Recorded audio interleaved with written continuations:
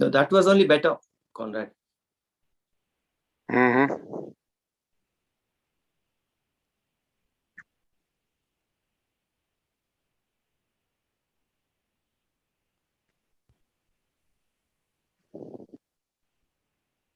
Ready, sir. Yeah. Now it is good. So now it has gone back. It was better earlier, the first. Yes. It was better. It was your image was a bit elevated. Now again the camera has come above you. It is a downward angle. Now it is good. Now it is good. Okay. Okay. Yeah. Yes. You can mute others. You can start in a few minutes. Please go ahead. Yeah.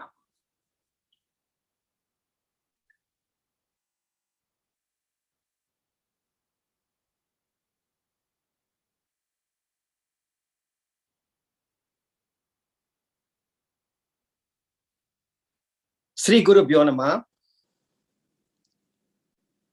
I very warmly welcome all of you to this first ever conference on Western Buddhism, where we are seeking to explore the distortions and the appropriation of Hindu history and thought by Western Indologists.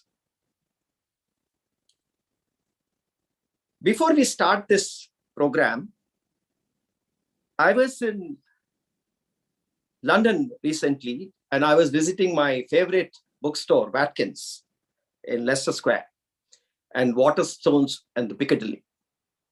And I was going through the books that were there. And my particular focus was on the kind of pop books or the kind of books that were being published on Buddhism. So this is just a random survey, and I would like to showcase those books to you. Koti, please share the screen.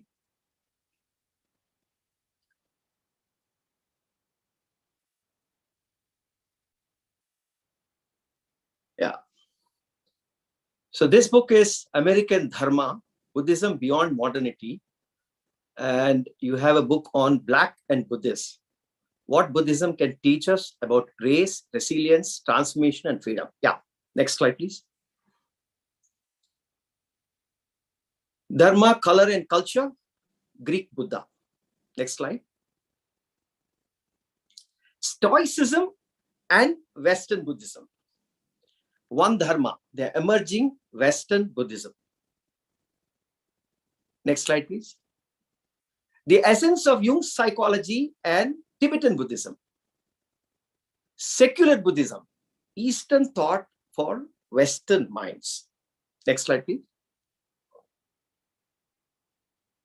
Secular Buddhism, imagining the Dharma in an uncertain world. Buddhism without beliefs. Next slide, please. Confession of a Buddhist atheist. Buddhism beyond gender. Next slide, please.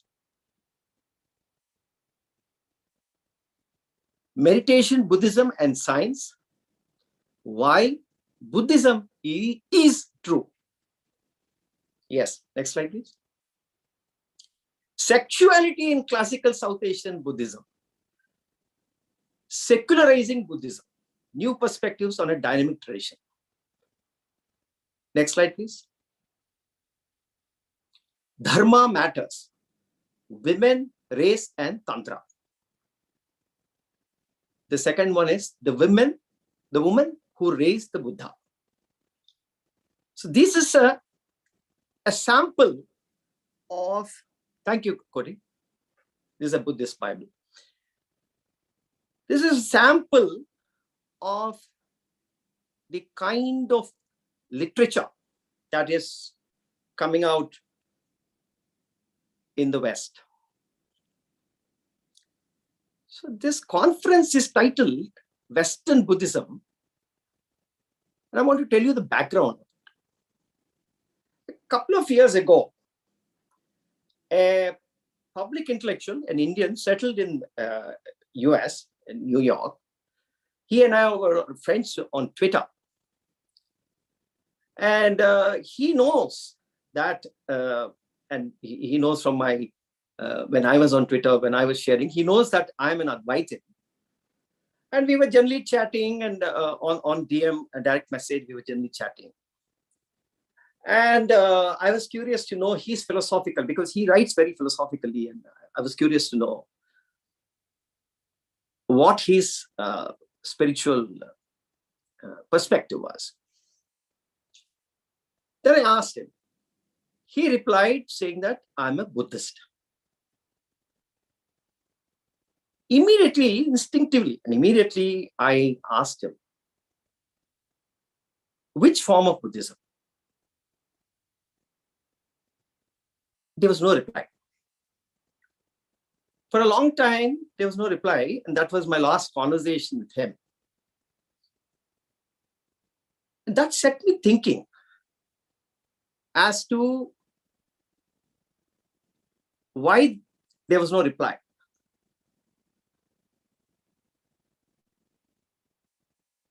If you look at the last 200 years, or if you look at generally any form of Buddhism that was living as a tradition, every form of Buddhism has an adjective, is hyphenated.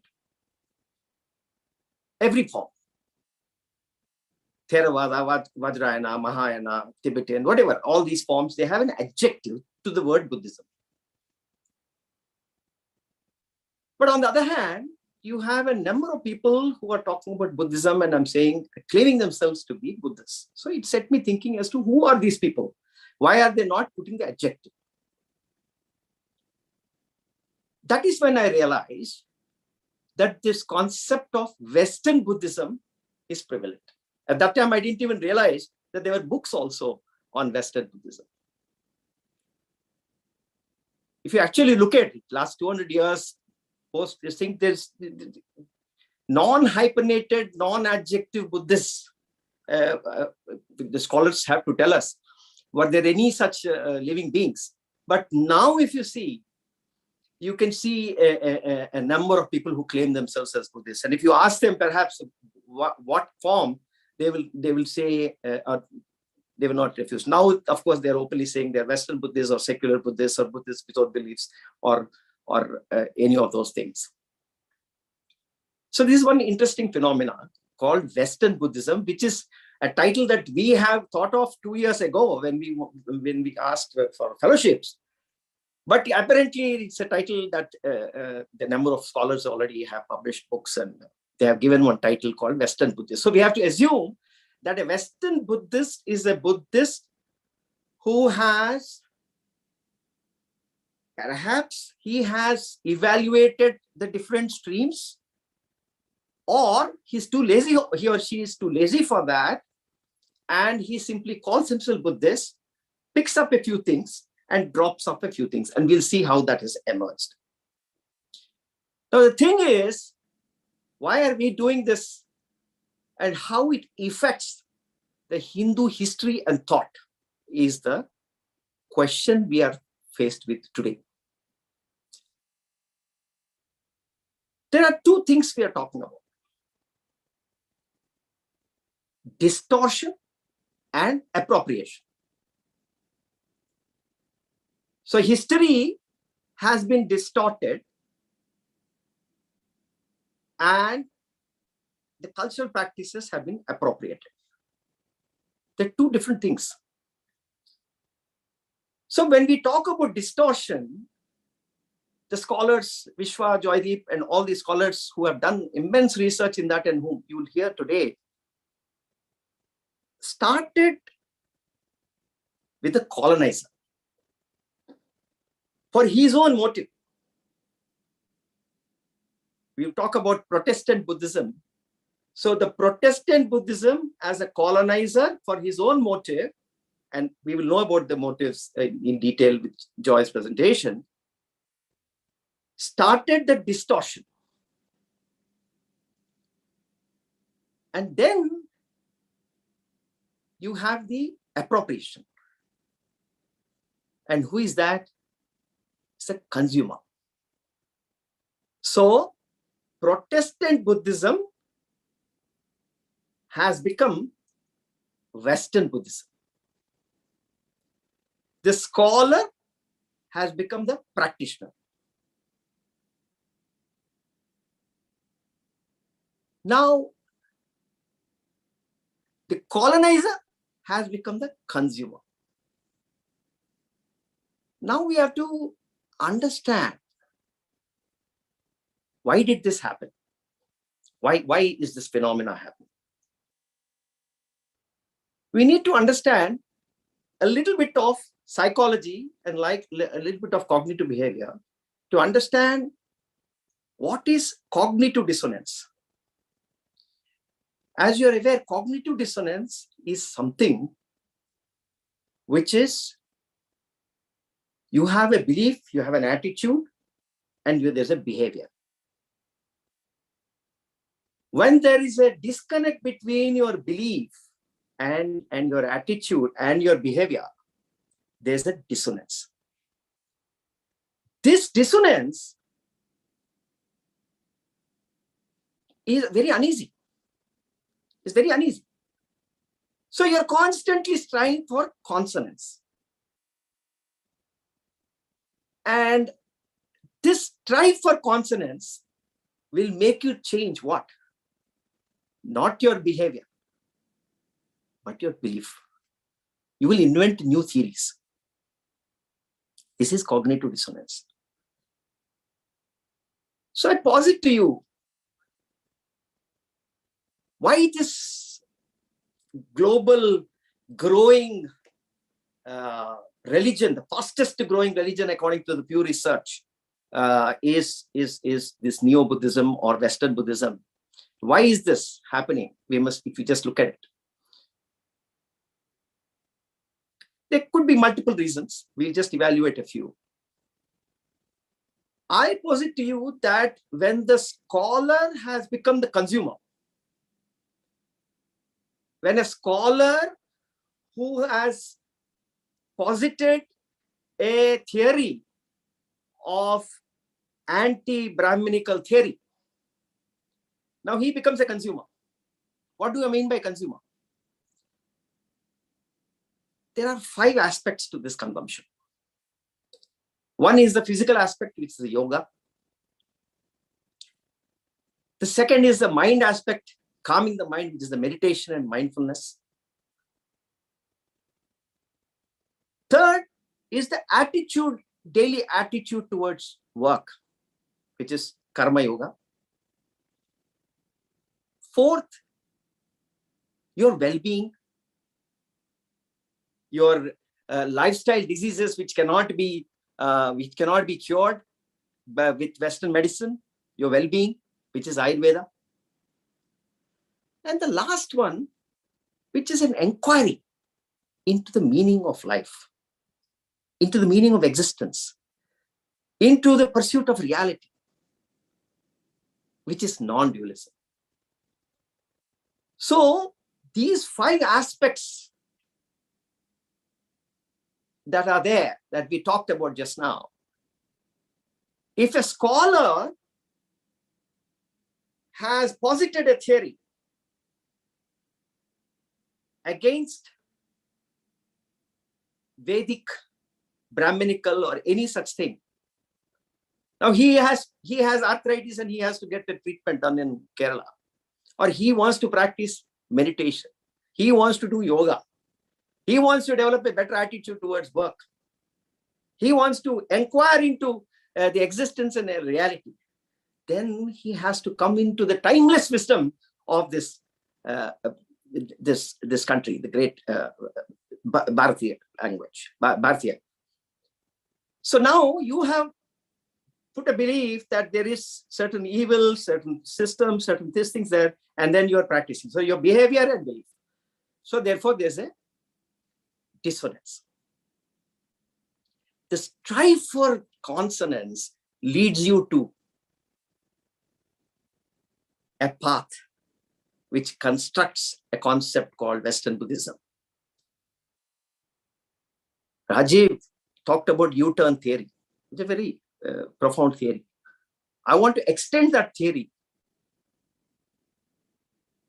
and say after you take a U-turn, you come to a fork. There's truth and there is a struggle for consonance. A struggle, a cognitive dissonance, and there's a fork. There's a struggle for consonance. Then you take the right, and that is the Buddhist path. That is the Western Buddhist path. Apart from that, there are other reasons where this colonizer, consumer, scholar, practitioner, just the bridging how this is happening. Western society, more than 300 million, 500 million, if you look at it from a Purushartha point of view, have come to a stage where the whole society is finished the Artha and Kama and is into the inquiry mode. So there is a large mass of consumerism that is there. The other reason could be in the recent past that we hear, if this is to be confirmed, but the change in the political structure could be one reason. And I'll pose it to one more reason, is that geopolitically, a country of 1.3 billion people, and if something you want to give credit, versus 10 countries, small countries, which are not geopolitically significant. Cambodia, Thailand, Japan, Sri Lanka, Myanmar, Bhutan.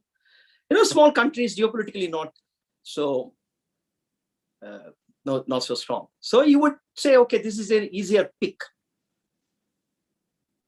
So this could be potentially, multiple reasons that I'm positing to you as to why this concept of Western Buddhism has come about. In all these 5 areas, I want to just give you a few outlines of what are the developments. For example, if you go to Yoga Alliance, it says right now on the website, yoga originated approximately 5,000 years ago in India. Over the next many centuries. So 5,000 years ago, many centuries.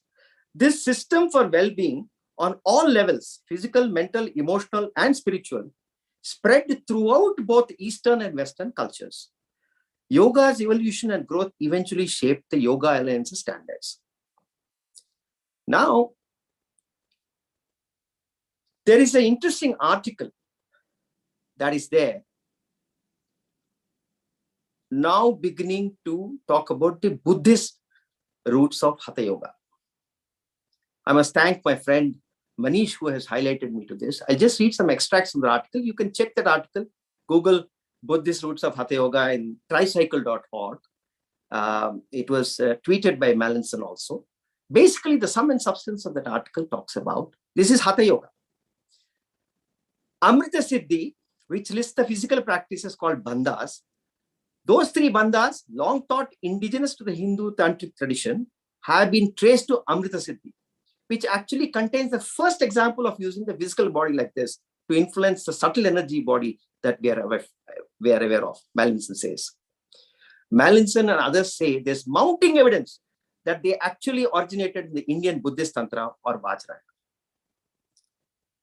First known mention in any Indian work of the very term Hatha Yoga occurs in important century Buddhist text, 8th century Buddhist text, the Gusyamaja Tantra. The earliest known explanation of what Hatha Yoga is, though, has been located in an 11th century commentary to the Buddhist Kala Chakra Tantra, which identifies Hatha Yoga with the forceful intention of so and so. So you can see where this is going, that Hatha Yoga, Buddhist tradition. And Hatha Yoga, India, 5,000 years ago. Nama. If you go to Nama, 2 years back, they had something, and I raised this point with David Frawley. I think he was behind it. Now, Nama, National Association of Ayurveda in US, they talk about what is Ayurveda. The Sanskrit term Ayurveda translates to knowledge of life. And the principles of this ancient wisdom reminds us that the entire web of life is intricately interwoven. With a unique emphasis on total wellness, the art and science of Ayurveda work to harmonize our internal and external worlds. This is all it says. No reference, ancient wisdom. Meditation. So, as it is from yoga, meditation has been removed. Now we'll talk about meditation. There is a talk on the 19th of October, and only yesterday Conrad showed me this mail. I want to just read out and you can conclude where this direction is going. This is a talk by scholar Pradeep Gokhale. He says the scholars like Frauwallner, Lowell, and Gerald have already noted the influence of Buddhism on Patanjali Yoga. The speaker takes a few steps further. The speaker holds that the relation between the Brahmanical and the Buddhist theories of meditation was mutual, rather dialectical. The Bodhisattva Gautama learned meditation practice available in his time, experimented with them, developed over them, and also introduced new forms of meditation by transcending them. Buddhists developed this theory of meditation in terms of Abhidharma categories. It was this Buddhist theory of meditation in its details which was influential in shaping the yoga system of Patanjali. So if you see the wording, at the time of Buddha, Brahmins and Buddhists were learning from each other and fine. And Buddha learned from whatever available in the market that day. So in Buddha went to the market and said, okay, what are the meditation available? Then he learned. He doesn't mention where he was influenced from. And then he says, he developed, he experimented, he transcended and created something original. That original was influencing Patanjali. Mindfulness, anyway, my friend Kathir-san will talk about it. Mindfulness doesn't even talk about anywhere. If you do, there's no reference to Hindu thought. We did a conference on Vedic mindfulness 2 years ago. And Kathir would establish to you so from meditation, it's made into mindfulness. So that's journey. And in that journey, there is no reference to Hindu thought. Now, another largest raising, fastest growing spiritual, we can call it spiritual, you can call it New Age, is Stoicism. Now, if you understand Gita and if you understand the principles of Stoicism, you will see the similarities So we have no idea. Nobody has done research on how Seneca has created this theory. So we will not go there. But today, that attitude towards work, the Karma Yoga part, is now appropriated into Stoicism. And now Stoicism and Buddhism is being linked. That book which I shared with you in the beginning is there's Stoicism and Tibetan Buddhism. So there's a very interesting development. 2009, when I first, my background is I'm an Advaitin. So I was talking to my friend in UK, Dennis White, and he has a platform called advaita.org.uk. And we were collaborating. And there was a conference in California. It was second year or third year. There's an organization called SAND, Science and Non-Duality. So I had actually two practitioners went to visit that conference. I wanted to understand. Because when I saw the conference schedule, the conference on non-duality had one mention of Shankara and Advaita Vedanta, one small brief thing. So I was intrigued by this, and that's why that was my first exposure to this appropriation. So, and then two scholars went and visited that, and there's a report for that. But if you go to scienceandnonduality.com and go to what is non-duality, here, this is the paragraph that world religions teach non-duality in their esoteric branches, including Jewish Kabbalah, Islamic Sufism, Christian mysticism, Hindu Advaita Vedanta, Kashmir Shaivism, Buddhist Shantung, Madhyamaka or Zen, and Taoism. Many indigenous and shamanistic teachings are also non-dualisms. So if you look at the sequence, the chronology is not alphabetical. The chronology is not on a belief system that has systematically, structurally built a theory of non-dualism, but in a very, very random, it's just mentioned as a. So this is on non-dualism. Sam Harris, he is a mindfulness, he is science, and he's into all that. He's a public intellectual. He has written a book, Waking Up. Spirituality without religion. So I asked my friend Dennis, I requested him to write a review of that book. And he wrote that book. That review is available on Swarajya Mag, and a very long review is available on indiafacts.org. I request all of you to read that review of Dennis Wade, review of Sam Harris' book. I'll read some experts to see how shallow that kind of an intellectual, what kind of a shallowness in his approach is. He says, purists will insist on important differences among the various schools of Buddhism and the tradition of Advaita Vedanta developed by Shankara. Although I touch upon some of these differences, I do not make much of them. I consider the differences to be generally a matter of emphasis, semantics, and irrelevant metaphysics, and that too esoteric to be of interest to the general reader. So he's some differences, some semantics, and that is his level of scholarship.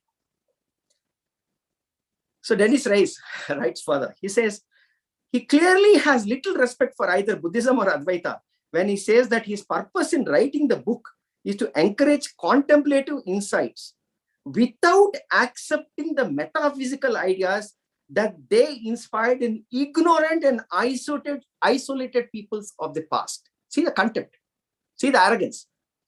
So the ignorant peoples of the thought, they were isolated, and they were given these metaphysical ideas, and he ignored them. This is the contempt that is there. He calls himself a Buddhist. So this is just a broad framework and my thoughts. I'm not a scholar, I'm an entrepreneur. And even though I'm personally an Advaitin, and what I have noticed, I'm sharing my thoughts. I could be wrong in my analysis, I could be wrong in my approach. I'm happy to be corrected, but these are my perspectives, and I wanted to share this. Now, one thought is that this colonization I was talking about and the consumerism, the colonization is continuing. Colonization has changed forms. It has changed form into neo-colonization. Neo-colonization could be an algorithm is a colonization. So when we have a situation wherein you cannot even correct Wikipedia when it says Ayurveda is quackery, and you are not able to correct it because it is this thing, that is colonization. A different form of colonization. So we have a situation that colonization in different forms is continuing. And therefore, what should be the response? One, of course, I was talking to my friend Manish, and I said, it's time to establish this. This is a time that because this is not going to stop.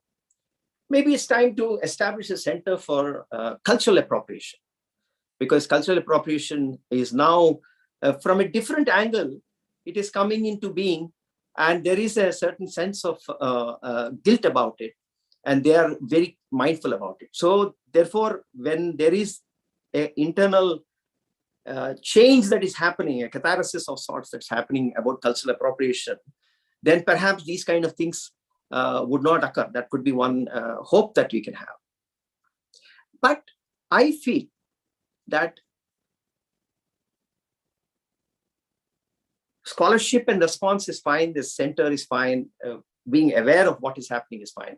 But ultimately, these 5 things that I'm talking about, whether it's yoga, whether it's meditation, whether it's karma yoga, whether it is non-dualism, whether it's Ayurveda, these are timeless concepts which are applicable to the world. It is time for us to offer them, study them, and offer them in an authentic, immersive, and transformative manner. Only then will this, ultimately the market forces will enable, because there is a set of millennials out there who want authenticity. They're not taken in by this kind of appropriation. So it is our responsibility to offer our wisdom, study our wisdom, preserve our wisdom, and offer it in an authentic, immersive, and transformative. Of course, we can also hope that Bhagavad Pada Shankara will be reborn, and this time we'll have debates not with Buddhists, but with Western Buddhists. These few opening remarks, I warmly welcome all of you. I'm really grateful to Conrad, KTS Sarauji, Joydeep and Vishwa, Meg, Manish, Rajat, all who have agreed, Kundan Singh, all who have agreed to participate in this with the extraordinary scholarship that they are going to present to you. And we're also going to have Sophia, who is going to join us. She has written a book. This is now becoming, because it's a phenomenon. She has written a book on selling Buddha, buying Rumi. We're just distributing that copies to our reviewers club, where she deals with this phenomenon. She deals with this phenomenon of cultural appropriation. Why this is happening? Why this spiritual but not religious people are engaging in this? Why this whole thing, New Age movement is happening? So she deals with this phenomena. She's going to give us the concluding remarks. So that would be a very interesting discussion for us to listen to. So please stay in. And once again, I warmly welcome all of you. I now request my colleague, Senior Director, Dr. Nagaraj, to please give a little bit of welcome and context to the conference. Thank you, Nagaraj. Thank you all.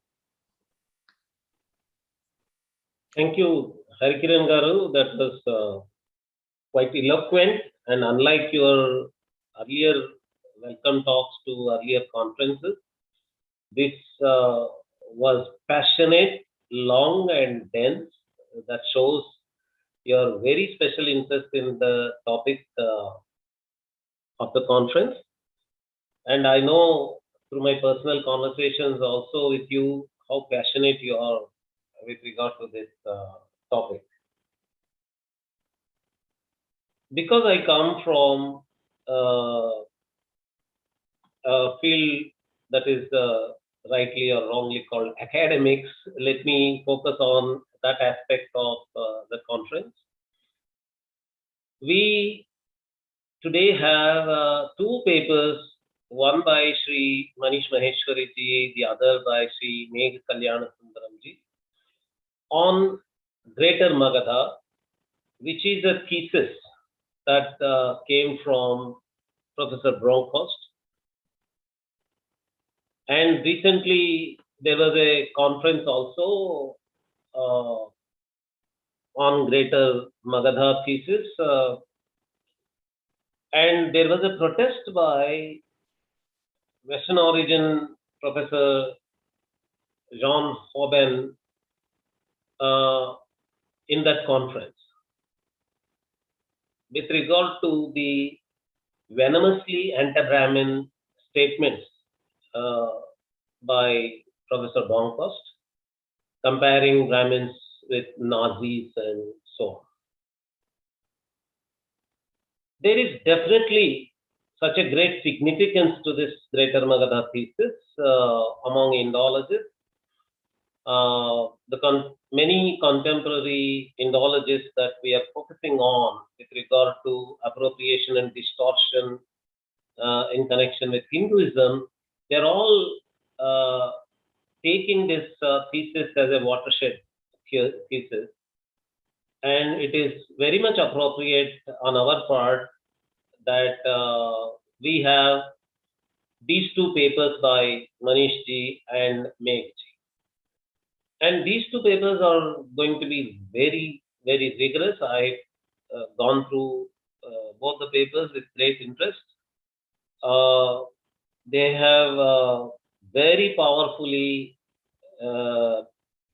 exposed the methodological lacunae and weakness of the arguments in the greater Magadha thesis of Professor Broncost. Manish ji is going to cover several different aspects that are covered in the greater Magadha thesis, and Sri Meg ji is going to focus only on the karma aspect of the greater Magadha thesis. And Dr. Elst, Dr. Coenrod Elst is going to talk about a very significant aspect of Buddhism. One of the things that gets circulated among observers of Buddhism vis-a-vis Hinduism is that Hinduism is projected as a non-egalitarian culture, and in contrast, Buddhism is projected as egalitarian. And what Sri Harikiran ji was focusing in his talk, a new attraction for Buddhism among the Western spiritual seekers or religious seekers, is partly based on this idea also that Buddhism is comparatively, relatively a more egalitarian tradition. Dr. Elst is thoroughly going to review the validity of this notion, and he is going to show the lacunae in this belief that life of Buddha itself was full of egalitarianism. And we have two papers, one by Dr. Kundan Singh and another by Dr. Sir Rao, which are going to talk about the colonial and Victorian aspects in the Buddhist studies.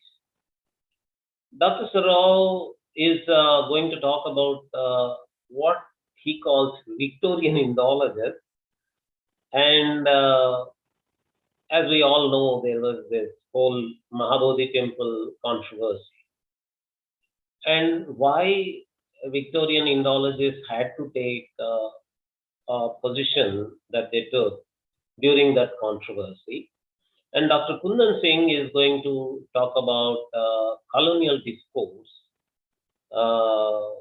and how the entire colonial discourse has distorted our understanding of Buddhism. And as usual, we have our Professors Vishwa Adluri and Jaideep Bokchi. Many of us are familiar with their exploding and blasting arguments with regard to Indological analysis.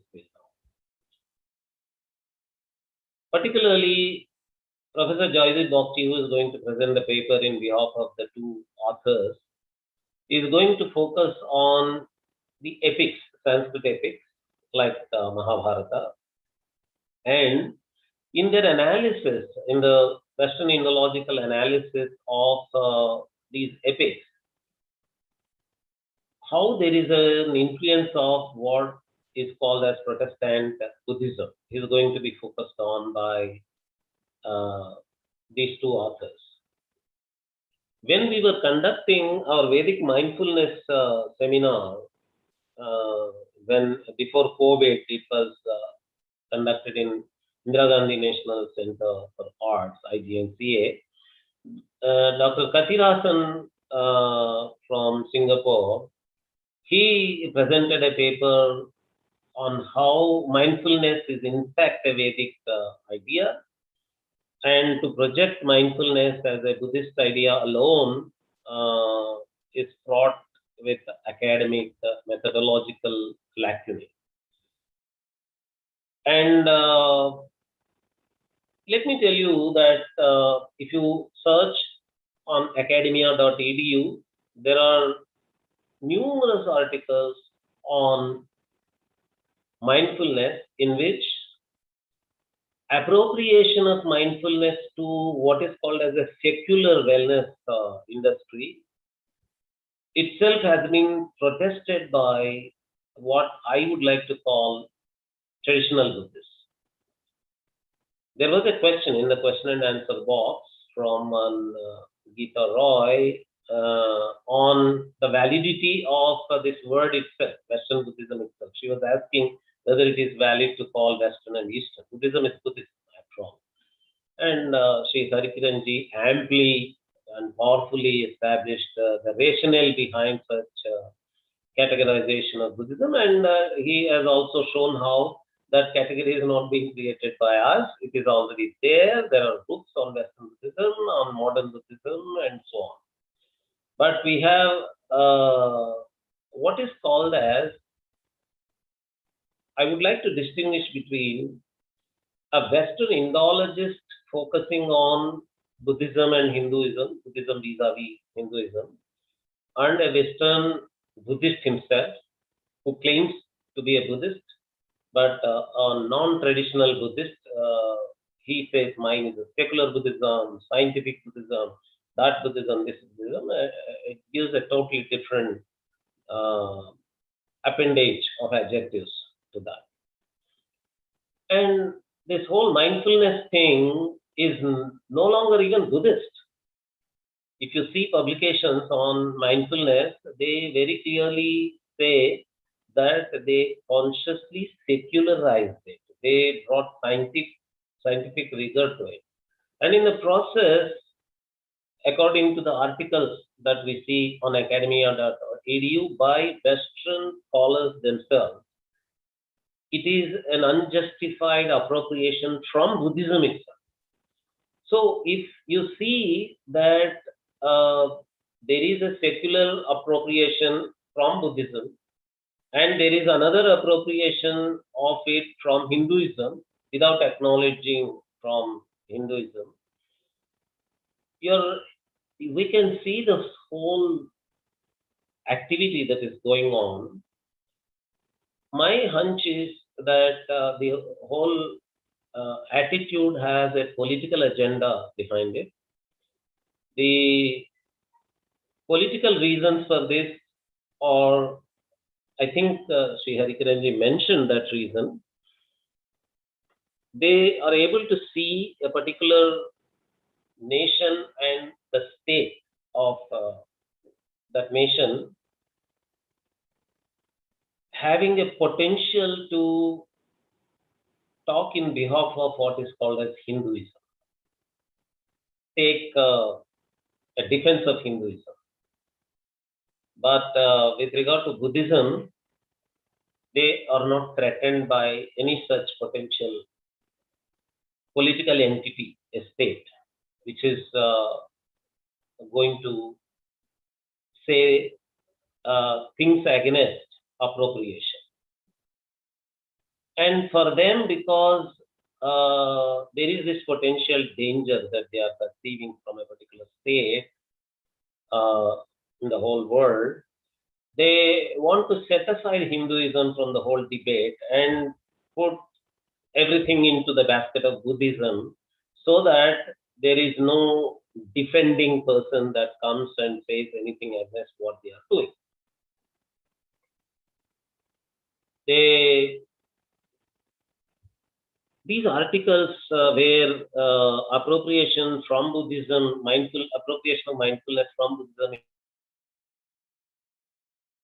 this whole secular wellness industry, hospitals, and all that is also not cared for because it is not traditional Buddhist. It's not from Japan. It's not from Sri Lanka. It's not from any Southeast Asian country. The governments are not getting involved. They're not protesting. They are not doing anything in that direction. But with regard to anything Hindu, they have a perception that it could come from a particular state. So, in the process, what we see is that those who call themselves academicians, but in fact what they do is a political discourse which has a lineage and a genealogy of Marxism. Actually, the word genealogy is used by Foucault.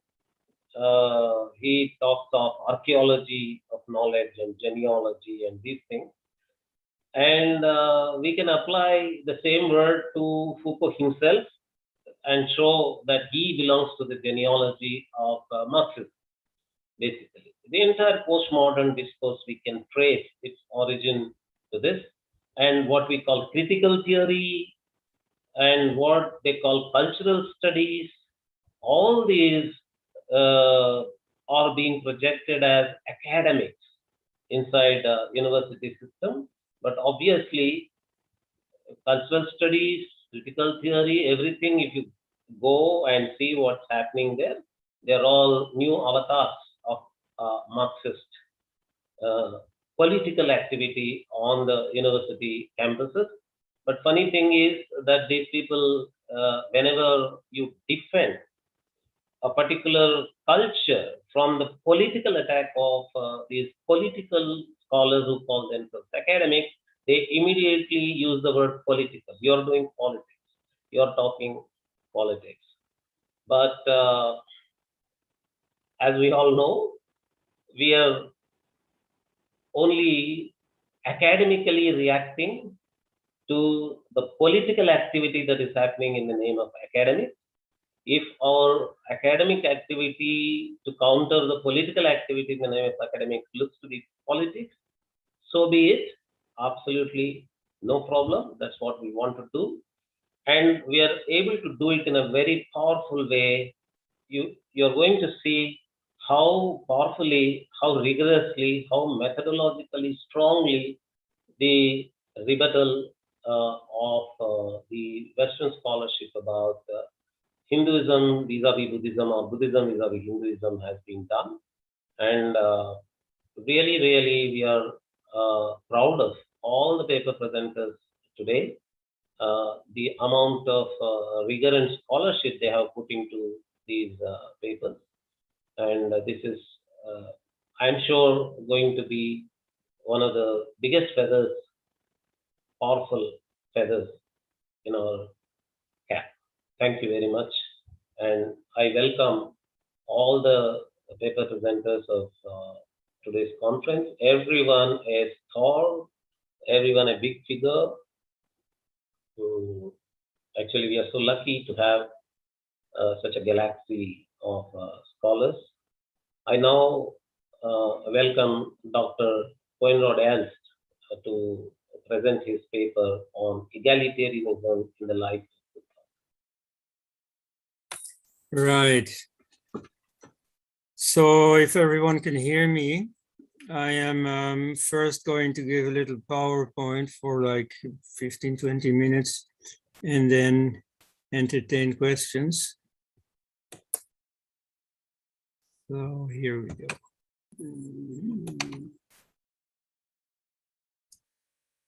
Yes. Okay, is that visible to all?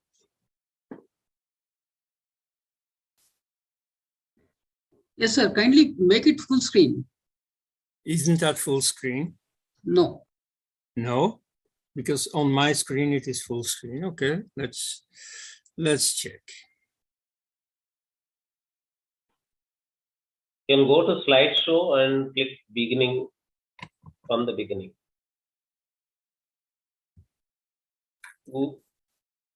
We are able to see Srinivas, the. why don't you share it? Yeah, yeah, Srinivas? I'll share it for you, sir. I'll just Can you see? copy Conrad, your we'll screen. share it so you can just speak. Okay, fine. Okay, so, Srinivas, you start sharing. right, okay. So, the Buddha. Oh my God. What happened?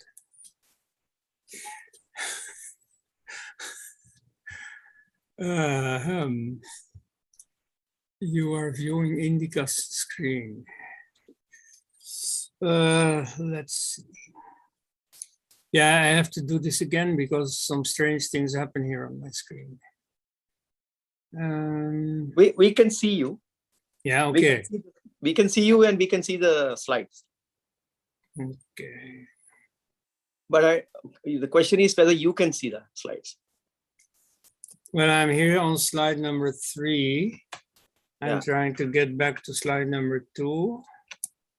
Yes, okay. Okay. So Siddhartha Gautama, that's his personal name. Second slide. Yeah. Yes.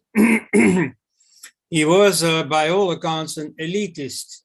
He was an absolutely upper class fellow. He was the son of, you could say the Raja, but you know, the meaning in context turns out to be the president for life of the Shakya Republic. So it was a bit of an in-between system. You had more or less a monarchical ruler, but only for life. It was not automatically hereditary. He happened to be white-skinned and tall. That's at least how the Buddhist sources describe him.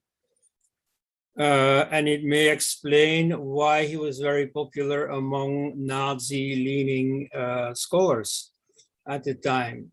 Because, and here I am immediately already interrupting myself for a very useful snippet of knowledge. The view among the Ambedkarites, the neo-Buddhists, that the Brahmins were Aryan invaders, whereas Buddhism was a revival of the native religion, was inverted by many Western scholars. They said that on the contrary, the Brahmins, with their puerile ritualism, here I quote Max Muller, were in fact taking over a lot of the religion they found among the natives, whereas the Buddha was a reviver of the original Aryan invader traditions. And that's why he's called Arya all the time, Arya Dharma, Arya Satyani, the Four Noble Truths and so on. So they think he was a real Aryan against the rest of you. He had at any rate a princely upbringing in a palace. And since his age 20, he served as a senator in the assembly of the Shakya Republic. He would not automatically become the successor, but given all the trump cards he held, he would normally have done so. And throughout his life, he is being consulted by other kings and rulers for political advice. At birth, according to the story, he's predicted to become either a great ruler or a great sage. That, of course, he fulfilled. So this Republican system of rule is probably an ancient Indo-European institution of which you find the remains in many of the other Indo-European tribes. So you have an assembly consisting of the aristocracy, that is, it was only for warriors. In the Athenian parliament, it was also a rule that you had to have served as a soldier before you could get entry to the assembly. So it was a restricted rulership, like you had in the Holy Roman Empire, where a number of noblemen elected one among them to be the next king or emperor. The Buddha has this republican mindset, and he also applied it to his Sangha, although during his lifetime, of course, his own dominance was such that we don't hear of anyone else actually taking decisions. And also it was a very limited equality. There was, of course, first of all, the rule of seniority.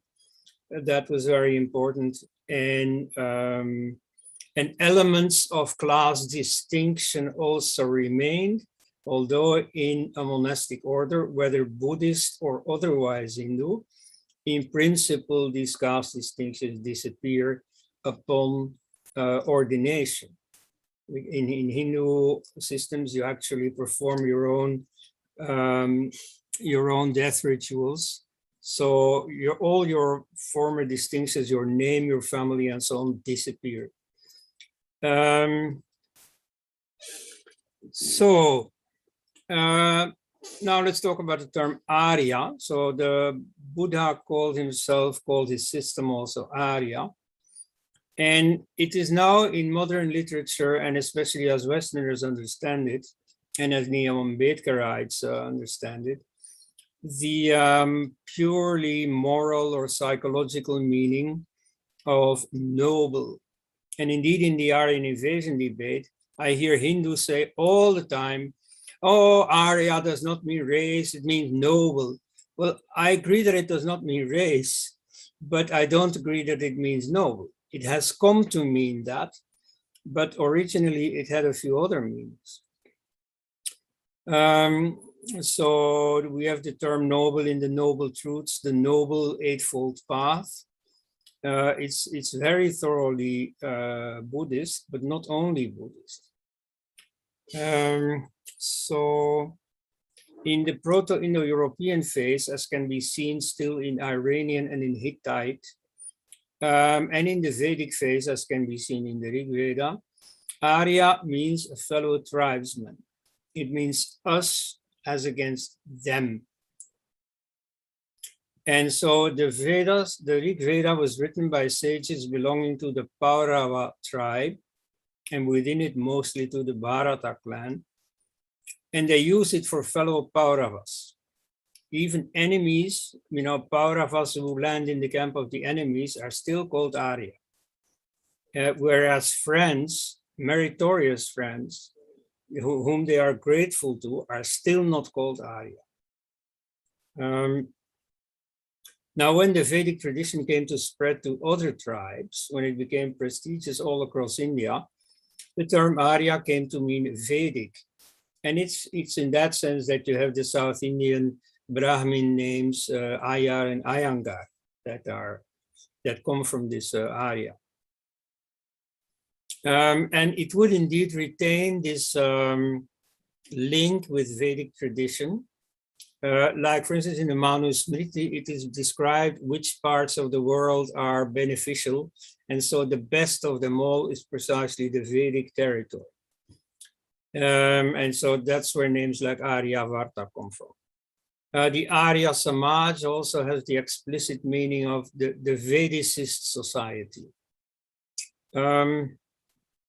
So the word Arya in the case of the Buddha, to some extent, may be interpreted as meaning Vedic. He saw his teaching as the original Vedic teaching. He was fostering the Vedic spirit, the spirit in which he assumed that the Vedas had been composed. As against the decadent, that's how he conceived it, formalism around it. You see, the attitude of back to the roots is of all ages. We see it nowadays all the time. We see it throughout history. If you see the history of Christianity, they're always talking about a second evangelization is needed. We have to revive the spirit of the first Christians and so on. Well, here you see he's reviving the spirit of the rishis. And indeed, you see many times the Buddha himself, who nowadays is wrongly depicted as a revolutionary, actually appealed to the ancient way, saying that he himself trod the ancient way in the footsteps of the Buddhas of the past. However, The term Vedic does not only have an ideological or philosophical meaning, but also a sociological meaning, because the Vedic initiation was given to the upper castes. And so it came to mean elite. It came to mean upper class. Now, here you see everybody assumes that since nowadays Arya is assumed to mean noble, that it means the same thing in the discourse of the Buddha. Because, we have the Sanskrit text. Most people nowadays use translations, but they are as faithful to the original as the translator has cared to be. And in fact, you see, most modern translators have depicted the Buddha as favorably as possible in modern terms. And so since today we have a value of egalitarianism, they prefer not to highlight the element of social distinction, of pulling rank in the case of the Buddha. And so in works on the Buddhist attitude towards the caste system, very often they highlight later Buddhist philosophers like Dharmakirti, who lived more than 1,000 years after the Buddha, and who indeed has polemicized considerably against caste. But the caste system by that time was much harder. It was the, classical caste system as Hinduism is depicted, which did not exist in the Vedic age and which was in a stage of transition of being formed at the time of the Buddha. Moreover, this criticism was not at all something in terms of modern egalitarianism. You see, all these Buddhist philosophers are concerned with liberation and not with society. And so whenever it is posited that Brahmins are more endowed for liberation than others, that is something to argue against. But otherwise, that they are unequal in society, well, that's just not a concern of the Buddhists. And in practice, both the Buddha himself and all the later Buddhists are non-abolitionists. I mean, I borrow a very prejudiced term from the struggle of against slavery, as if caste is the same thing as slavery. But at any rate, they didn't care to change society. And that's also logical and entirely in keeping with the Buddhist project of pursuing liberation.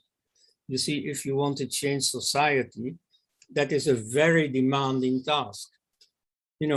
Seeking some kind of happiness for your own individual life, that's already very serious. Very many people never succeed in that.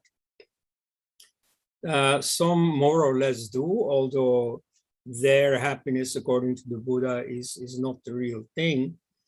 But at any rate, trying to make society better, that's a far larger task.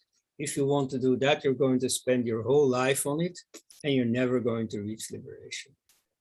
That's a very, very simple. Now, about the Buddha's attitude towards caste, it is said that, the Buddha is quoted as saying, what the noble ones say is the truth, what the others say is not the truth. And why is this? The noble ones understand things as they are. The common folk do not understand. Furthermore, they are called noble truths because they are possessed by those who own the wealth and assets of the noble ones. The slide that you're showing is different from what you're reading. I'm sorry. Yeah. Okay, let's see. We are on secular aspects. What Yes, we are seeing is secular aspects. You have it now? Arya is upper layer in society. No, Srinivas? Yeah. Yeah. Yeah. So the noble, yeah? Kindly let me know when you're changing the slide. Okay. Thank you. Okay. So the noble ones understand things as they are. The common folk do not understand.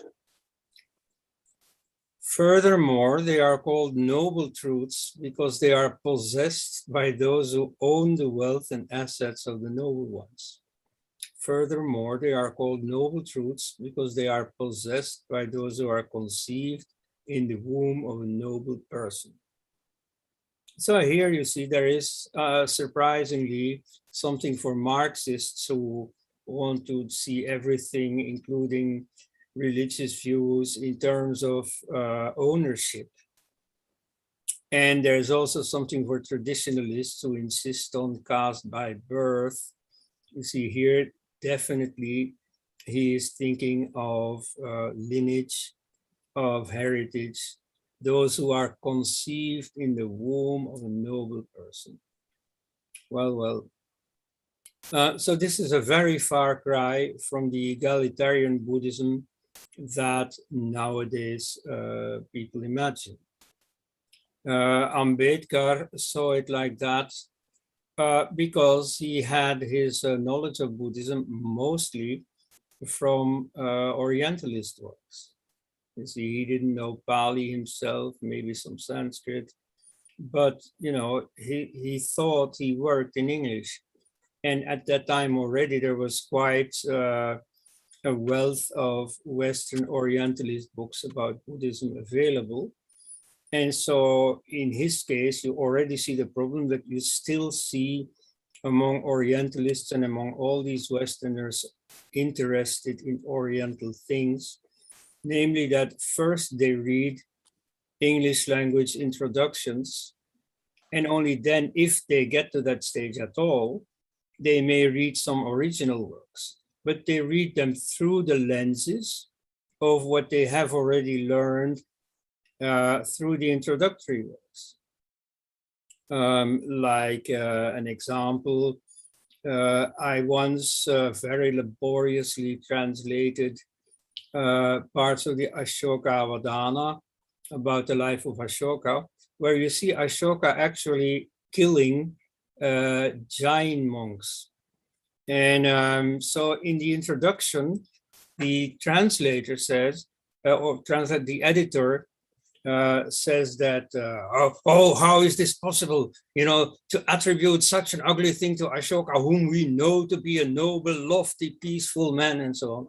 But how do we know that? If the original says precisely the opposite. And so he tries to impose the picture that has been created nowadays, in this case about Ashoka, on the original, the primal sources about Ashoka. And so this is what is being done to Buddhism all the time. There is a modern manufactured view of the Buddha, and it is through these lenses that we see the original, and that we sort of tailor the original to fit our modern idealized image. Okay, so in the case of the Buddha, there was definitely not yet a shift from the meaning elite of Arya to the ethical meaning of magnanimous, virtuous, and so on. It may be, on the curve from the one to the other somewhere, but the sociological meaning was certainly still operative. And that's just like in English, noble originally means a member of the nobility class. It's only later, metaphorically, that it has come to mean virtuous and so on. He was not strictly speaking interested in social reform. However, he did meddle in social affairs once in a while because he was consulted all the time. You see, as a member of a princely family, he was one of the elite. So other people of the elite saw him as one of them. Ultimately, even a family relation, because all the Kshatriyas in North India considered themselves as members of the Solar dynasty.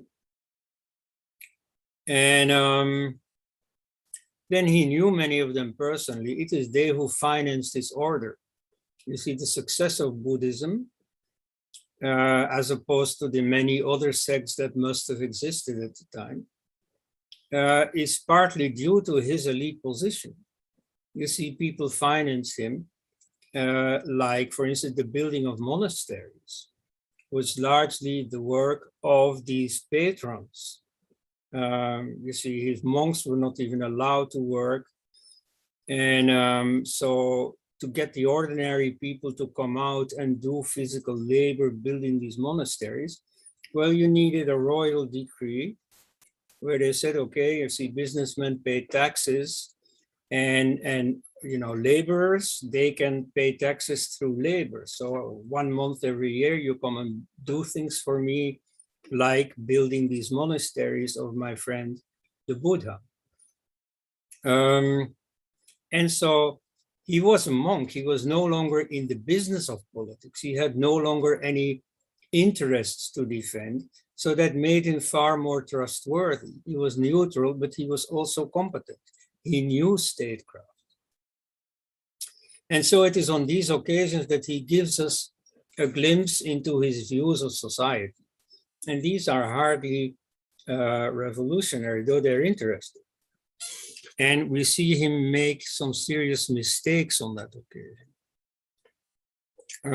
The greatest failure of his life is the Shakya Hatya, or not being able to prevent the Shakya Hatya, the murder, the massacre, the genocide of his own Shakya republic.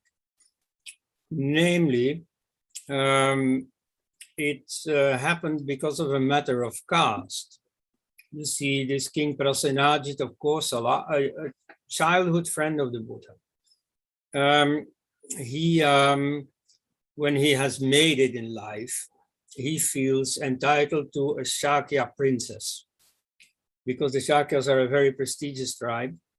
And so the Shakyas don't really want to spoil or not spoil, you know, waste one of their daughters on this this interloper. And so they give an illegitimate daughter of their president for life. They pass her off as a princess. So it's only later that Prasenajit, or in fact his son, the one who is born out of this wedlock, finds out the truth, that she's not a princess, that therefore he is not of Kshatriya birth, at least on the mother's side. So the father repudiates his wife and his son. The Buddha then intervenes, or is asked for his opinion. And this, you know, if he was really an anti-caste militant, this would have been the perfect occasion. You see, the king has all the power. If the king says, stop doing caste, you know, that would really make a difference. And yet, you see, that's nothing of the sort. He pleads for taking the wife and the son back, because according to him, they are real Kshatriyas. Why? Because Kshatriya or other caste titles are originally inherited only through the father's line. And so the caste of the mother is not important. This is in the case of Veda Vyasa very clear. He is the son of the sage Parashara and this fisher girl Satyavati. And so she is not the same caste as him, yet he is the sage par excellence. So you see, this son Virudaka can become a fine king of Kosala, a true Kshatriya, regardless of what his mother is. But you see, the Buddha is an old man by then, and things have changed. And Virudaka, you know, doesn't like it. He knows that by then norm is that both parents have to be of the same caste. And so he wants to take revenge on the Shakyas, and ultimately he does so by massacring them. And the Buddha, at long last, is reduced. First, he tries to prevent it. Then he is reduced to just explaining that they have just merited it. All the people who are being killed, they deserve to be killed because of what they did wrong in their past life.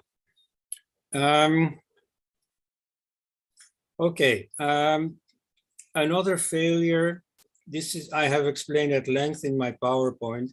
I will ask the organizers to send the PowerPoint to everybody so you can check the story. This I'm not going to explain at length, but it's a famous story with just a few interesting points in here. Namely, the king of Magadha wants to annex the neighboring Virgi Republic. But he laments that the Virgin Republic seems to be invincible. And so his prime minister, Varshakara, asks the Buddha what the secret is of the strength of the Republic. So, next slide. He visits the Buddha and he lays his cards on the table. He says very explicitly what he wants. He wants the formula for attacking and conquering the Virgin Republic. So it's not that the Buddha can say, oh, I didn't know. No. He knows that he's now a pawn in military strategy. And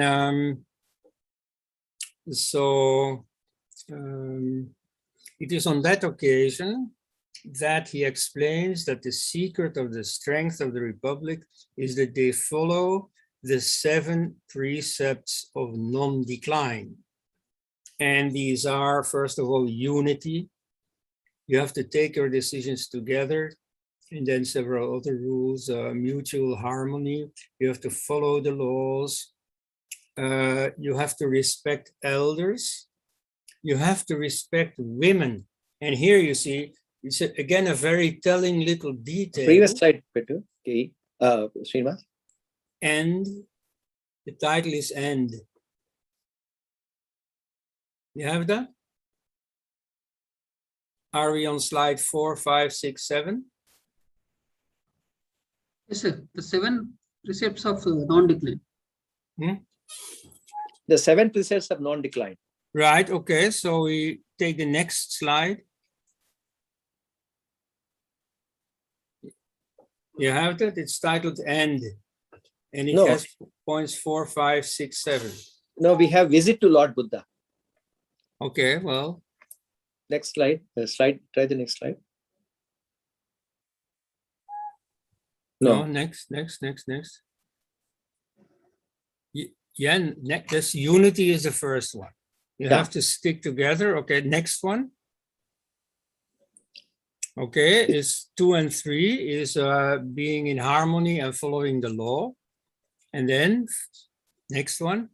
Okay. So you have to respect the elders is the 4th. You have to respect women. And here offhand with, totally natural, unself-conscious, the Buddha says that women and girls of good family should be respected and protected and treasured and so on and so on. You see, that's like as if he doesn't care about women of lower class. And I mean, it's not that he means any slight against any others. It's just that it comes totally natural to him to think in an elitist fashion. And so, here and there in many of the Buddha's talks, this comes through.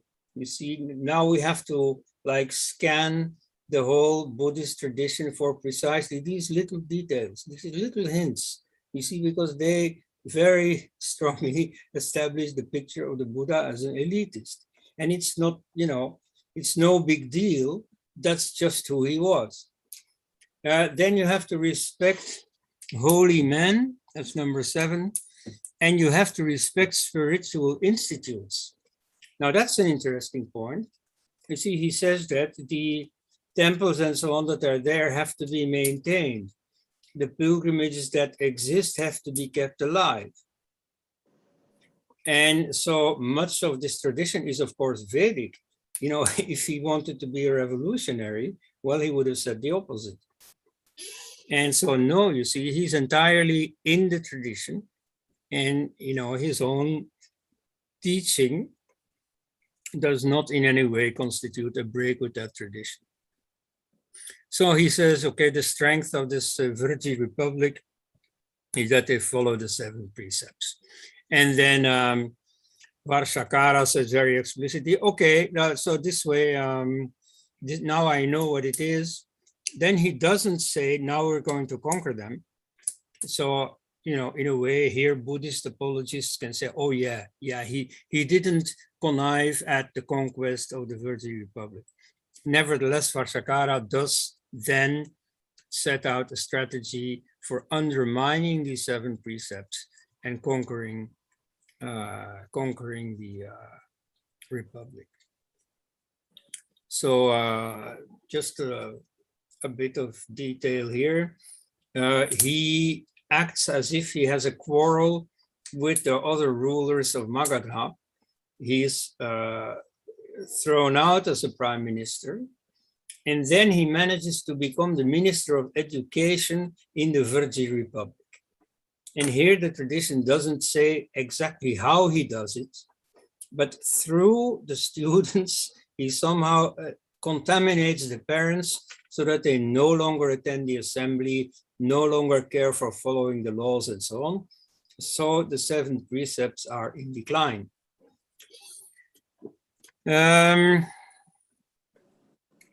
So, and it is ultimately conquered by Magadha.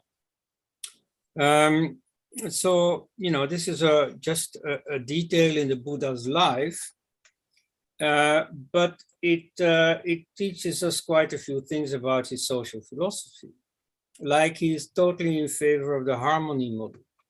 You see, like Confucius in China, who was his contemporary. So you have to fortify society not by repression, not by more blue in the streets, as our politicians say, but on the contrary, by having celebrations together, by good music and so on. So you have to embed in it a heartful care for everything that is precious, women, sages, traditions, and so on. So this belies completely the Ambedkarite view of the Buddha as a revolutionary. And moreover, the inner workings of society that he doesn't even mention at all.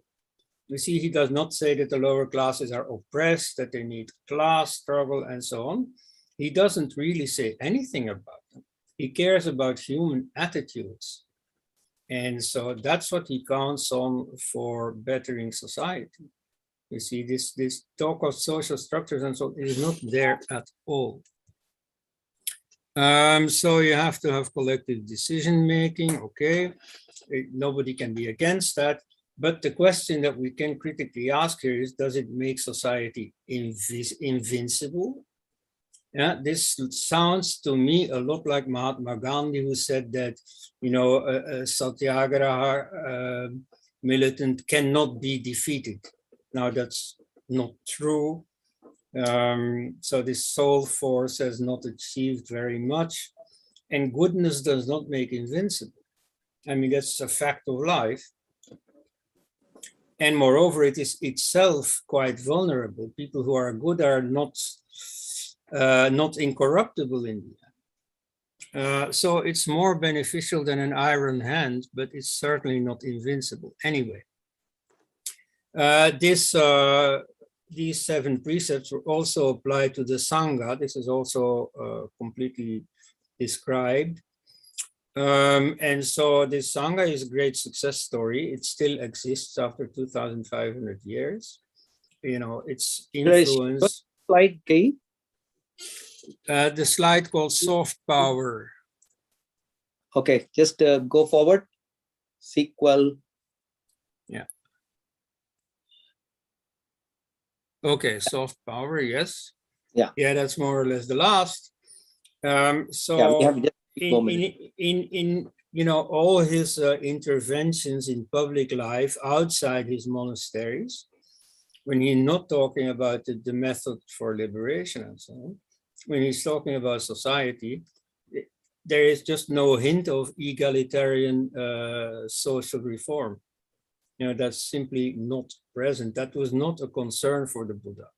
Even for later Buddhist thinkers like Dharmakirti, it's not that they want to reorganize society, that they want to reform society. No, you see, they are only concerned with who is entitled to achieving liberation. And any degenerative trend that tries to limit the spiritual search to upper class people, that he goes against. And in my opinion, rightly. But so the social concerns are not there. When I hear Hari Kiran, you mentioning about Black and Buddhist and woman and Buddhist and so on, well, again, you see that's hardly there. Of race, I do not know any concern in these texts. As for the status of women there, of course, we can see again that the Buddha, as a child of his time, is absolutely sexist. He, like many sages in Hinduism, but also in Christianity and everywhere in the world, thinks of women as temptresses, as very dangerous, as absolutely to be avoided. It is only after great pressure from his own foster mother, when later in life she tries to become a member of the monastic order, that he allows for a nun's department, for letting women enter the Sangha, but only on condition that even the wisest, oldest, and so on woman is subordinate to the stupidest, youngest, and so on monk. So there's a very, very, very clear separation between women below and men above. And so it's not me saying that, it's the Buddha saying that, and very explicitly. So, whatever they want to make of it now with their mindfulness and so on in the West, maybe these things are good, but they're not Buddhism in the sense of the teaching of the Buddha. And you could say, of course, religions evolve over time, maybe so, but you can't instrumentalize the Buddha for that. In that sense, he was a very traditional person. Thank you. He was not a social justice warrior. That's the point. No, not at all. Okay. Kalyan, yeah. Yeah. Thank you, Dr. Kay. Els. Mm-hmm. Thank you, Dr. Els. I think we will proceed with the next speaker right away, because we are a little behind the schedule, and maybe we'll catch up with the questions. Oh, maybe that's my fault, but okay. No. I think we started a little late as well. So. Okay. So yeah, exactly. So shall we have the next speaker? Manish, are you ready? And do you want to go ahead? Yes. We will still maintain time for all speakers at 30 minutes. So let's self-monitor that. And can someone give me like a 10 minutes before the time ends? I'll give you that. Yeah. Manish. Thank you. Thank you. Kay, mute yourself. Yeah.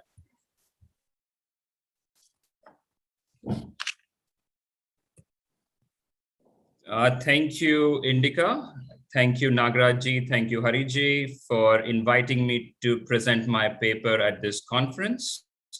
The paper is titled A Rebuttal of the Greater Magadha Thesis. The Greater Magadha Thesis was formulated by Professor Johannes Bronkhorst, one of the most prominent Indologists in Western academia, in his 2007 book, also titled as Greater Magadha. His provocative thesis has generated a lot of discussion and controversy in the academia since then. Recently, a conference was also organized to retrospectively evaluate some of his claims first put forward in his book, Greater Magadha. I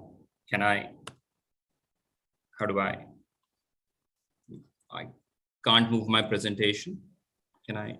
Have you shared it? Yes. Yeah. Can you see this? Okay. Yeah. Yes. Yes. Perfect. So this is the plan of my presentation. I will provide a rebuttal to some of the claims made by Professor Johannes Bronkhorst. Some of the rebuttals have already been provided by Indologists before, while some of them will be presented here for the first time. This presentation is divided into following parts. There is a very brief introduction. My second part is I will show the presence of Vedic religion in the greater Magadha region, which Bronkhorst completely ignores. My third part is a critical appraisal of the ideas and philosophy that Bronkhorst claims originated in the greater Magadha. Though I say that the ideas developed further in the greater Magadha region, but they were indebted to the Vedic tradition. It's a small introduction. I've taken this map from Wikipedia, but I think this is good enough for our purposes here. 500 BCE, 400 BCE, time of Buddha. I have drawn a black line to separate the two regions. That one is the Kuru Panchala region, which is the Vedic region as per Professor Bronkhorst. And the other region, the greater Magadha region, is the Kosala and the Magadha region, Magadha Anga belt. So we have to remember Kosala Panchala is the Vedic region, and Kosala Magadha Anga is the greater Magadha region of the Shramana religion. Now, Professor Bronkhorst contends that there were two well-defined geographic regions of India with distinct culture and philosophy, Shramana and Vedic, that developed independently of each other before coming into contact with one another from the 2nd and 1st century BCE onwards. This led to the appropriation by the ritualistic Vedic tradition of the ideas of karma, immutable Atma, Ayurveda, and asceticism, which Bronkhorst claimed were initially exclusive to the spiritual culture of Greater Magadha, the birthplace of Shramana religions. His thesis problematizes the generally accepted historiography of ancient India that assigns a chronological priority to the Vedic text. He makes these astonishing claims based on a few textual evidences. First is the Patanjali Mahabhashya, which claims that the core Brahmanic region is to a place to the west of Greater Magadha region. Professor Bronkhorst says that most of the kings of Greater Magadha region were non-Vedic. Professor Bronkhorst also points out to certain less than flattering descriptions in late Vedic text of the people to the east of Kuru Panchala, which is the people of the Greater Magadha region. Again, just to repeat, a distinct philosophy belonging to the Greater Magadha region. The philosophies of Greater Magadha regions are Ayurveda, asceticism and meditation, Kapila Muni of Sankhya fame, the idea of immutable Atma or an inactive soul, karma and rebirth. He says all these ideas belong to the Greater Magadha region, which the Brahmins later appropriated. Well, in this section, I will... Manish, your screen is has to be adjusted. Yes, I think you're using a PDF. Your screen is, I'm seeing only half of it. Is it? You have to, I think you have over-zoomed it. What makes it? Now, yeah, now you can just go to slide 5 or, yeah, no, this, yeah. This is fine? No. Go back. There's something, is anybody else also having the same problem? Okay. At my end, it looks okay. Yeah, Harijit. it's fine. Okay. Thank you. So I will talk about the presence of Vedic tradition in the Greater Magadha region. Okay, so what makes a region Brahmanical? Bronkhorst presents a very, very idiosyncratic definition of what constitutes a region as Vedic. In his first few pages of Greater Magadha, he says Brahmins have to be recognized as people who are members of the highest group of society by birthright. This recognition has to come from other members of society to begin with local rulers. Notice the recognition criteria here. Later on, he explains further. He says, in Kuru Panchala, we may assume that Brahmins did receive this esteem, at least to some extent. Notice the word esteem. And he says that Greater Magadha was not Vedic, because Brahmins living in it did not receive the esteem which they deemed themselves entitled to. Now, Bronkhorst does not deny that there were Brahmins in the greater Magadha region. He only says that they did not receive the recognition and esteem. Now, recognition and esteem is such a vague criteria that whatever evidences we may throw at Bronkhorst, he has a plausible deniability. What constitutes esteem? If the king of the region participates in and organizes large Vedic sacrifice, is it esteem enough for him?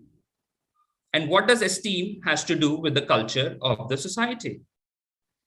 In what follows, I will show the pervasive presence of Vedic thought and Brahmins in the greater Magadha region that Bronkhorst completely ignores. I have divided into 4 parts. So the Brahmin presence in the Magadha Anga region.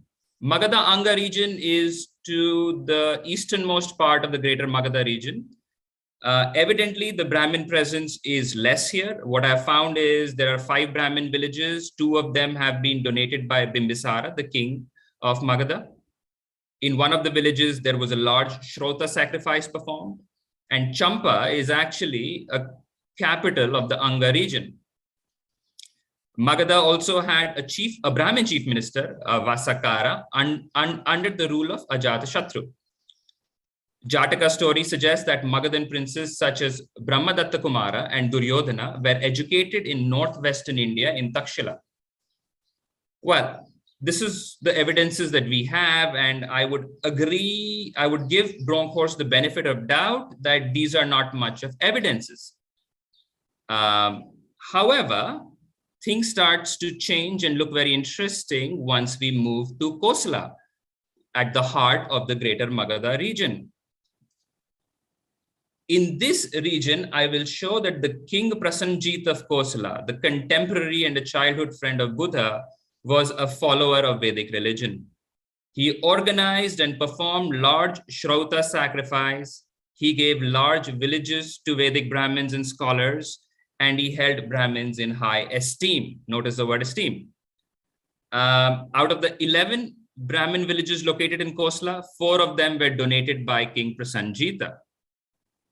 In one of the places, a very prominent Brahmin is supposed has been honored, respected, revered, venerated, and esteemed by King Prasanjita of Kosala. In another evidence in the Pali text, we have a situation where Buddha criticizes, where Prasanjit criticizes his wife for following the words of Buddha uncritically.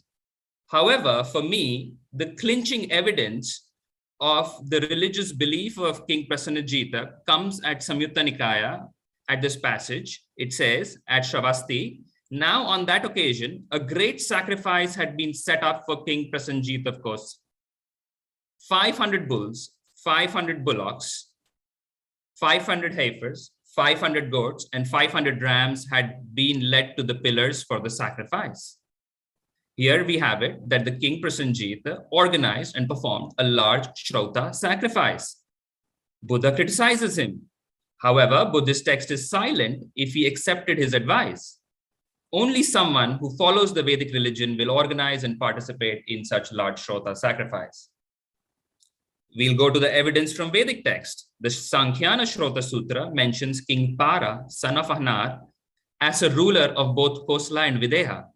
Remember, Videha region is pre-Buddhist. It was before the time of Buddha. So Sankhya Shrauta Sutra is saying that a Vedic king was both a ruler of Kosala and Videha. The same text also explains that the 3 states, Kashi, Kosala, Videha, sometime had the same royal Purohita, Jala Jatu Karnya. Similarly, Kanva Shatapatha Brahmana says that King Para performed a large Shrauta sacrifice. This shows that even earlier than the time of Buddha, Kosala had kings who performed Vedic religions, who followed Vedic religion. If this evidence is not enough for the Vedic kingdom of Kosala, then what it is? All the evidence suggests that Brahmins received a lot of esteem and recognition in Kosala. However, we may define the term esteem and recognition. What Bronkhorst could have done is he could have reduced the geography of Greater Magadha just to Magadha Anga region. But he can't, because Kosala is important for the development of Buddhism. Buddha was born in Kosala and spent most of his life there. Buddha replies to the king Bimbisara on giving his introduction. King, straight ahead is a principality endowed with wealth and vigor from the slope of the Himalayas situated among the Kosalans. They are indeed Aditya by lineage and Shakya by birth. From that family, I have gone forth, king. Buddha is saying that he is a Kosalan. He belongs to the Suryavanshi lineage of the king Ishvaku. Aditya means the solar line. Most of the interaction with Buddha were with the Kosalan Brahmins, and it is in Kosala that Buddhist philosophy developed. So what does Bronkhorst do with this Kosala conundrum? He ignores it. He shockingly ignores it. The term Kosala occurs only 6 times. 5 of these references are to quotes from other scholars and texts.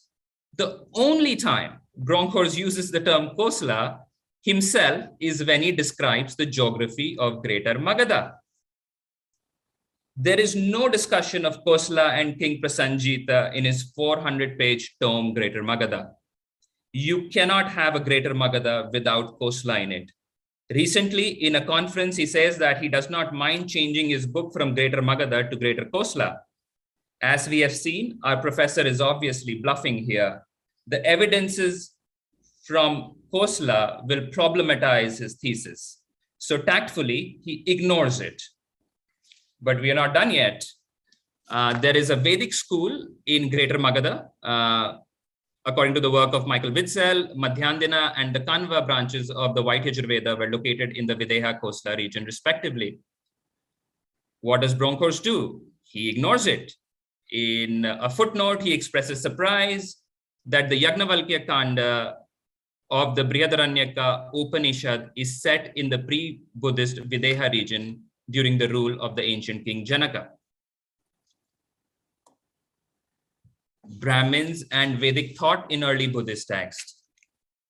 If Bronkhorst's Greater Magadha thesis was correct, then we would expect the early Buddhist texts to be relatively free of Vedic influence and vocabulary, which would only show up in the latter strata of Buddhist literature, when the two cultures purportedly came into contact with each other. However, from the very earliest of Buddhist texts, interaction with Brahmins is predominant and Vedic terminology and ideas are pervasive, as we'll see below. Sutta Nipata is considered to be the earliest text, and within it, the Athaka Vagga and the certain sections of the Parayana Vagga is considered to be the earliest. Many scholars recently have worked on these texts, and they have come up with surprising findings.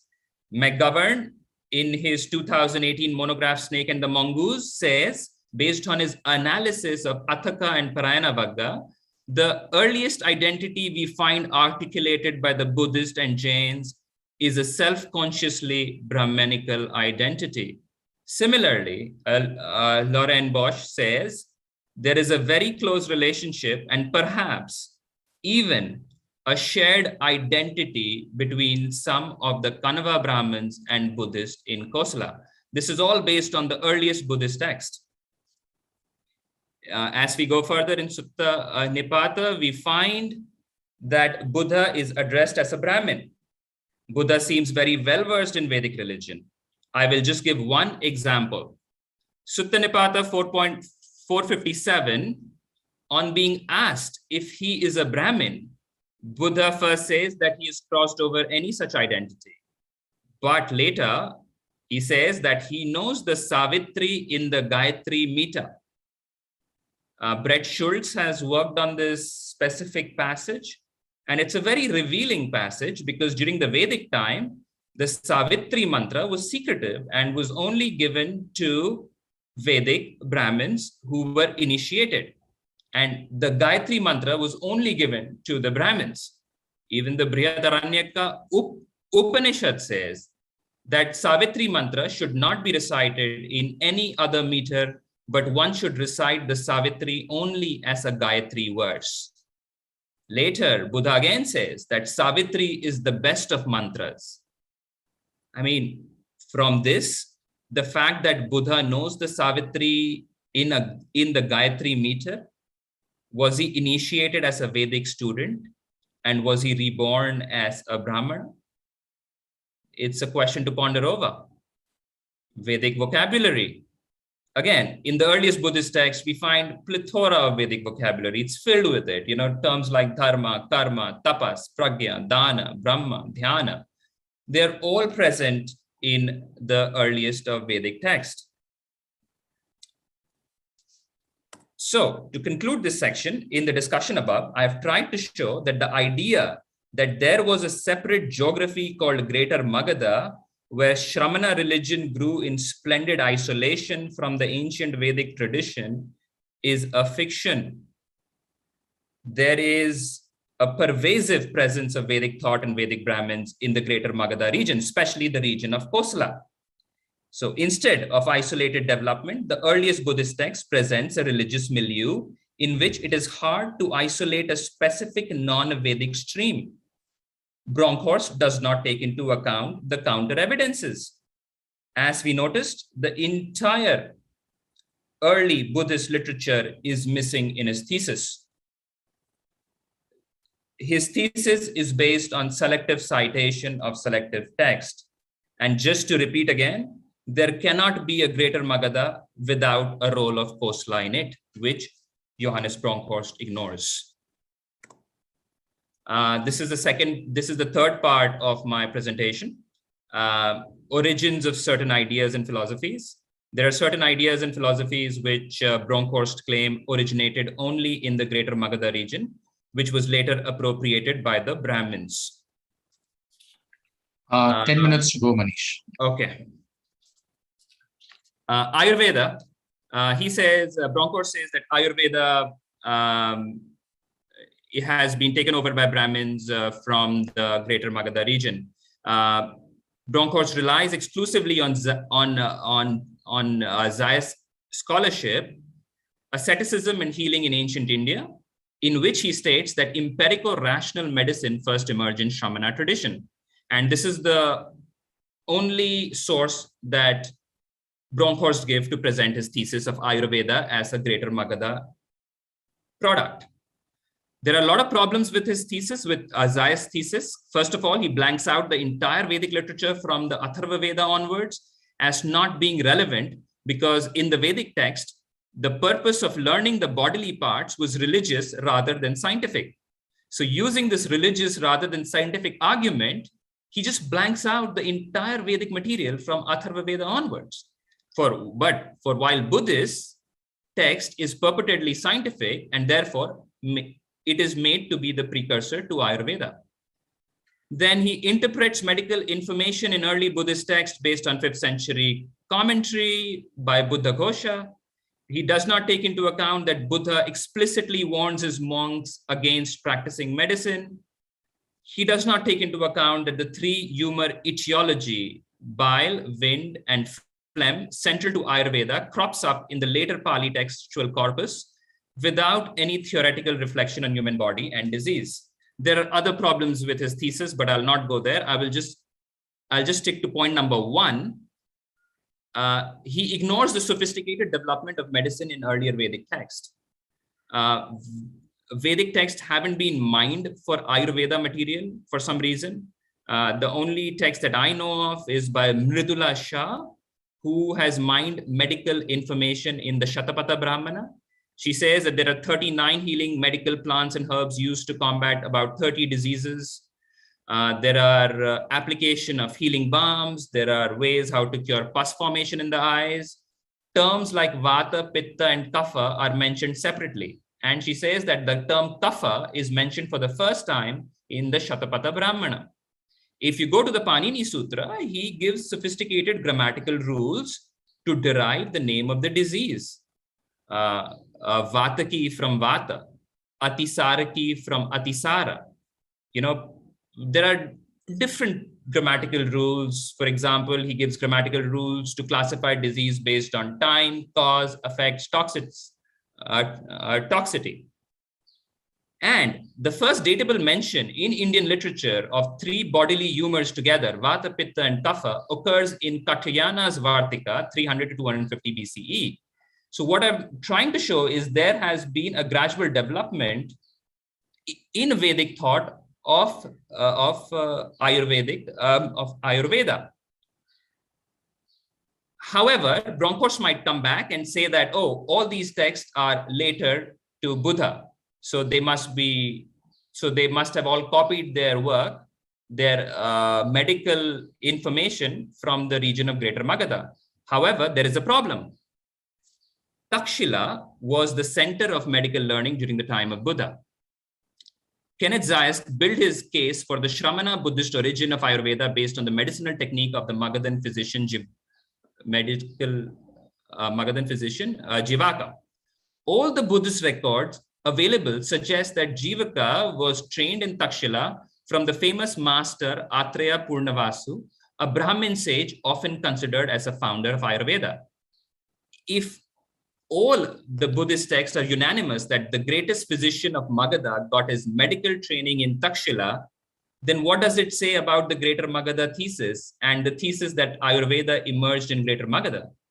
Bronkhorst's thesis is falsified by the very source he uses to make his claim. Second, asceticism. Bronkhorst asserts that the practice of Jaina meditation and asceticism belong to the non-Vedic stream of Greater Magadha, and this found its way into certain Brahmanical texts. He finds certain similarity in Mahabharata and early Jain texts to make this claim of appropriation. Now, Jain text presents a version of extreme asceticism where bodily and mental activity is brought to a complete halt. Such form of ascetic and meditative practice is carried out to cut off the past karmas and cease any production of new karma. In Jainism, this practice is called Salekhana or religious death. Now, Bronkhorst compares this Jain practice with a Vedic practice of bodily immobility and breath practice of pranayama, which he glosses as complete cessation of breathing, and then astonishingly claims that such Vedic practice are similar to the Jains and therefore it belongs to the region of Greater Magadha. Now, pranayama has a history going back to the ancient Vedic times. In the Brahmanical tradition, pranayama may involve a simple regulation of breath in the ritual sphere or more advanced yogic practice involving control, immobilization, and channelization of breath. But this has nothing to do with Jain practice of inducing death. Pranayama has a history that goes back to the earliest period of Vedic tradition. Pranayama was practiced during the Vedic ritual to generate tapas or inner heat as an inner cleansing technique. Before the recitation or chanting of the Vedic mantras, the practitioner performs a kind of mental concentration through the regulation of breath. The act of regulating the breath is also connected with identifying one's own breath with the breath pervading the entire cosmos. The practice of pranayama and bodily asceticism in the Brahmanic text has nothing to do with religious death, except in probably one or two cases in Mahabharata. Now, there is a questionable translation that he claims that he makes. He quotes a chapter from Acharanga Sutra, having examined a spot of bare ground, he should remain there, stay, O Brahmana. Bronkhorst uses a German translation of this Jaina text to translate the term Brahmin as a pious one. He translates the term Brahmin as a pious one. However, in his earlier text, for the translation of the same section, Bronkhorst sticks to the term Brahmin. This has repercussion.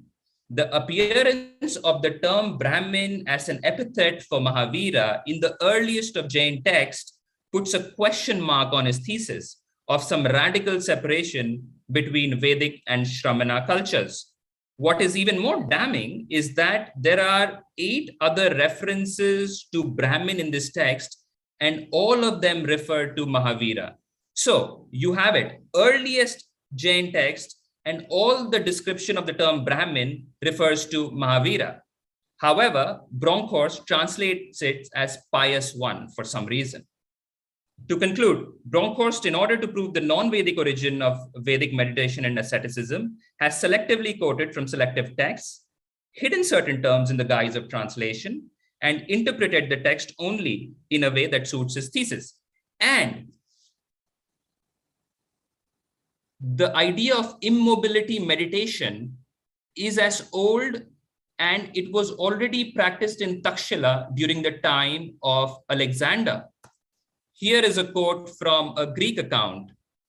And the last sentence, it says that these Brahmin sages, they stood on one leg, holding up both his hand, a beam of a wood about 3 cubits long. When the leg became fatigued, he supported himself on the other and continued thus the whole day long.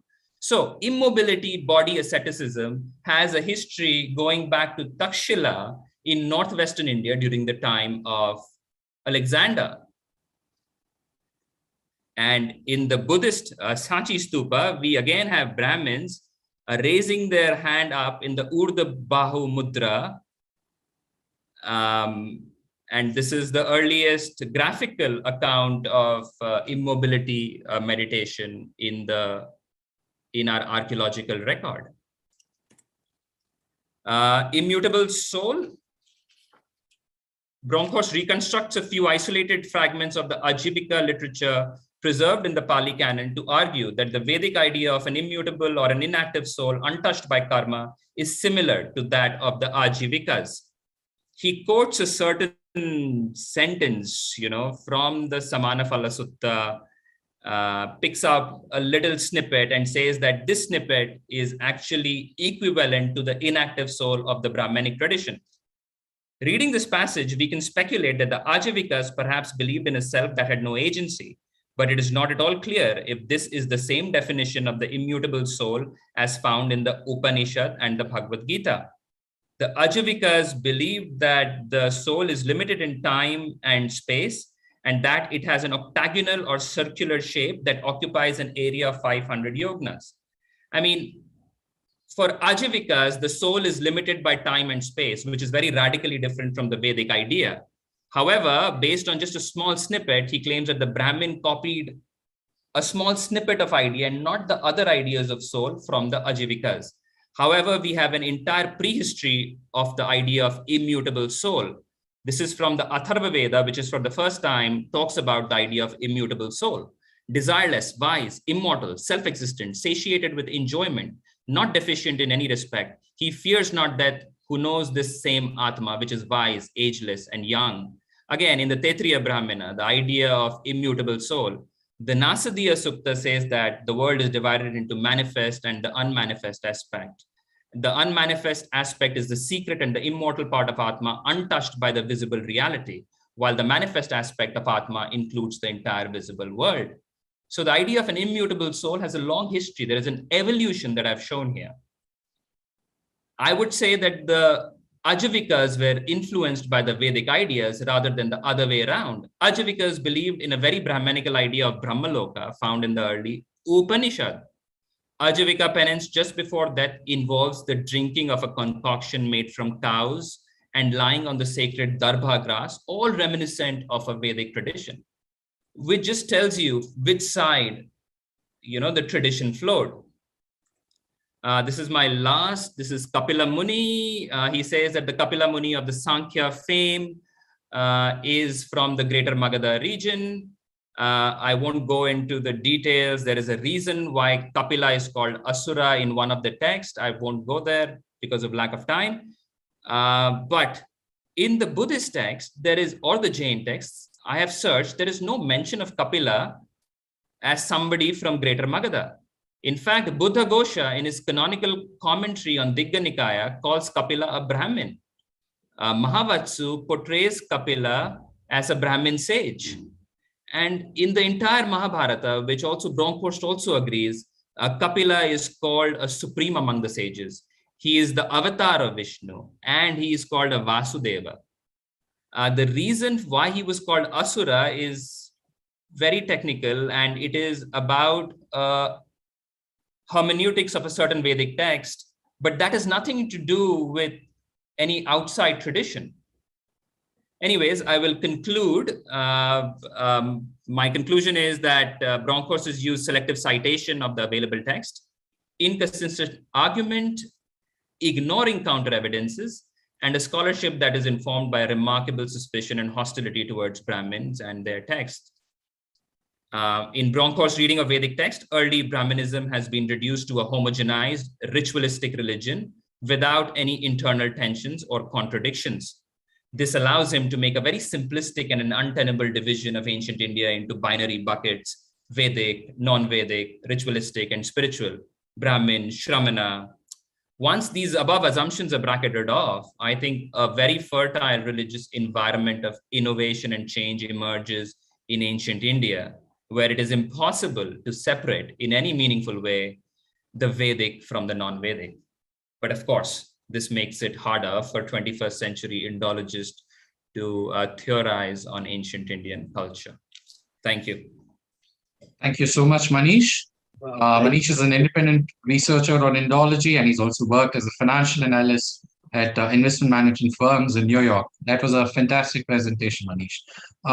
Next up is Dr. KTS Sarao. And as Dr. Sarao sets up his presentation, and you can share it, sir, I will just read out a bit from your profile. Professor Karamtej Singh Sarao received the degrees of BA Honors in History with Economics, MA History, MPhil in Chinese and Japanese Studies, and PhD Buddhism from Delhi University. He was awarded with the prestigious Commonwealth Scholarship in 1985 to study at the University of Cambridge, from where he received his second PhD in archaeology in 1989. He began his teaching career in 1981 at Delhi University's Came College.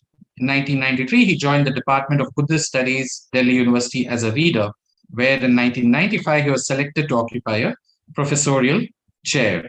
In 2000, the Ministry of Culture, Government of India, has conferred on him the Vesic Citation of Honor, which is Vaishak Samman Prashasti Patra, for the year 2020.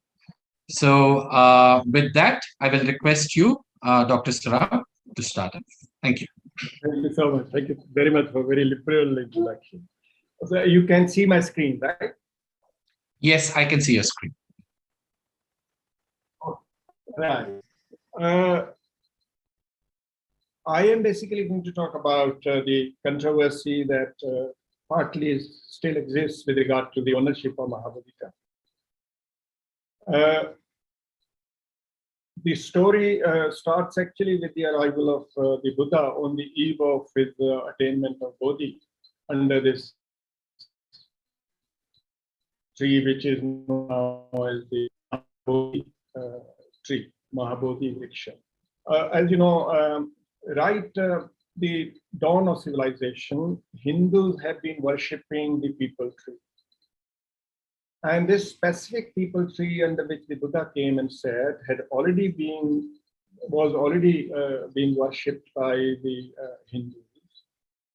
And we have sufficient evidence to indicate that even a small shrine existed here. And so the Buddha comes here, and then later Ashoka apparently visits this place, and with the passage of time, a Bodhi Ghar, some sort of bigger shrine, comes into existence. And then we have this towered temple, which looked like the one that we have today. It's this temple was built. Now, right from the beginning, Hindus have been visiting this place and performing the ceremony on the 4th day of their Pindadan. And we also have sufficient evidence based on the sources, Buddhist sources, that this temple most probably was built by Brahmins. For example, Xuanzang says, the Chinese Buddhist monk who came to India in 629, he says that it was a Brahmin who not only that he built this temple, but also the image of the Buddha that exists inside the Sanctum Sanctorum was also made by a Brahmin. And of course, during the medieval period, you have Trushka, the Khaljis who came and destroyed most of these places in UP and Bihar, and this temple was abandoned. And then we have this Shaivite sannyasi, Gir Mahant, who comes to this place and starts looking after this temple. And now come the Europeans are colonial masters, and they have this specific kind of agenda through which they are portraying basically through the ownership of the texts, and by virtue of this ownership, these colonial masters of the Victorian period ideologically controlled their interpretation for the English. Also, since only they could read the text, and this allowed them the freedom to prosecute their own colonial agenda with the authority of science, Buddhism was used as a sort of tool by these Victorian groups and individuals to promote a certain social, political, or religious agenda to English domestic as well as colonial policies. And this agenda formed the very basis of the transformation or even creation of Buddhism in and for the Victorian world.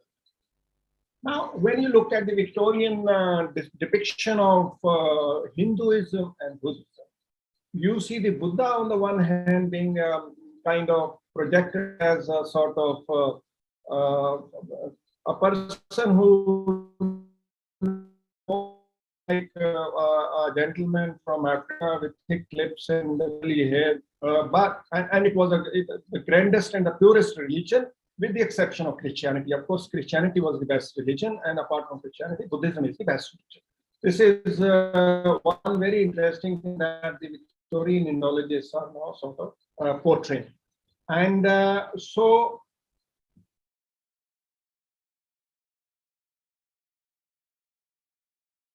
in the entire description that is given, right from the beginning of the Victorian period, there had been some 300 years of European interpretation of Hinduism, which had generally been unsympathetic. As, for example, one of the scholars who wrote a book a few years ago called The British Discovery of Hinduism, Peter Marshall, he writes, even if some intellectual curiosity about Hinduism was aroused, the attitude of the great mass of Europeans who came into contact with this religion was always either ridicule or disgust. Books were filled with accounts of a multiplicity of deities, repellent images, and barbarous customs. So this is the way the Hinduism is being portrayed. So to people like William Knighton, who arrived here in 1804, so it was, Hinduism is basically a very depraved religion. And it was this depraved religion that motivates the Buddha to renounce all things. So the Buddha, according to him, saw Brahmanism in active operation around him. Of all creeds, Brahmanism is the most foul and soul-polluting religion.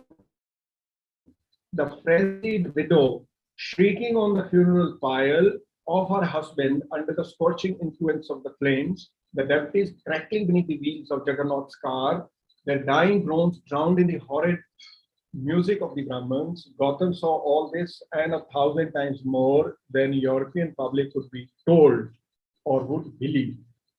So it is this kind of portrayal of Buddhism vis-a-vis Hinduism is being made by the Victorian Indologists. So by the late 1830s, the colonial masters of India, through their textual had begun to see Buddhism and Hinduism as two irreconcilably different religions, whereby Buddhism was portrayed as a protest movement, a revolution, egalitarian religion, as Professor Elst was pointing out, everything good, and Hinduism, very corrupt religion, caste religion, exploitative religion, everything that you could say was bad. So Hinduism is very, very bad religion, and Buddhism is a very good religion. It is this kind of portrayal that you see, the narrative that you see in the writings of Victorian Indologists. I'm sorry, my screen. So we are told that the Buddha being an opponent of Hinduism, so he sort of is made to align with the vast majority of the Victorians.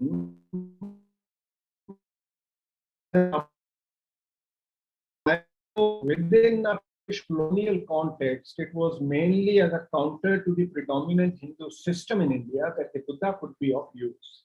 The Buddha thus created was an opponent of caste and of the priestly system, which supported it, an advocate of social reform. And this social reform then is the project of a polemicist who creates this Buddha, a Buddha who in fact becomes a Martin Luther. And as Professor Elst was also pointing out, strangely, even today, our friends also sort of Buddhism is socialistic religion only after Karl Marx possibly learned everything from the Buddha's teaching, an egalitarian religion against caste system, so on and so forth. And so you come across interesting narrative at the hands of people like Alexander Cunningham, for example. So Alexander Cunningham also used the material remains to perpetuate this kind of attitude about Buddhism and Hinduism. And so Cunningham's primary aim was to trace the itineraries of the Chinese pilgrims, the Buddhist monks, from the 5th to the 7th centuries. Thus, instead of a wide-reaching and comprehensive survey, Cunningham selected for investigation only those areas and by them as having ancient roots. So Hindu places are completely ignored. So Cunningham openly and fiercely mocked Hindus who had perverted the very purity of Indian sculpture, which in its early Buddhist state rivaled the Greeks. So here you have a kind of art which is as good as Hellenistic art, and Hindus have completely sort of ruined it and have completely degraded this art. And the Victorian Indologists also found the Hindu treatment of the image of Buddha very offensive. We also saw that the Buddha not only as a social reformer, as I said, who led a crusade against Hinduism, but also an ally in opposing Hinduism by preaching the perfect equality of mankind. To quote Cunningham, in spite of the menaces of the most powerful and arrogant priesthood in the world, who had the courage to incite his countrymen to resist the forcible abduction of their wives and daughters. Indeed, the Buddhist past was styled by the Victorian Orientalists as the authentic and unadulterated antithesis to the most abominable and degrading system of oppression ever invented by the craft of designing. Edwin Arnold's 1893 write-up in the Daily Telegraph, he was the editor of this newspaper, of having seen ignorant and insensitive Maratha peasants performing Shrav at the Mahabodhi temple. So some of these scholars, Victorian scholars, even resorted to lies to push forward such an agenda. Thus, it is impossible to believe that the assertion of the likes of Montgomery Martin and Hamilton Buchanan, that during his visit to the Mahabodhi temple in 1811, Hamilton Buchanan saw Hindus having built a stair on the outside so that Orthodox may pass up without seeing the porch and thus seeing the hateful image of the Buddha. So Edwin Arnold, who appears to have got his information directly from people like Alexander Cunningham, was the most mischievous person here. And he was the first person also to come up with this interesting idea that the temple should be bought from the Hindus. It would most probably, he says, cost about 1 lakh rupees, 100,000 rupees, and that can be easily gathered, and then we can purchase this temple from the Hindus. And so he has been indulging in now all kinds of campaign that this temple purely is Buddhist and so solely should belong to the Buddhists. And also towards the end of the 19th century, he finds a perfect disciple in the guise of Anagarik Dharampal, who takes up this agenda furiously. But before that, when the Burmese requested the Mahant for permission to do repairs at the temple, that is in 1876, the Mahant was very happy. He said no problem, and Mahant had been very accommodative, and we have sufficient evidence to show that the Mahant was very, very friendly, and no visiting pilgrims, Buddhist pilgrims, ever had any problem. In fact, quite a few very senior royal dignitaries from Myanmar and Thailand actually praised the Mahant for doing wonderful work.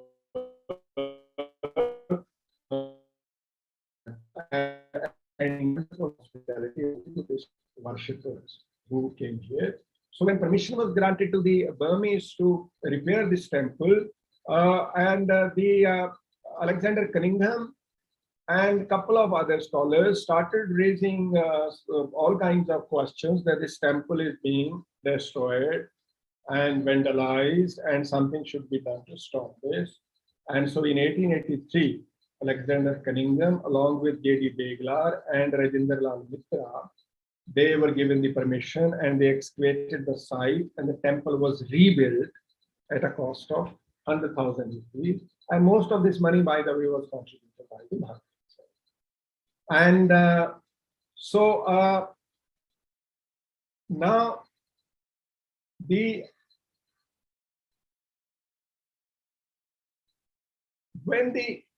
when Cunningham and Beglar got permission to do the excavations and rebuild the temple, they were all along playing some kind of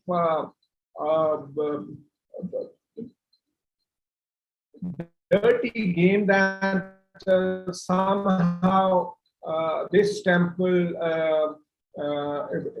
is of the egalitarian and peace-loving Buddhists. And so therefore it has been illegally occupied by the caste-ridden Hindus, and so therefore something should be done about it. But when Cunningham and Beglar constructed the new temple, they said it was only repaired, but the temple was nearly reconstructed. They destroyed the original temple almost completely, and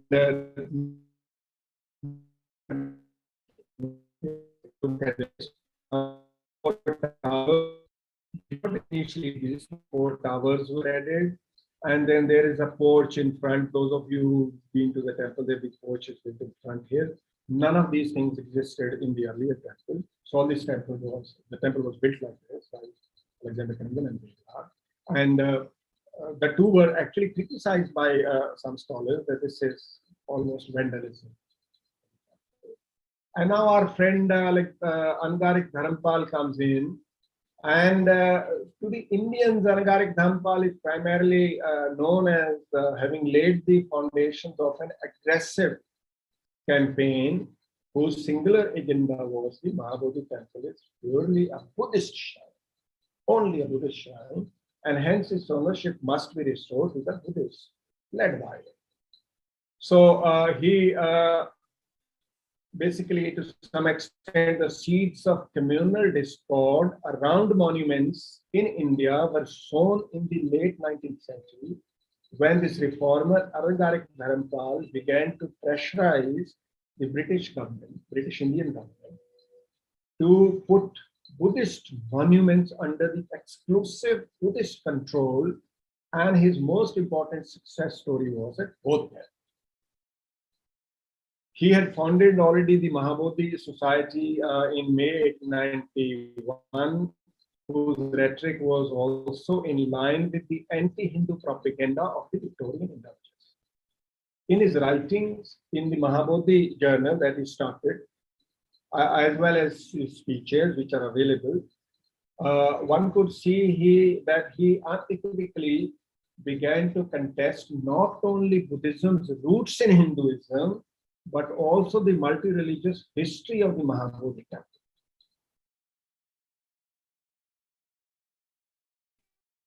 So, Arnold's idea that the Mahanta and its followers out be bought out, that met with no success at all. And so when that did not happen, then Angaric Dharampal actually sort of accelerates his propaganda and literally the sort of abuse that he indulges in against Hinduism. For example, he calls Hinduism as responsible for vulgar practices of killing animals, stealing, prostitution, lasciviousness, lying, drunkenness, so on and so forth. So all kinds of abusive speeches and writings that he indulges in.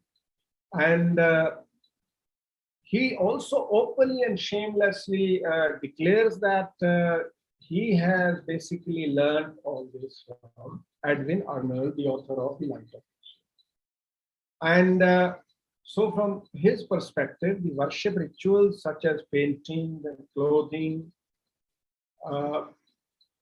the images performed by the Brahmanical priests at the temple amounted to desecration. And thus he declared that whereas the Buddhists not only paid tribute to the Buddha and did not worship him, the Hindus turned the image into a god and thus into an idol, perverting the Buddha and his image. Clearly, the agenda pursued by them not only divisive but also very aggressive. Now, as I pointed out earlier, now since times immemorial, the Buddhists and Hindus had shared their holy space at Bodh Gaya and other places. There was absolutely no problem. So somehow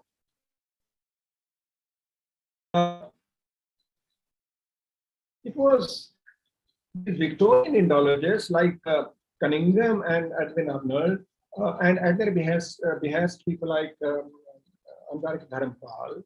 So they have a sort of initiated kind of aggressive campaign and have been painting Hinduism in the darkest of colors. And so it was in significant ways actually created by the opinions of a select group of Orientalists who were engaged in a prolonged and diffuse anti-Hindu polemic. And although on the surface it may seem that he was simply trying to restore the image of the Buddha to its rightful place in the Mahabodhi temple, he was himself responding to and at the same time perpetuating a long-standing Orientalist conception of Hindu-Buddhist relations, in which Hindus, through their idolatrous and fetishistic ritualizing, perverted the very image of the Buddha. And so things became pretty serious from 1893 onwards, and the British government constituted this body law commission to see as to whether the way of worship of the Hindus, the way Hindus worship the Buddha, and the way Buddhists worship the Buddha, are they different from each other or what? The Law Commission very clearly recommended that they do not see any difference between the Hindus and the Buddhists in terms of worship. When Angaric Dharampal said they have clothed the Buddha in the wrong way, so on and so forth, but the Law Commission pointed out that in certain sects of Buddhism, exactly the same is being done by the Buddhists. And but Angaric Dharampal continued with his agenda, so much so that the prince from Thailand, Damrong, wrote to Dharampal that he, being a monk, he should not indulge in this kind of stuff. Buddhism is not brick and mortar, and it's much more than that. And you may spend 1 lakh rupees on purchasing this temple, so on and so forth. It will only do damage. So what you should do is work on the dissemination of the moral truths of Buddhism, so on and so forth, and you should stop this. But this fellow did not listen to this kind of advice by senior Buddhists, and so much so that we have sufficient communicate that some very important Buddhists actually complained to the British government, especially Prince Damron, that this man actually is indulging in kind of activities which are a total disgrace and should be stopped. Anyway, so Dhampal was doing all kinds of things to get control of the Mahabodhi temple, but he did not succeed. And now he comes up with another very interesting idea. He brings in a statue of Amitabha Buddha from Japan and tries to install this image in the Mahabodhi temple. And this Buddha actually didn't look like the Amitabha Buddha, didn't actually look like the Indian Buddha anyway. And but remember this, that till now, Anangarik Dhampal had full freedom to worship in the temple the way he wanted. There was absolutely no problem. And there were a large number of other worshippers, Buddhist worshippers, who had installed statues here and there in the temple, in the premises of the temple and inside the temple. And there was absolutely no problem. But appreciated the environment so much that now the monks people said, no way, you cannot install this statue here. So he was kicked out of the temple. And the image that he had placed inside the temple was placed outside the grounds. And Angarik Dhampal went and lodged a complaint with the police against the Mahant and his men. And now you have a very serious case where the two sides are using all their resources in the court to win. And the case went all the way to the highest court, the High Court in Calcutta, where Anagarik Dhampal lost. And the court was very critical of Anagarik Dhampal of having indulged in this kind of dirty sort of propaganda. And the court said that, of course, the temple is open to both the Hindus and the Buddhists. Buddhists, of course, have the right to worship there, absolutely no problem.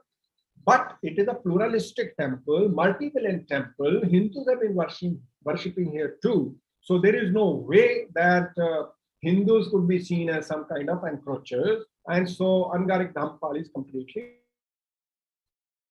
He approached Gandhi, he approached Indian Congress, and he even approached Hindu Mahasabha to get hold of this temple. And he continued with all kinds of propaganda that he could. And it went on till 1948 when the Bihar government brought in this legislation that the temple shall be shared by the Hindus and the Buddhists. So you have a management committee for Hindus and for Buddhists.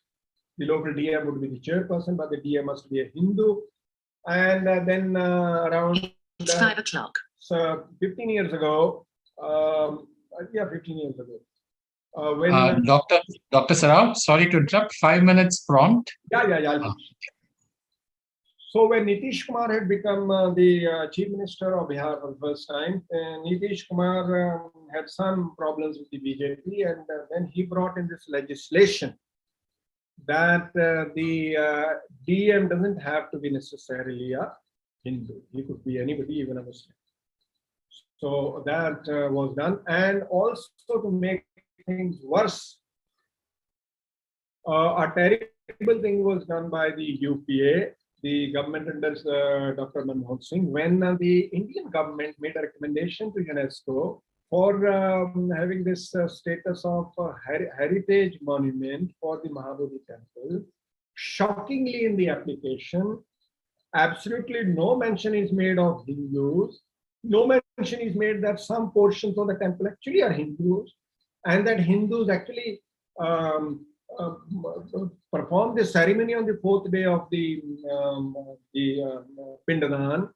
Everything is left out. So the UPA government gets a clear sort of heritage status for the Mahabodhi temple as a Buddhist temple. So Hindus have been completely removed from here. And so what I have tried to say in this paper of mine is that the Victorian Indologists had this agenda. They sowed the seeds and drove a wedge between the Hindus and Buddhists. And Angarik Dhampal became a very wonderful Chela, disciple of the Victorian Indologists and the Empire.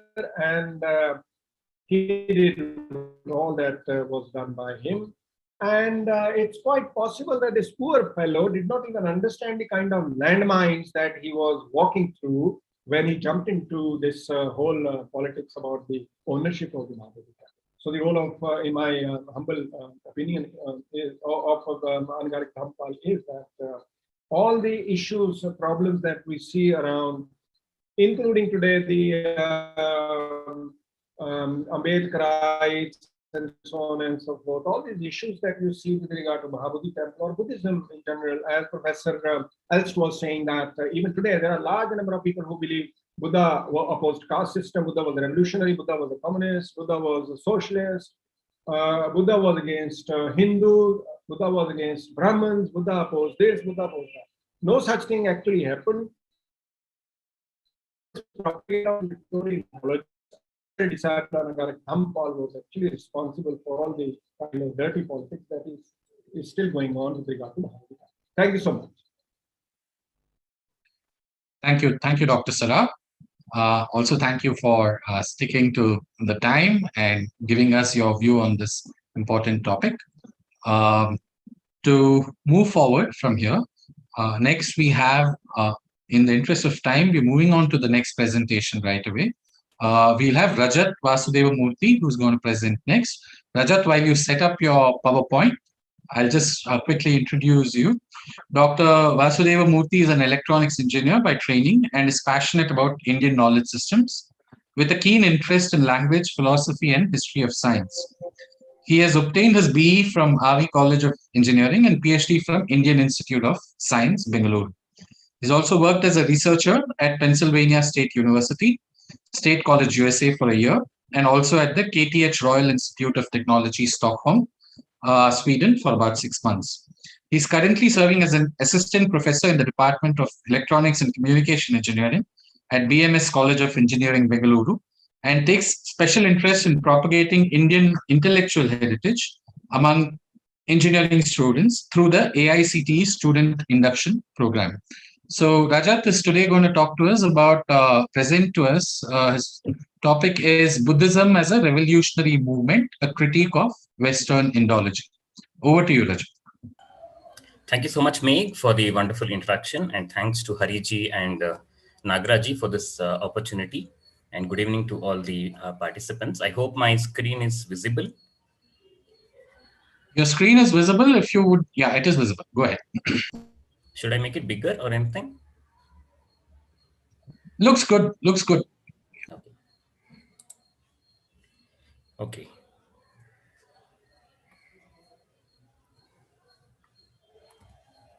All right, so this is the outline of my talk. I will present the motivation, which is rather personal, and just trace the evolution of early Buddhism, and talk a little bit about Pollock's views, how the distortions come about, maybe answer them briefly, and then finally conclude. So as I said, this is a personal kind of a motivation. So, I'm very much interested in understanding India, especially the history aspect. So one term which we hear is itihasa. So many a times we are not sure whether that should be translated as history or historiography. And many people accuse that Indians do not have a proper discipline of history like how the Europeans have it, and so on and so forth. So that is something which I'm very keenly interested in.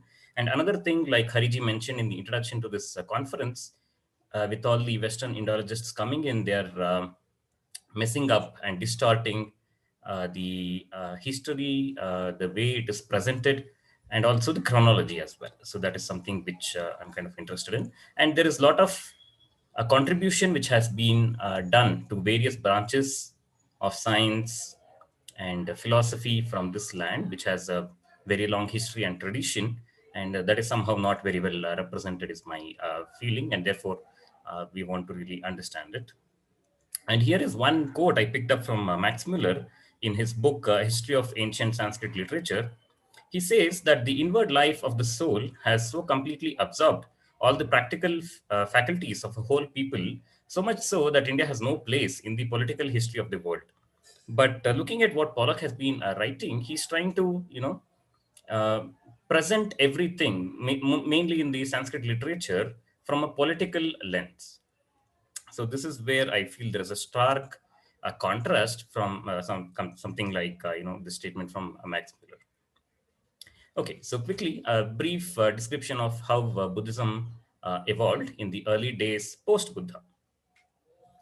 So the main important things which we hear is that once Buddha attained his Mahaparinirvana, he had established a Sangha, which had a lot of upasakas where they had formed the Sangha, but it seems that he had not created one particular leader who will take it forward post him. So that is when there was one particular person called Mahakassapatera. He was being identified as a leader, and then there was a council under his leadership, which happened immediately after the Mahaparinirvana of the Buddha, and it's said to have happened at Rajagriha. And as we know today, in the Pali canon, there are three Tripitakas, and they were beginning to be written down. Till then, it is said to be oral, and then they were kind of discussing them and then putting them down.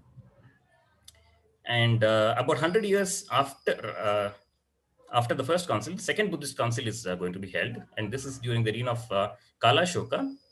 And here there is some disagreement, and the Sangha splits into the Eastern and Western groups, and even the third Pitaka here starts to take shape. And then finally, the third Buddhist council happens at two different places, right? Because there was a split in the Sangha towards the end of the second Buddhist council. One of them happens in the eastern side at Pataliputra under Ashoka's reign. Another happens in the western region at Jalandhara or Jalandhar under Kanishka's reign. And going forward, we have seen that in the second Buddhist council itself, there is a split, right, into two. And then over time, the Buddhist Sangha continues to split and has as many as 18 subgroups. Okay, so coming to the philosophy of Buddhism. So one of the things that is, when you contrast the Vedic religion or what we call Hinduism with Buddhism, one thing which people say is, although you have the Vedas, based on the Vedas, you have so many philosophies. You have Sankhya, Nyaya, Vaisheshika, Yoga, right, Purva Mimamsa, Uttara Mimamsa, and so on. And although there are certain commonalities in the sense that all of them accept Veda as a pramana, there is also differences. Okay, but that is kind of understandable, you could say, because there are so many seers who have given out so many different mantras which are collected in different Brahmanas, Aranyakas, and Upanishads, and so on. But here, what do we see in Buddhism, right? If you look at the philosophy of Buddhism, although it is said to come from one person, right, we see all various hues of philosophies, right? On one hand, you have Sarvastivada. On the other hand, you have Shunyavada, which is like exactly opposite, 180-degree opposite of one another. And you also have Vijnanavada, right? And then you also have something known as Vaibhashika, right? Typically, Sarvastivada is put under Sautrantika, Vijnanavada under Yogachara, and Shunyavada under Madhyamika.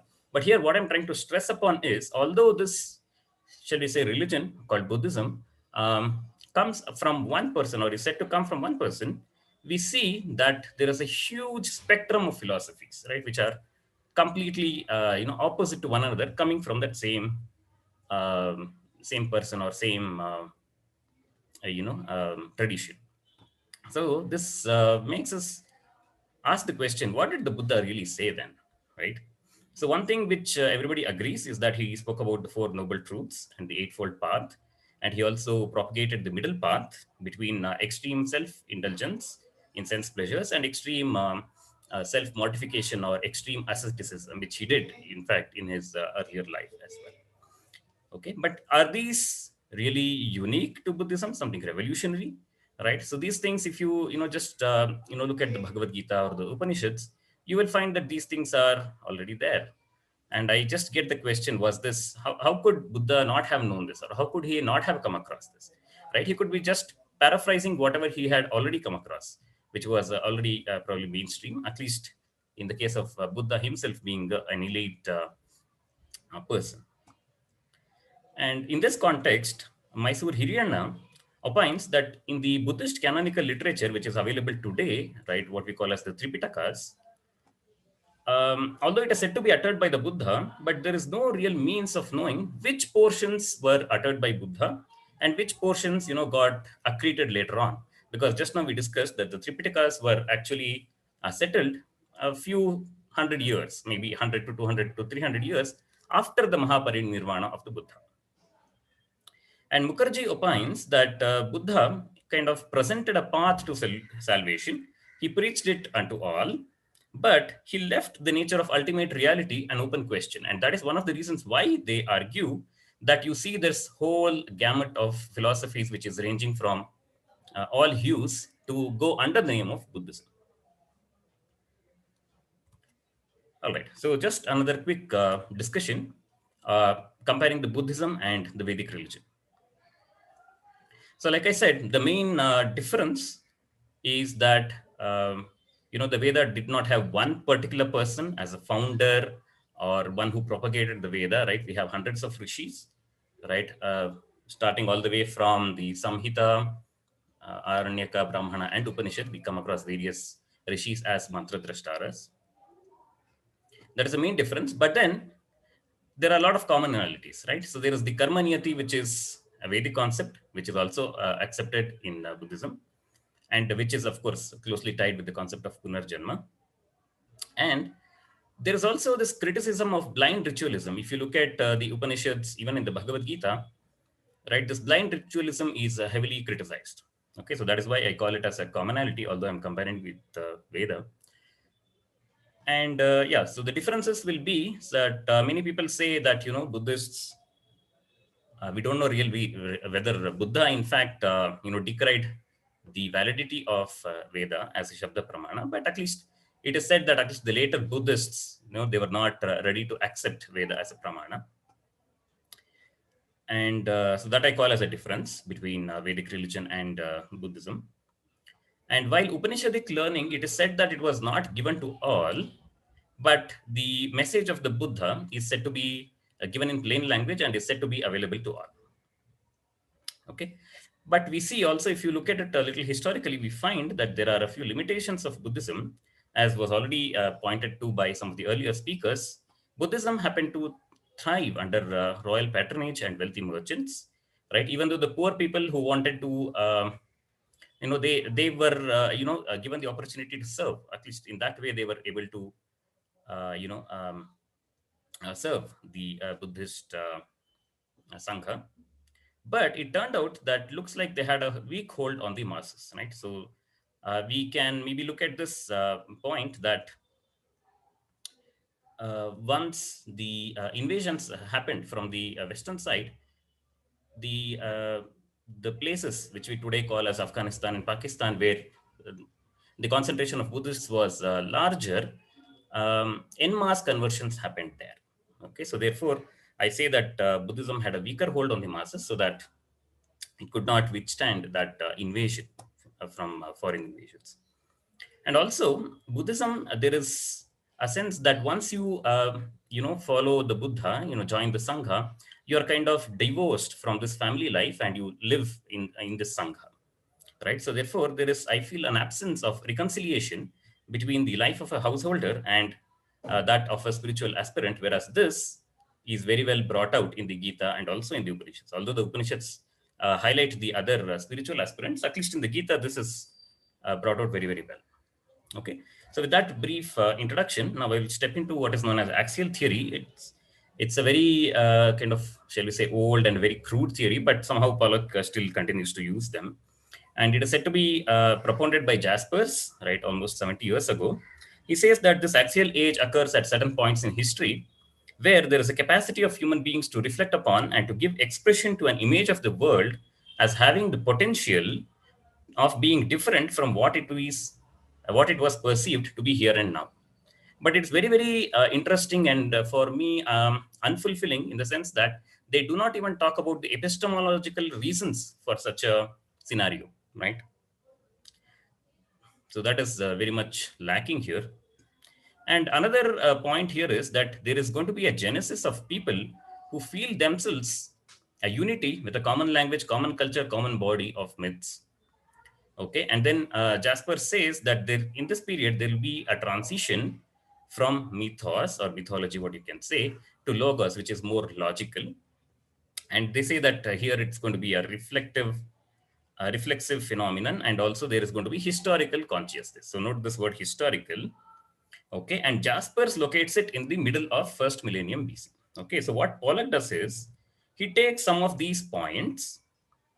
Okay, so he takes this revolution, reflexivity, historicity, right? And then he is trying to project that onto Buddhism. Okay, but very interestingly, again, he's going to cherry pick, right? So there was the notion of a common people getting formed in the axial age, but that is being rejected by Pollock here. This is very funny. And not that he adds any epistemological reasons why such an axial age should occur. There are other people, other scholars like Eisenstadt and Heisterman, who kind of propose other periods for this axial. Eisenstadt says the later Vedic thought, he gives it an axial status. Okay, and the gap between the Vedic revelation and it being turned into rituals or the various yagnas, that is being called as an axial turning point by Histerman, but that strangely is rejected by Pollock. But he just wants to take cherry pick some of the aspects of axial age and put it on Buddhism and call that as an axial age. So a few examples. What Pollock does is he takes Mimamsa, right, and compares it with Buddhism, and he says Mimamsa is going to emphasize on the authorlessness or the apaurishayatva of the Veda that you have on one side, and on the other side you have Buddha as the preacher and founder of this new religion, right? On the other hand, you have ahistoricity of the Veda, right, and pit it against Buddha being a historical person. Okay, so this is one, he's putting this as a wedge or as a difference and trying to highlight that this is the reason why he calls Buddhism as an axial age. And then he talks about social reform, right? So where he's going to, talk about the Buddhist Sangha, Buddha is going to preach, and then he's, encouraging people to convert to his doctrine, right? Whereas earlier in the Vedic society, what happens? People are just born into whichever family they are, into whichever philosophy they are, and they just go about it, right? Almost like automatons. But here, Buddha is coming around, and then he's, making people actualize. Okay, and then he's forming a community of upasakas. All right, so this couple of points I will come back to it a little later and then discuss them. And then he's also providing a transvaluation of some of the concepts which are held very important in the Vedic society, like Yajna and Atma. This also will come back. And also in the language. Okay. Yeah. So some of the points I'll briefly discuss here. So Mimamsa, one of the, shall we say, idiosyncrasies of Mimamsa is that they argue for the apaurishayatva of the Vedas. It's a very, very interesting argument, although I don't have time to go through it in great detail. But one thing we have to notice that apaurishayatva is not understood by all the darshanas in the same manner. Okay, so this is kind of, we can say, unique to Mimamsa. So this apaurishayatva, Pollock translates as authorlessness. Okay, and he says that, Mimamsa claims that Veda does not have a human nor a divine author. Okay, so as I said, this is something very peculiar to Mimamsa because other darshanas have other views. Because in one of the Upanishads itself, it is said that Asya Mahato Bhutasya Nishvasitam. Okay, it is as though it's the very breath which is breathed out by that Mahabhuta is this Veda. Okay, and of course the Nyaya say that Veda is Paurushaya, only thing it's a divine origin. So what Pollock does is he kind of says that this particular, shall we say, idiosyncrasy or almost irrational idea is coming because the Mimamsa people are trying to counter the Buddhist. Okay, so this, he says Mimamsa's a reaction to Buddhist criticism of the Veda. But of course, this is not, of course, we have to understand the chronology. If this is really the case, it doesn't seem to be, because if you look at Brahma Sutras, right, it seems that both the Brahma Sutras and the Jaimini Sutras, which are the Mimamsa Sutras, are found to be contemporary. And while we find discussion of Sankhya and Yoga in the Brahma Sutra, we don't find a direct discussion of the Bauddha and Jaina matas. So probably this is not the case, although we need more investigation. Okay, I guess in the interest of time, let me skip and go to the next one. Ahistoricity, yeah, so this is another thing. So in the Indian tradition, many of the Sanskrit texts, it is very, very hard to establish which came first, which came later, right? Even among the Valmiki, Ramayana and Vyasa Mahabharata itself, we have a huge, discussion and debate which came first, which came later, and so on. Okay, so but what Pollock is trying to say is that the Vedic corpus is trying to escape confinement in any spatio-temporal framework. It's very interesting how he gets this idea. But he says, on the contrary, Buddhist holy texts, they are very much, give a time, place, audience, and the speaker as well. Okay, and this is quite far from the truth, as we know very well, right? Inspired by the Hindu Puranas, the Buddhists, later Buddhists, they also want to bring their own Puranas. They want to create more deities like Avalokiteshvara and so on. You have the Buddhist Jataka tales inspired by the Ramayana and other Puranas and so on and so forth. Also, although nobody looks at Indian, at least the Vedic texts and the Sanskrit literature in a very historical manner, it can be done. Okay, some people do it, right? For example, R.S. Agarwala, he talks about India at the time of Panini, and he says that, Yajnavalkya, who comes in the Shatapada Brahmana, is slightly later compared to some of the other earlier rishis.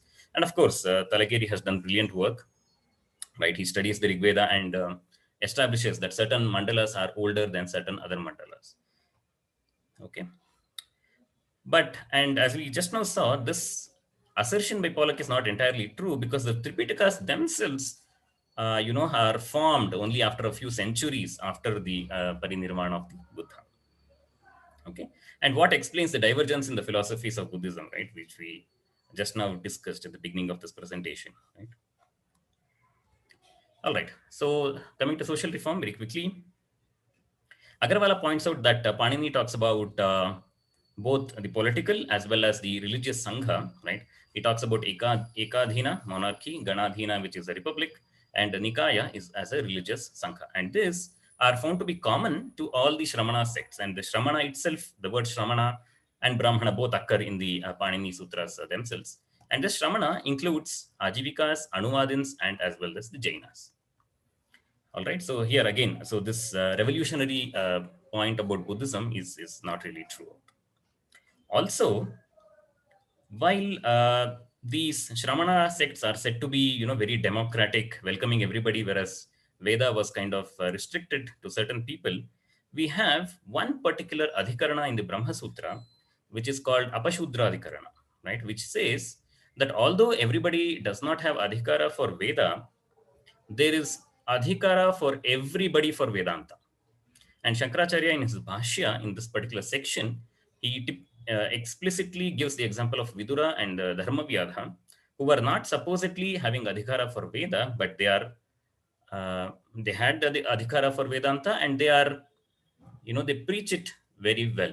So they are demonstrated as examples of wise men who still didn't have adhikara for Veda, but they had for Vedanta. And some people also say that influenced by this is when women and people of so-called lower caste were also admitted into the Buddhist Sangha later. All right, and then so Pollock also says that this created a social stir in the Vedic society, while the role was earlier fixed by birth. But here, Buddha, who's supposed to be a Kshatriya person, he's coming and doing the preaching, which was earlier reserved only for Brahmanas. But we find that is not really true, because even if you look at the Upanishads, the Brihadaranyaka and the Chandogya, we find that kings, right, who are supposed to be the Kshatriya, Ajatashatru and Pravahana Javali, they are going to teach Brahma Vidya to so-called Brahmanas, Gargya, Balaki, and Gautama. So Buddha and Mahavira are not the only Kshatriyas who are going to teach. We do have such examples in the Upanishads themselves.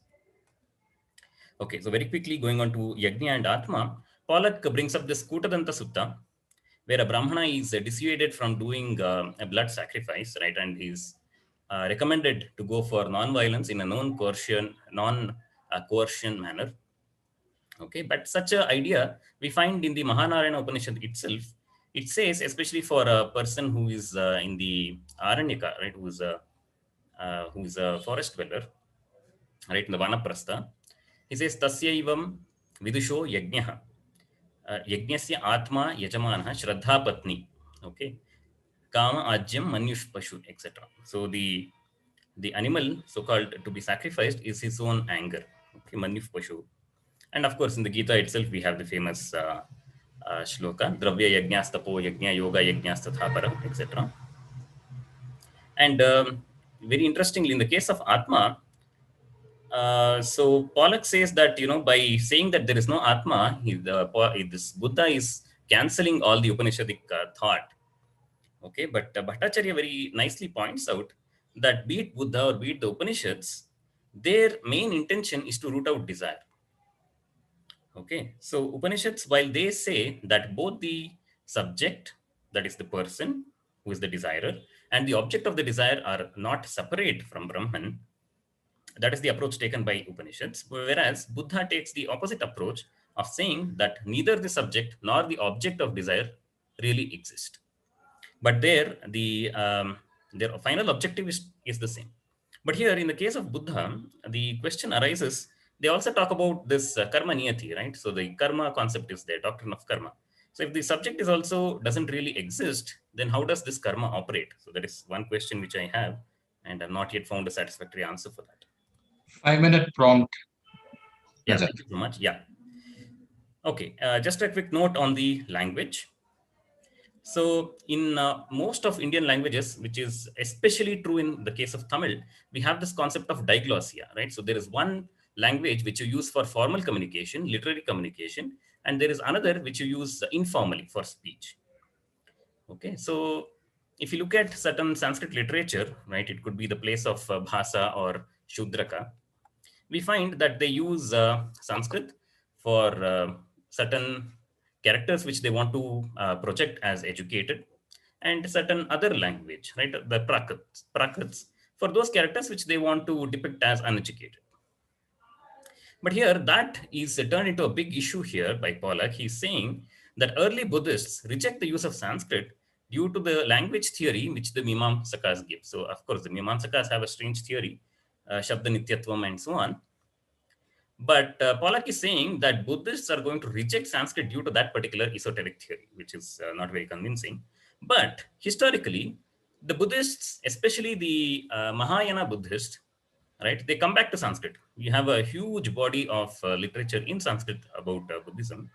And so Pollack wonders, why did that happen? Once the early Buddhists reject Sanskrit, why did they come back? And he comes up with a few reasons, and then he says none of them are satisfactory. Okay, but what I feel is my take on this is that it is Sanskrit is going to be the formal register, right? And Prakrits, or the local tongue, or the various dialects which are spoken in a given area, they are the spoken tongue of the people. So therefore, whenever you use that local vernacular to communicate, there is always a certain loss in information which happens. Okay, so whenever you want to communicate some technical terms like maybe philosophy, people usually prefer Sanskrit. Okay, whereas if you are, doing a normal conversation, the local vernaculars are very good. Fine enough. All right. And, Pollack also says that Buddhists use Sanskrit for the first time to compose non-Vedic literature. Okay, and therefore saying that, earlier Sanskrit was just confined only to the Veda, but then later, to develop Kavya and all, it is the Buddhist contribution, which, it's not at all satisfactory.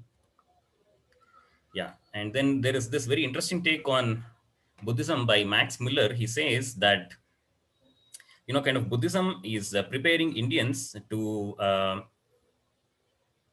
get converted to Christianity, which I find very, very strange. And maybe this is the driving force why they are trying to paint Buddhism in a good light, which I don't go into this too much.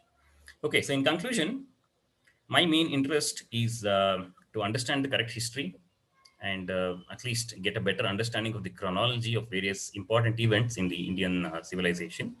In this context, just to mention some of the distortions which have been introduced in our understanding, I've presented some of the views of Pollack about Buddhism, and then discussed some responses to them.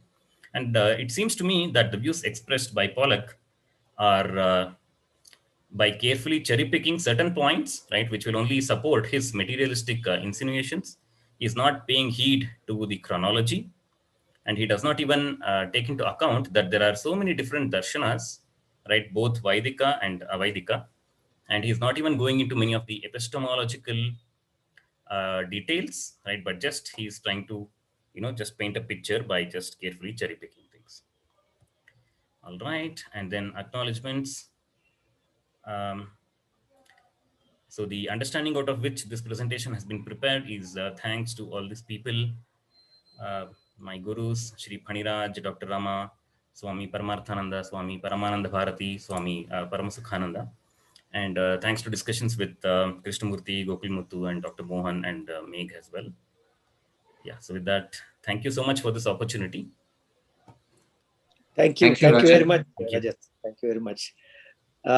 Meg, before you try to invite yourself, I'll let me invite you. Meg is, I'm happy to state Meg is a director and he's heading the in Indica Classical Library. He had a career in corporate, lived in China for 9 years. And currently his academic research and interests and over 20 papers span some aspects of ancient Indian chronology, Indian knowledge systems, landscape in Indic texts, ancient Indian jurisprudence, ideas of India and philosophy. He was a part of the academic institutional engagement through citizen mechanisms that was followed by 6 changes to the history narrative of ancient India found on the National Portal of India. His recent research-based music compositional album, Bharata and Her Kashmira, 6 Sanskrit songs with lines from 6 Indic Sanskrit texts before the 13th century, was recently accepted for listing in the Government of India Ministry of Culture's Music Application Sangam Music. With that, I welcome Meg to make his presentation. Thank you so much, Hariji. Madi Srinivasji, thank you for keeping us so organized. I'm choosing not to have video to conserve the bandwidth. So, and it's 5:33 now, so I hope to finish in 30 minutes. With that, namaste. At the outset, I'd like to thank Indica and specifically Harikiran Vadlamani ji, Professor Nagraj Paturi, and Dr. Conrad Els, and everyone else who contributed to making possible today's conference on Western Buddhism, exploring distortions and appropriations of Hindu history and thought by Western Indologists. The title of my paper, written specifically for this conference, is Karma in and after Greater Magadha and Karma in Brahmanism, an Indic analysis and response. The abstract of the paper reads thus: is karma a Vedic concept or not? Is it the case that pre-Buddhist Vedic literature contains no trace of rebirth and karmic retribution? This paper explores answers to the above questions in the context of and in response to positions taken by Johannes Bronkhorst in his essays Karma in and after Greater Magadha and Karma in Brahmanism. Both titles within single quotes are names of essays in a book titled Karma, written by scholar Dr. Johannes Bronkhorst. The structure of my presentation is right at the top. I'll start with a prelude that will deal with some aspects of commonly accessible explanations of appropriation, more specifically cultural appropriation, points about reattributions, and in that context present a case for why the study of chronology should not be wholly ignored. I'll follow that up with a very brief overview of my work till date and spend a few minutes on some examples from previous work that are relevant to the theme of this conference and have been cited in this new paper. Thereafter, I'll present an analysis and conclusions of the new paper dealing with karma. A request, if anyone plans to post screenshots of this presentation in social media or elsewhere, a request that the same is done with the source link to this presentation, which will be uploaded to my academia profile. Thank you. And to ensure necessary caution, I'll be reading from a pre-prepared script and therefore request the indulgence of the audience in excusing an absence of perhaps a more interactive presentation, so to speak, which is normally what I would have preferred in other situations. Thank you. Now to cultural appropriation. In the Oxford Learners Dictionaries, one will find the following. The act of copying or using the customs and tradition of a particular group or culture by somebody from a more dominant, powerful group in society. Note the word dominant. Another explanation of cultural appropriation, as found in Wikipedia, is the following. Cultural appropriation is the unacknowledged or inappropriate adoption of an element or elements of one culture or identity by members of another culture or identity. Now, here are two examples. One that is clearly inappropriate for many, I'm sure, of usage of Sri Ganesha in restrooms, and another which is potentially a case of unacknowledged use, at least in the cases where the source has not been explicitly identified. The case of cardiac coherence breathing and pranayama. What we will see in this paper, though, is, in my view, an example of a phenomenon which is perhaps a little more insidious. one that involves reattribution of ideas and or concepts from tradition A to B by a dominant third party, whatever be the motivation of that, who thereby lays the ground for tradition A to be accused of, ironically and damagingly, appropriation. What we'll also see, in my view, is an example of a deployment of a common technique to facilitate reattribution, the altering of chronology.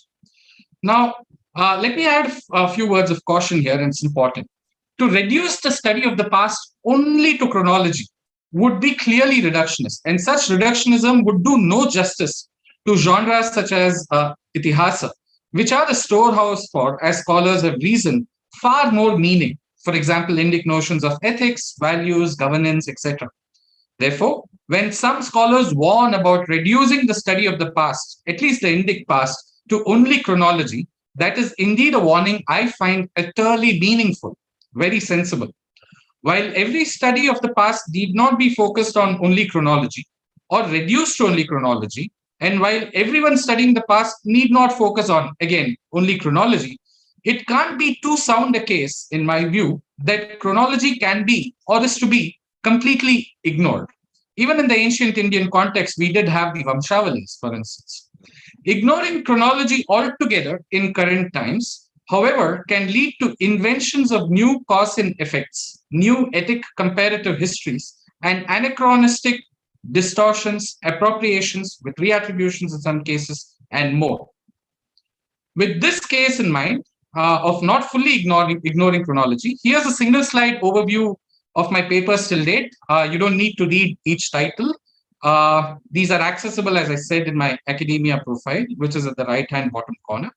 These papers cover together some aspects of ancient Indian chronology, Indian knowledge systems, landscape and Indic texts, ancient Indian jurisprudence, ideas of India, and philosophy.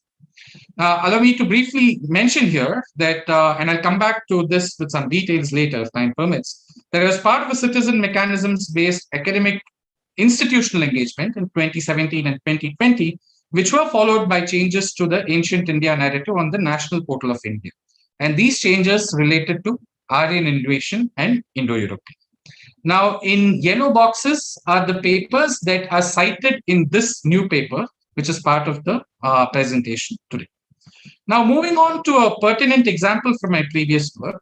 This is an example of a reattribution facilitated by a change in chronology. Now, Olival on the origins of the genre of Dharmashastras. Now, for I don't know how many of us know that there is now quite literally a new history of Dharmashastra.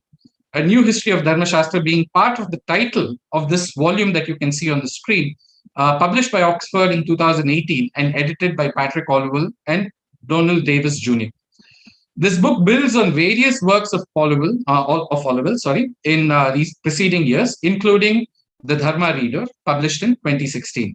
And Olival is regarded by Dominic Ujastrik, another mainstream influential academician, as, quote, from the world's leading authority on the history of Indian Dharma. Now, note that Olival is presented as I said, the world's leading authority on the history of Indian Dharma. Now, what you see on the screen now is an abstract of a paper that I had written last year titled The Earliest Textual Attestation of Dharma Shastra and More, an analysis of the chronology in A Dharma Reader, the book that you saw a little earlier. Now, what is the earliest extant textual attestation of the word Dharma Shastra? Is the birth of the Dharma Shastra genre causally linked and incontrovertibly indebted to the Buddha and Emperor Ashoka. Patrick Olival's 2016 book, A Dharma Reader, Classical Indian Law, contains statements that appear to be pointed answers to the above questions. A pointedness that I find pregnant with serious revisionist implications of profound consequence, not just to the textual history of the term Dharma Shastra and the origins of the Dharma Shastra genre, but also to the history of the idea of Dharma itself, and perhaps to some people of those traditions in which Dharma is seen as Sanatana. In this paper, I foreground aforementioned statements, aforementioned statements of Olival, delineate some of their revisionist implications, and present a critical analysis of some of his reasoning and conclusions thereof. In doing so, a case is made for the need to pay attention to attempts at altering chronology, particularly those that enable tendentious attributions through imagined cause and effect hypotheses, accompanied by sweeping consequences. Now, this paper has been read by some scholars, including Dr. Subhash Kak and Mahamahopadhyay, Dr. Kurada Subramaniam, amongst others. And these are some views they have expressed about it, in one case on Twitter, and in another case in Bharatiya Vidvat Parishad, the forum comprising several illustrious scholars of Sanskrit and other subjects. Earlier this year, I was invited to present some of these findings vis-a-vis Olivell's A New History of Dharma Shastra as a keynote address in a conference titled New Frontiers in Sanskrit and Indic Knowledge, organized by Chinmaya Vishwavidyapeeth and supported by ICHR. While I can't go into every detail of that paper, it might be contextually appropriate to just read out a part of its conclusion. Based on everything in the analysis section above, I conclude that Olivell's statement, which appeared to contain answers to two questions raised in the abstract, which is the earliest extant textual attestation of the word Dharmashastra, is the birth of the Dharmashastra genre, causally linked and incontrovertibly indebted to the Buddha and Emperor Ashoka, are shown to be on infirm grounds. His reasons for shifting the chronological epoch of Gautama Dharma Sutra to the late 2nd century BC have been closely studied and found to be insufficiently reasoned and simply unwarranted. Some of the doubts he injected to make his case for the above shift were specifically analyzed and addressed, in some cases, by invoking research published well before Olivell's ADR. Now, here, next I move on to another example of a previous attempt, now by Dr. Bronkhorst, to revise downwards the chronology of Yaska's Nirukta to after 300 BCE. Again, while I can't go into the nitty-gritty of the issue here, for those who are interested, the details are there in a present in a paper that I wrote last year, and it's accessible from academia. This paper too, again, has been read by leading scholars, and what you see on the right is again Mahamahopadhyay, Dr. Kurada Subramaniamji's reaction to it on Bharatiya Vidvat Parishad. Coming now to the analysis proper of the paper written for this conference. First, some disclaimers. This paper does not claim to have dealt with all original postulations or even the most important ones put forth by Dr. Bronkhorst in his two essays, which are part of the title. In the interest of maximizing fair representation and minimizing misrepresentations, Dr. Bronkhorst's statements will be included verbatim as far as possible, with consciously minimal paraphrasing, if any at all, that is, and responses will strive to be pointed and to stay clear of any ad hominem whatsoever. Needless to say, a critical engagement with specific arguments from a scholarship should be seen for just what they are, and by themselves should not be construed either as a critical assessment of his entire body of work or an acceptance of all portions of his work not contested in this paper. In essay 1, Dr. Bronkhorst has written the following about what he considers to be one of the most distinctive features of the culture of the so-called Greater Magadha, which Manish spoke about earlier. Except one, quote, one of the most distinctive features of the culture of Greater Magadha was the belief in rebirth and karmic retribution, unquote.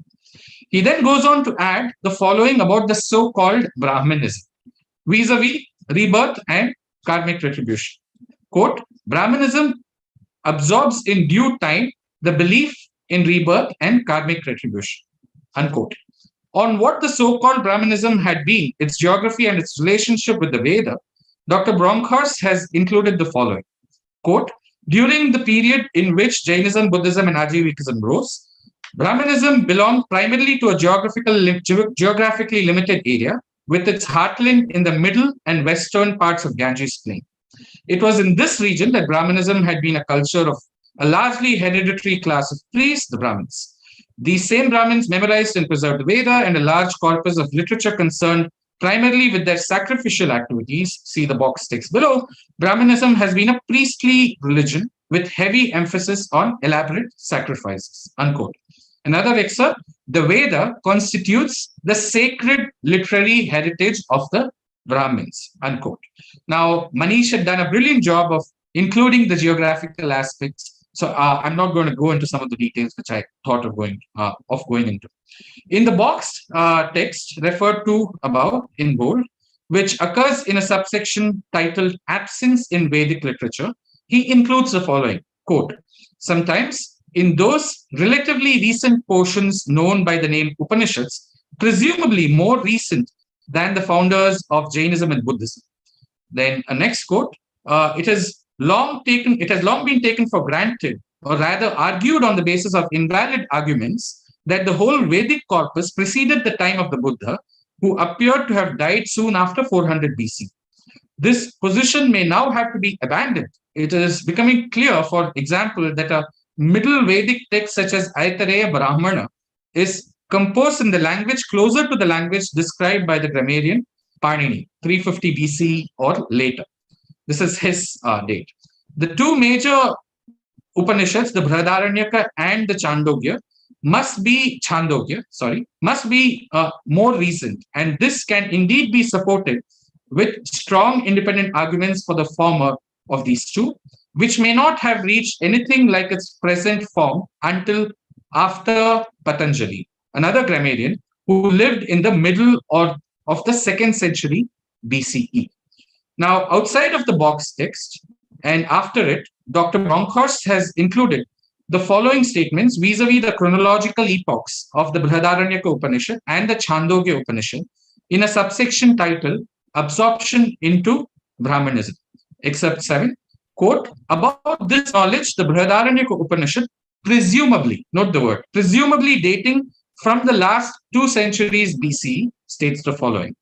Another excerpt, a parallel passage occurs in another late Vedic text, note the words, late Vedic text, roughly from the same time, the Chandogya Upanishad. Now, what you see as table 1 on the screen right now is a quick summary to make it easy to kind of, visualize the chronological information that has come our way so far, which is death of Buddha. He places it between 400 BC and about 350 BC. Panini, 350 BC or later. Patanjali apparently lived around 150 BC, and Brihadaranyaka and Chandogya Upanishad apparently after 150 BCE. I will now come back to table 1 after the following points, where Dr. Bronkhorst himself sees evidence for rebirth and karmic retribution in the so-called Brahmanical literature, and where, in his view, the evidence either does not exist or is incomplete and unclear. One way to go about this is to follow the structure of the essay Karma in Brahmanism, which contains 4 sections broadly: an untitled introductory passage, the second one being absence in Vedic literature, the third one being Brahmanical resistance, and the fourth one being absorption in Brahmanism. The following excerpt of Dr. Bronkhorst can be seen as a clear dividing line, with nothing in the essay before this excerpt constituting what Dr. Bronkhorst would accept as clear evidence for rebirth and karmic retribution in the so-called Brahmanical literature, and some lines in the essay after this excerpt constituting what he might be willing to admit as acceptable as evidence for karma theory in what he calls Brahmanism. That dividing line excerpt, remarked about just above, which occurs in the final subsection of the essay Absorption into Brahmanism, is the following, quote, our discussion so far shows that the first Brahmanical attempts to absorb the new ideas by clumsy. In the passages concerned, only bits and pieces had been taken over and given a Brahmanical shape. This changed subsequently. Now, the image at the bottom of the screen is small. I apologize for that. But the portions highlighted in yellow, a line in the first paragraph and then subsequently at the bottom, in between these lines, he cites the Brihadaranyaka Upanishad. And to make the points I'm about to make about this, it was necessary to include this image. From the image above, it should be evident that after the sentence, this changed subsequently, and before the sentence commenced with, in other words, Dr. Bronkhorst has invoked the Brihadaranyaka Upanishad, and at least the following points merit to be noted here. He does not cite directly from the primary source in the language of the primary source, but has included a translation. For the translation he includes no referencing whatever. There's no number included which can help the reader easily identify which from the primary source is being referred to. It is not clear also whether this is his own translation or another person's translation. In footnote 9 of my paper, I've included my guesstimate of whose translation he might be quoting because it matches verbatim. That's Patrick Oliver. There are no footnotes or endnotes or anything in that place for us to be able to verify. I make this point to say that the academic standards that are expected from, in the index side, oftentimes is not seen in what passes for global scholarship. Thanks to the digital search facility and the following PDF on SOAS University of London web domain, I was able to find out that the quote, "a man turns into something good by good action," probably refers to 3.2.13 of the Brihadaranyaka Upanishad. Now, I've included the primary source in Sanskritam, is transliteration, but because the audience might be mixed, I will go to one translation from the Vande Mataram library. They went out and deliberated, and what they talked about was karma. And what they praised was karma. One becomes good through good karma and evil through evil karma, right? So fairly clear. It would be worthwhile at this point to consider more elaborately what SOA's web domain PDF itself includes about where the theory of karma first occurs. The theory of karma first occurs in the last part of the Shatapada Brahmana, a text better known as the Brihadaranyaka Upanishad, 7th or 6th century BCE. However, the next time Yajnavalkya talks of good and bad action in 447, it is clear that good action means action done without desire, so that there is at least an ethical dimension, even if the action is ritual action. The main passage concerning rebirth, however, occurs in the 6th and the last book of the Brihadaranyaka Upanishad, and a passage which is widely known as the five-fire doctrine, which is Panchagni Vidya. From this point on, all karma doctrines are indissolubly linked to a theory of rebirth, which takes the form that whether one's actions in life conform to the requirements of a particular ideology or not, determines whether after death one is reborn higher or lower in the scale of being, unquote. Now, it is quite clear that when Brihadaranyaka Upanishad 3.2.13, 4.4.7, and 6.2, from 6.2.2 onwards are read together, there is clear evidence for karmic retribution, ethicized and ethicized rebirth. While the PDF on the SOAS web domain is authorless and dateless, it should be noted that Dr. Sarvepalli Radhakrishnan has cited 3.2.13 of Brihadaranyaka Upanishad in footnote 2 to the following excerpt from the chapter Karma and Rebirth in his book, The Principal Upanishads, published first in the early 50s. Quote, "Belief in rebirth has persisted at any rate from the time of the Upanishads. It is a natural development from the views of the Vedas and the Brahmanas and receives articulate expression in the Upanishads. In truth, a man becomes good by good works and evil by evil works." Unquote.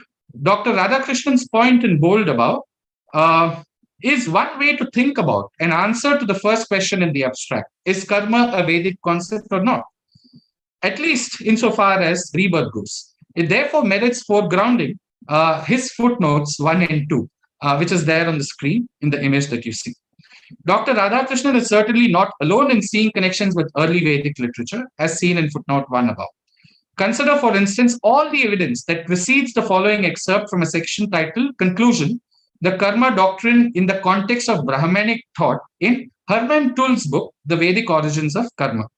Quote, "In investigating karma's earliest manifestations in the Upanishads, I have sought primarily to isolate the Vedic antecedents of karma and thereby to show that karma does have a prehistory in Vedic thought, an understanding of which is critical to an understanding of the karma doctrine in its earliest appearances in the Upanishads." Unquote. Let it be recalled here from considerations seen in page 6-7 of this paper that 3.2.13 of Brihadaranyaka Upanishad was deduced to be part of the evidence that Dr. Bronckhorst himself has cited to illustrate a change from and in contrast to the initial supposedly clumsy so-called Brahmanical attempts at absorbing ideas from the people of the region and milieu which Jainism and Buddhism belong. Let us also recall from the consideration seen on page 10 of this paper how 323, 447, and 622 of the Brihadaranyaka Upanishad, when read together, provide clear evidence of karmic retribution and ethicized rebirth. In light of what has been recalled so far, including the fact that Dr. Bronkhorst has himself cited evidence from the Brihadaranyaka Upanishad to suggest positive evidence for karma theory, let us now see the following claims of Dr. Bronkhorst, found right at the top of the subsection, absence in Vedic literature. Quote, the conclusion is justified. One second, I'm just looking at, yeah, okay. The conclusion is justified that the antecedents of rebirth and karmic retribution are not to be sought in Vedic literature, unquote. An obvious question now begs itself. How is it possible to claim that Vedic literature contains no trace of notion of rebirth or karmic retribution when it is clear it is present as just seen in the Brihadaranyaka Upanishad?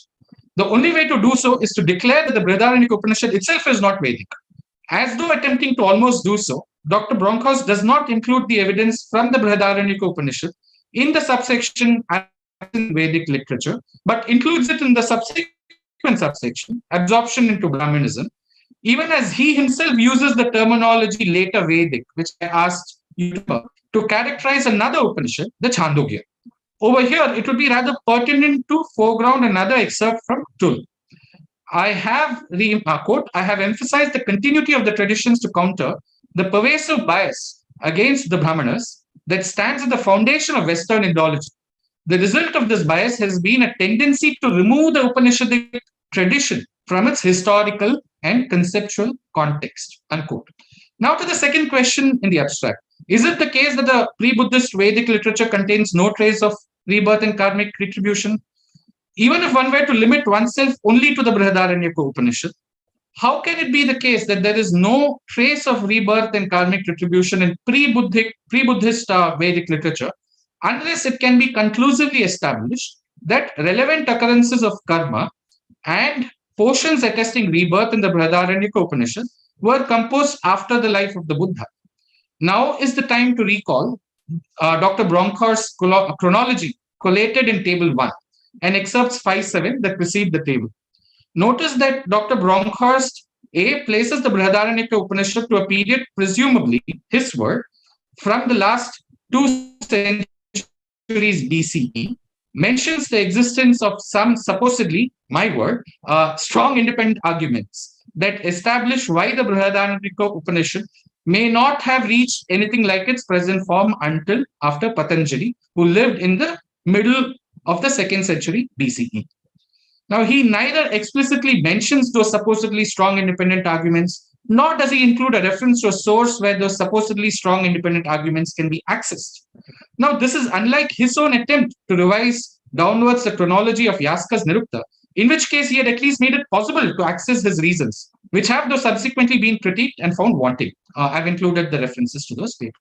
Even Oliver, whose attempts to revise downwards the chronology of the genre of Dharma Shastras and Puranas, have recently come under scrutiny. And even he has actually written that the Brihadaranyaka Upanishad is in all likelihood pre-Buddhist. Now, to mention Oliver here is not to endorse his chronological positions in toto. At the same time, it cannot be anyone's case, at least not so empirically, I would think, that Oliver has any incentive to deliberately accord a higher antiquity to the Brihadaranyaka Upanishad, especially when his attempts to revise downwards the early chronology of Dharma Shastras, amongst others, is quite evident.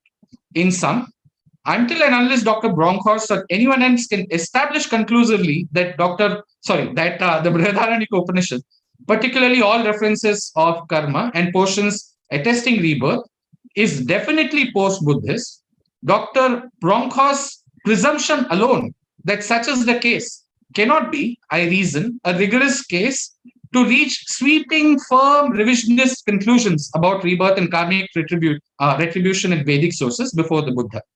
Let it be noted here that establishing the above for the Brihadaranyaka Upanishad alone would not be sufficient, because the Chandogya Upanishad, which is also considered to be pre-Buddhist by Patrick Olivelle and others, also contains clear evidence. For instance, 5.10.7. Now, interestingly, 5.10.7 of the Chandogya Upanishad has been seen by Bronkhorst himself as clearly, and he uses the word no doubt, right? As no doubt for being for proof as the rebirth and karmic retribution. However, for reasons perhaps best known to him, 5.10.7 of the Chandogya Upanishad does not find itself on that side of the subsection where he has cited what he thinks are strong evidence, but comes in that side of the subsection of the of absorption in Brahmanism, where he thinks the evidence is weak. Now, quote, let me come now to the conclusion of this paper.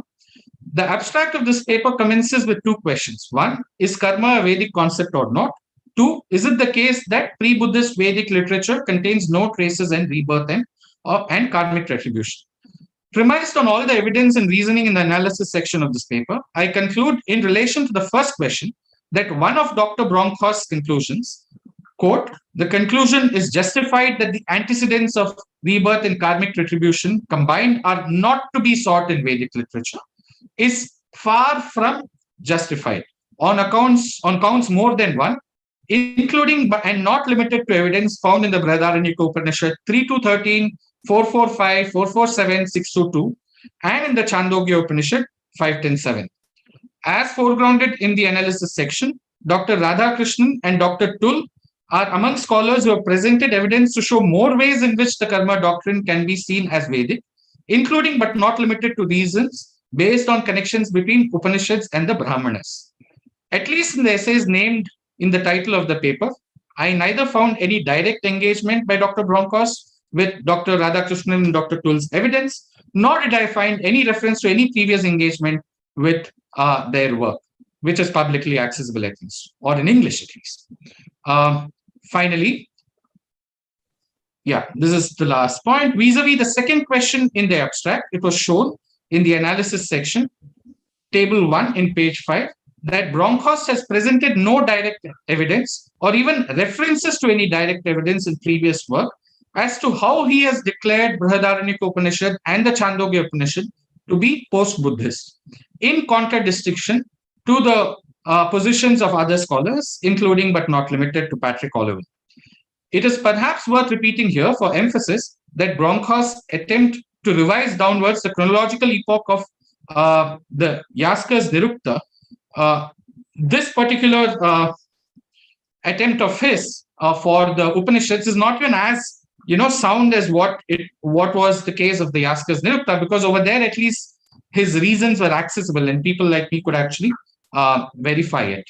So pending a transparent and verifiable engagement with all critical analysis presented in this paper, this attempt at reattribution of karma by Bronkhorst, as found in the essay Karma in Brahmanism, appears to be yet another example of using near unilateral changes to chronology of Indic Sanskrit texts with insufficient or no evidence to not just lay the ground for and or propose reattribution of important concepts found in Sanatana Dharma's textual corpus, loosely Hindu, but to also malign the Vedic Dharma traditions by positing insufficiently substantiated, sometimes wholly imagined, counter-appropriation charges, to use Bronkhorst's words, absorption, and a clumsy appropriation at that, for the most, of on Vedic Dharma traditions. Thank you.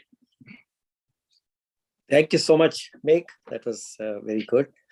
I request now Joydeep to start his presentation.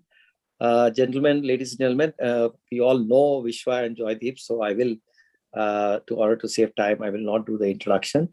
Joydeep, stage is all yours. Thank you, Hari.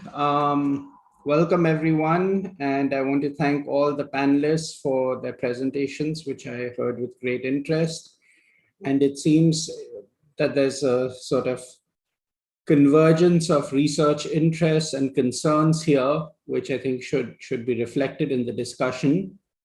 I was hoping that Professor Adluri would join us. He was supposed to, and I'm still hopeful that he will, at least for the latter half of the presentation, so he can participate in, or rather answer your questions directly. Since we're running short of time, I will not wait to see if he does join us, but let me open my presentation and then start sharing it right away.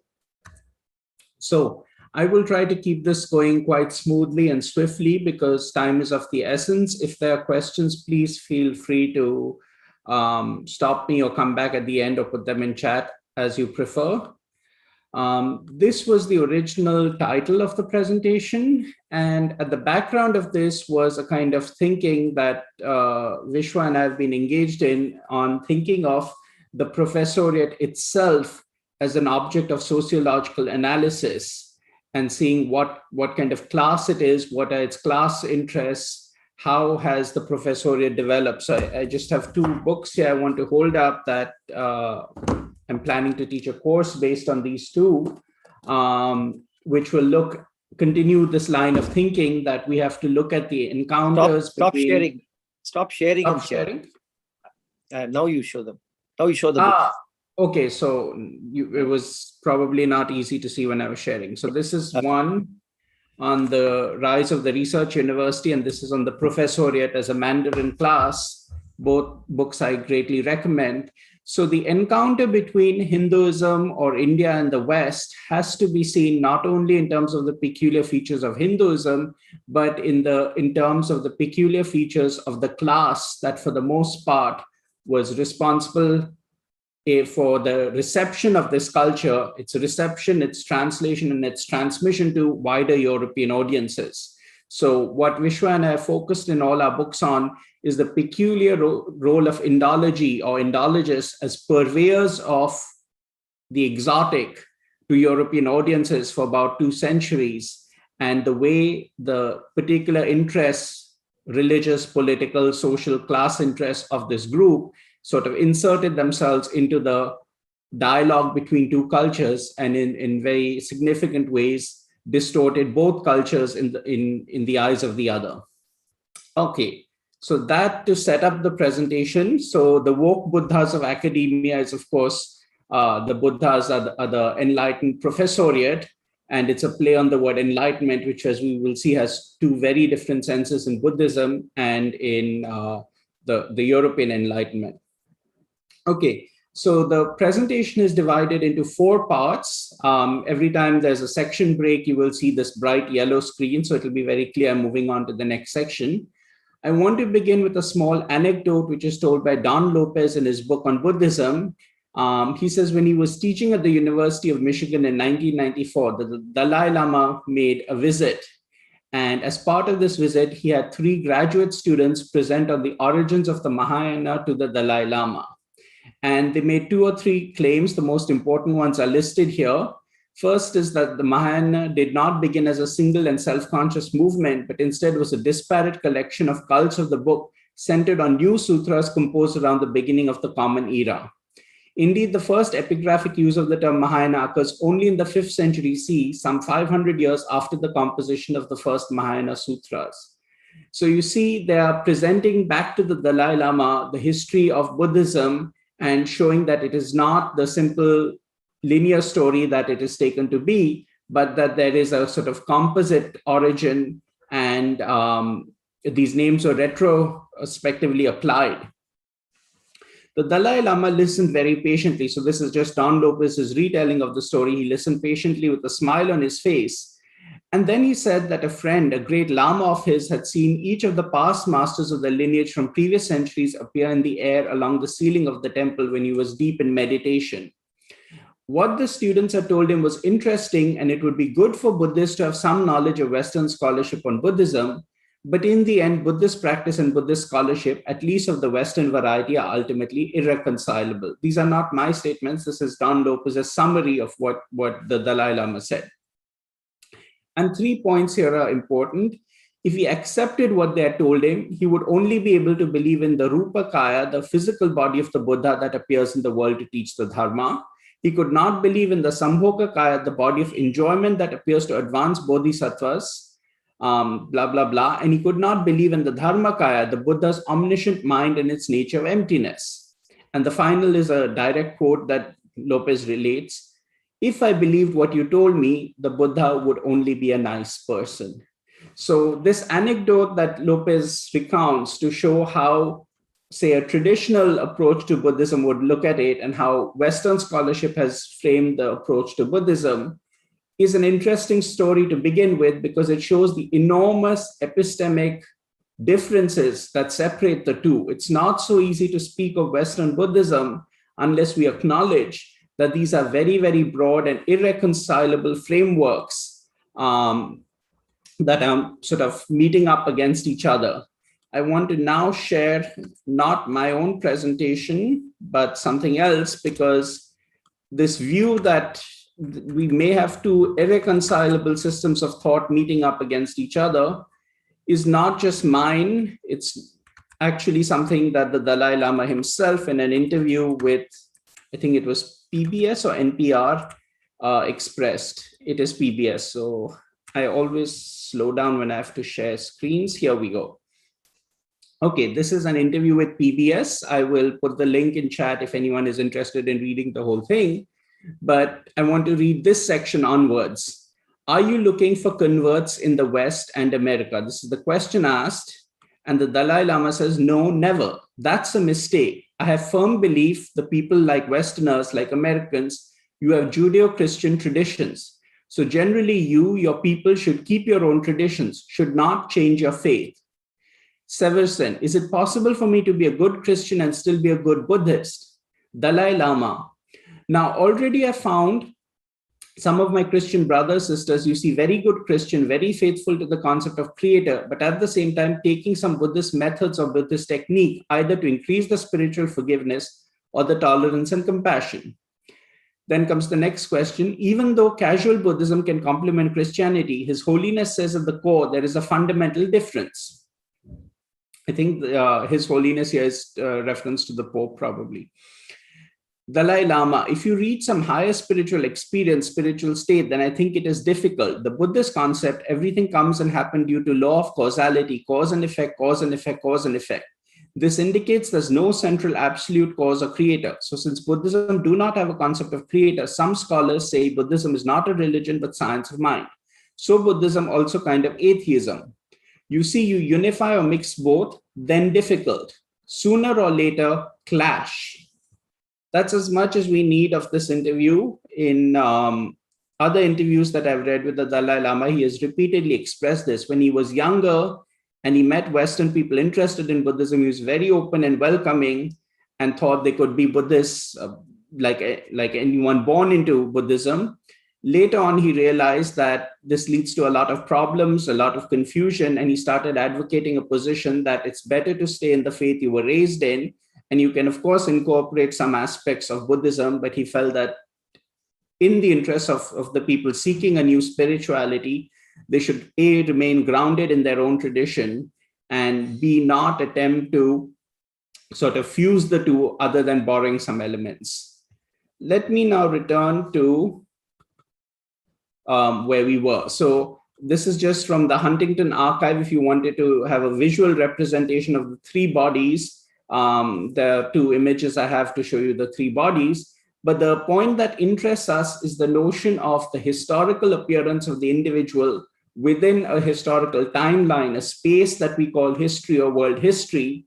And this is what in Western thinking is sort of considered absolutely secure, the basic fact we must set out from, and everything else must be seen as a transformation of this historical anthropocentric reality. That notion of history actually comes from a notion of biblical history. So this is a graphic description of that. And we would perhaps be appearing somewhere between, not between the return of Christ, between the return of Christ and the second coming. So somewhere there in that timeline, we are supposed to find ourselves. And the idea that this is objectively true, that there is a process called history into which individual narratives, individual histories of different people feed in, and they all have to be gathered up, and collectively a story has to be fashioned called world history. This is a sort of precept with strong theological underpinnings. The historical approach to Indian texts is a tributary or emerges from this theological notion of history, and the attempt to analyze Indian texts, place them into a secure timeline of this kind, emerges from that interest. The second aspect of the Lopez Dalai Lama anecdote or the vignette that I told you that interests us is obviously there is now a normative claim being made that the Dalai Lama, of course, has his traditional approach, which is metaphysical, which believes in transcendent bodies beyond the physical manifestation, the Rupakaya. And of course, we now have a critical objective story or history of Buddhism, which is able to show that the claims made from Mahayana, for instance, are not true, not historically valid. This is an old debate. So to cite relevant aspects of this debate, I should go into full screen view for you. This debate is not new. It's been made time and again.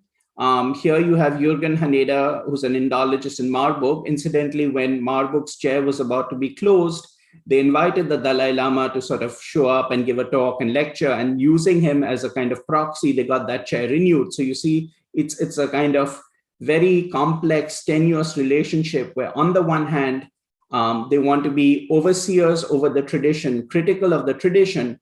On the other hand, they know that if the tradition didn't exist, there would be nothing for them to do. They have and will always be parasitic on indigenous intellectual traditions or long-standing intellectual traditions. And then they will use a guest lecture from the Dalai Lama, inviting an Orientalist from Bhandarkar Oriental Institute and so on. They will use that to sustain authority, funding, etc., and their chairs at university. So let me read this very quickly. The Pandit's proficiency in a subject is often coupled with a certain way of life, and it may be difficult to divorce the academic aspect from the Pandit identity.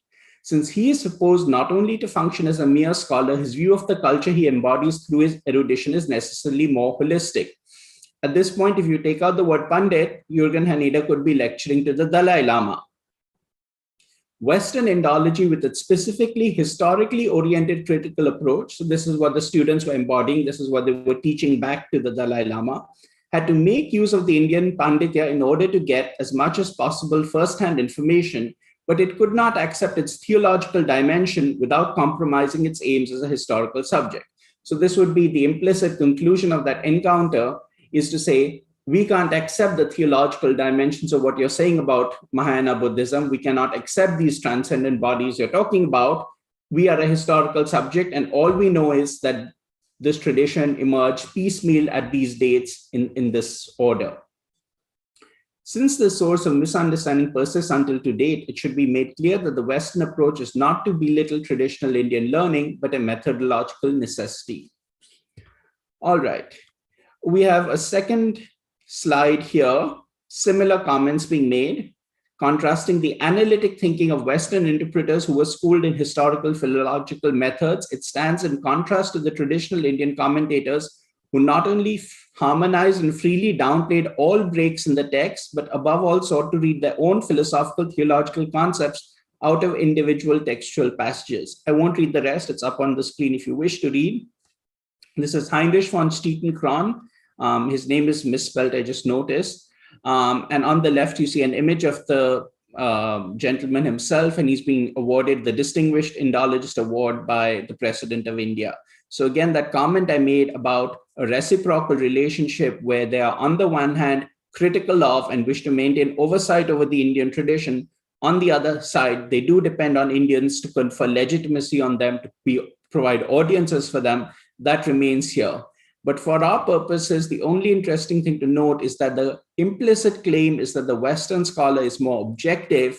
He is not interested in claiming divine authority or securing divine authority out of controlling the text. He's not there with an agenda trying to read his own philosophical, theological concepts out of the text. This is false. This is the point that needs to be contested. The Western Indologist is as much a product of a social environment, as much embedded in a social context and pursuing fairly sort of mediocre, mundane interests, mercenary interests, interests in authority, in power, as any other kind of intellectual tradition, and therefore needs to be critiqued from that perspective. So a very dramatic claim was made that Indian scholars are not critical, but Western scholars have a proper philological methodology, which is objective and not subject to these kinds of personal social influences.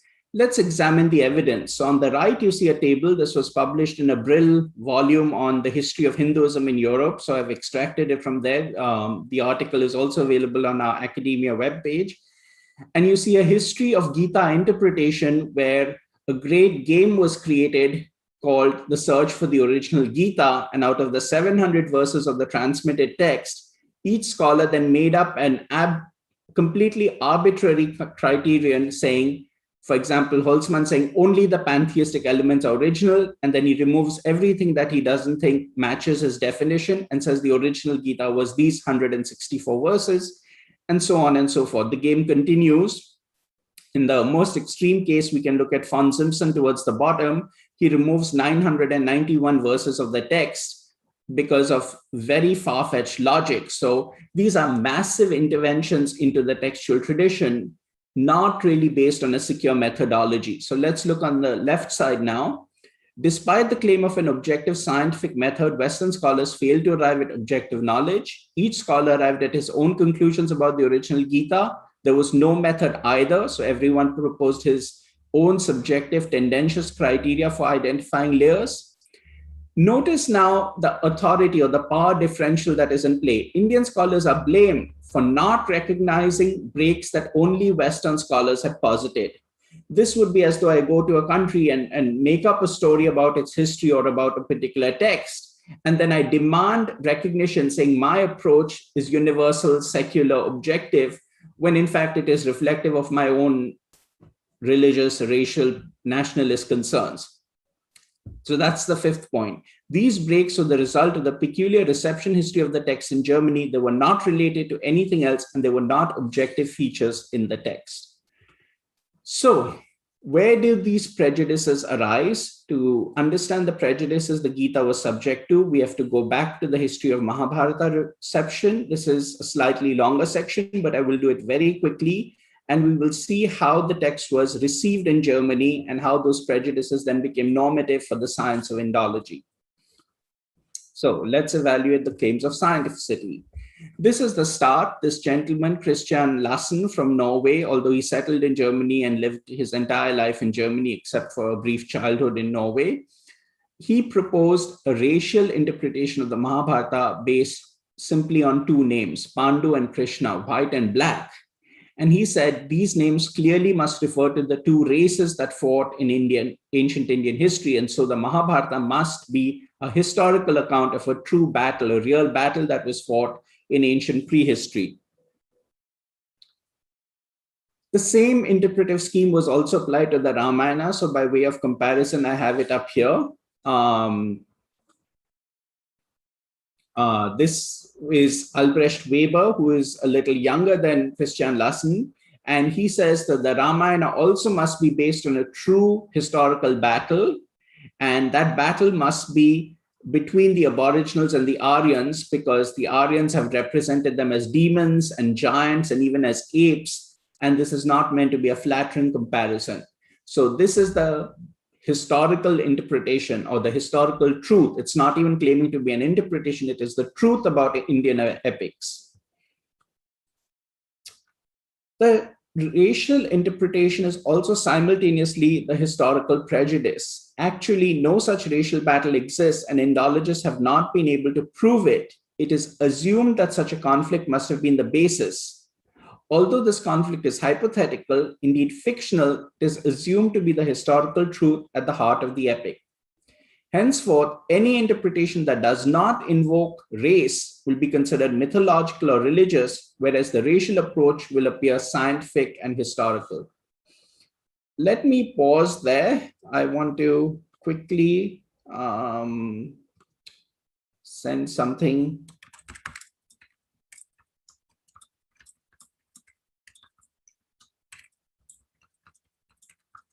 So I apologize for that interruption. I had to send Hari a message. Let me continue now. Let's continue now with the historical interpretation. What gives Lassen the authority to impose the set of categories on the text and not impose it tentatively, saying this is my approach, this is my interpretation, but just say this is what the text is really about, Lassen was interested in identifying an Indo-Germanic and a Semitic race. The ability to develop epic was the hallmark of the Indo-Germanic race. Now, obviously, when you have the Indians who are considered by him in his reading of Indian history, they are an Indo-Germanic people, they must also have an epic. The Mahabharata, however, does not match Lassen's ideas of what heroic epic is. And therefore, out of the existing Mahabharata, he had to distill something called a heroic epic so that the claim could be made all Indo-Germanic peoples are characterized by their ability to develop epic. The Semite is characterized by his inability to develop epic. And the idea of an original Bharata underlying the Mahabharata gave him the ability to do this.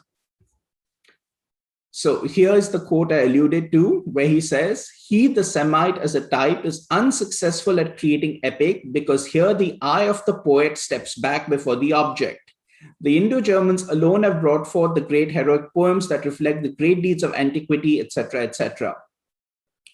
This passage continues quite extensively. If you want the whole citation, it is in the book Philology and Criticism. I'll put the link up in chat. But one of the things that he claims is that the Semite is egotistical. His God, Yahweh, is exclusive to him. Yahweh is not the God of all peoples, but of the Jews alone. And the implicit comparison with the exclusivism, the particularity of the Jews, is the universality of Christianity, which says that Christ is not just for Christians. Christ has, or rather, this is Paul's interpretation, Christ has transcended the distinction between the Jews and the Gentiles. So how does Lassen go about fragmenting the Mahabharata? He has a three-stage interpretation. So I will only refer to the graphic on the right. There's a core. Remember, this was the racial battle of white Aryans and black aboriginals. And to this, in layers, people added things. So first, mythic historical narratives about kings. So still within the domain of the real, within the domain of history, but already mythologized.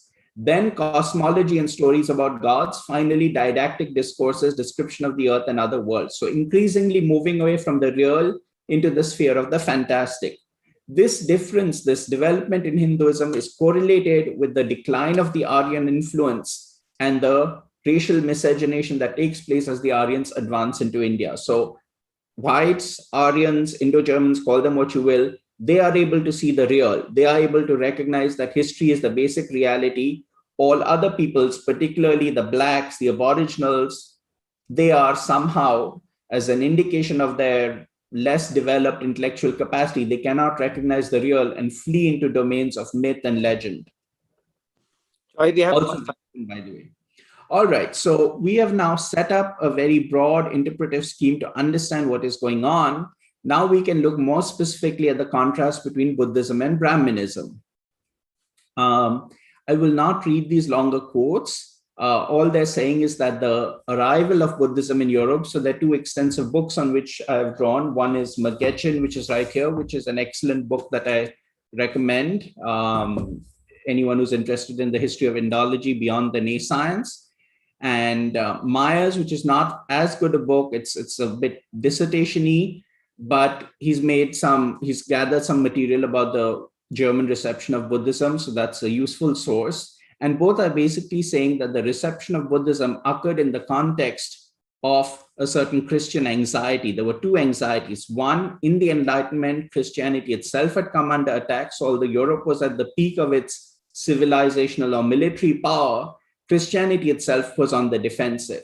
And the second thing that was going on in Germany at this time is called the Kulturkampf, which Bismarck had launched, which was to drive out Catholic influence from German universities and make sure that the universities conform to a very strict sort of Protestant notions.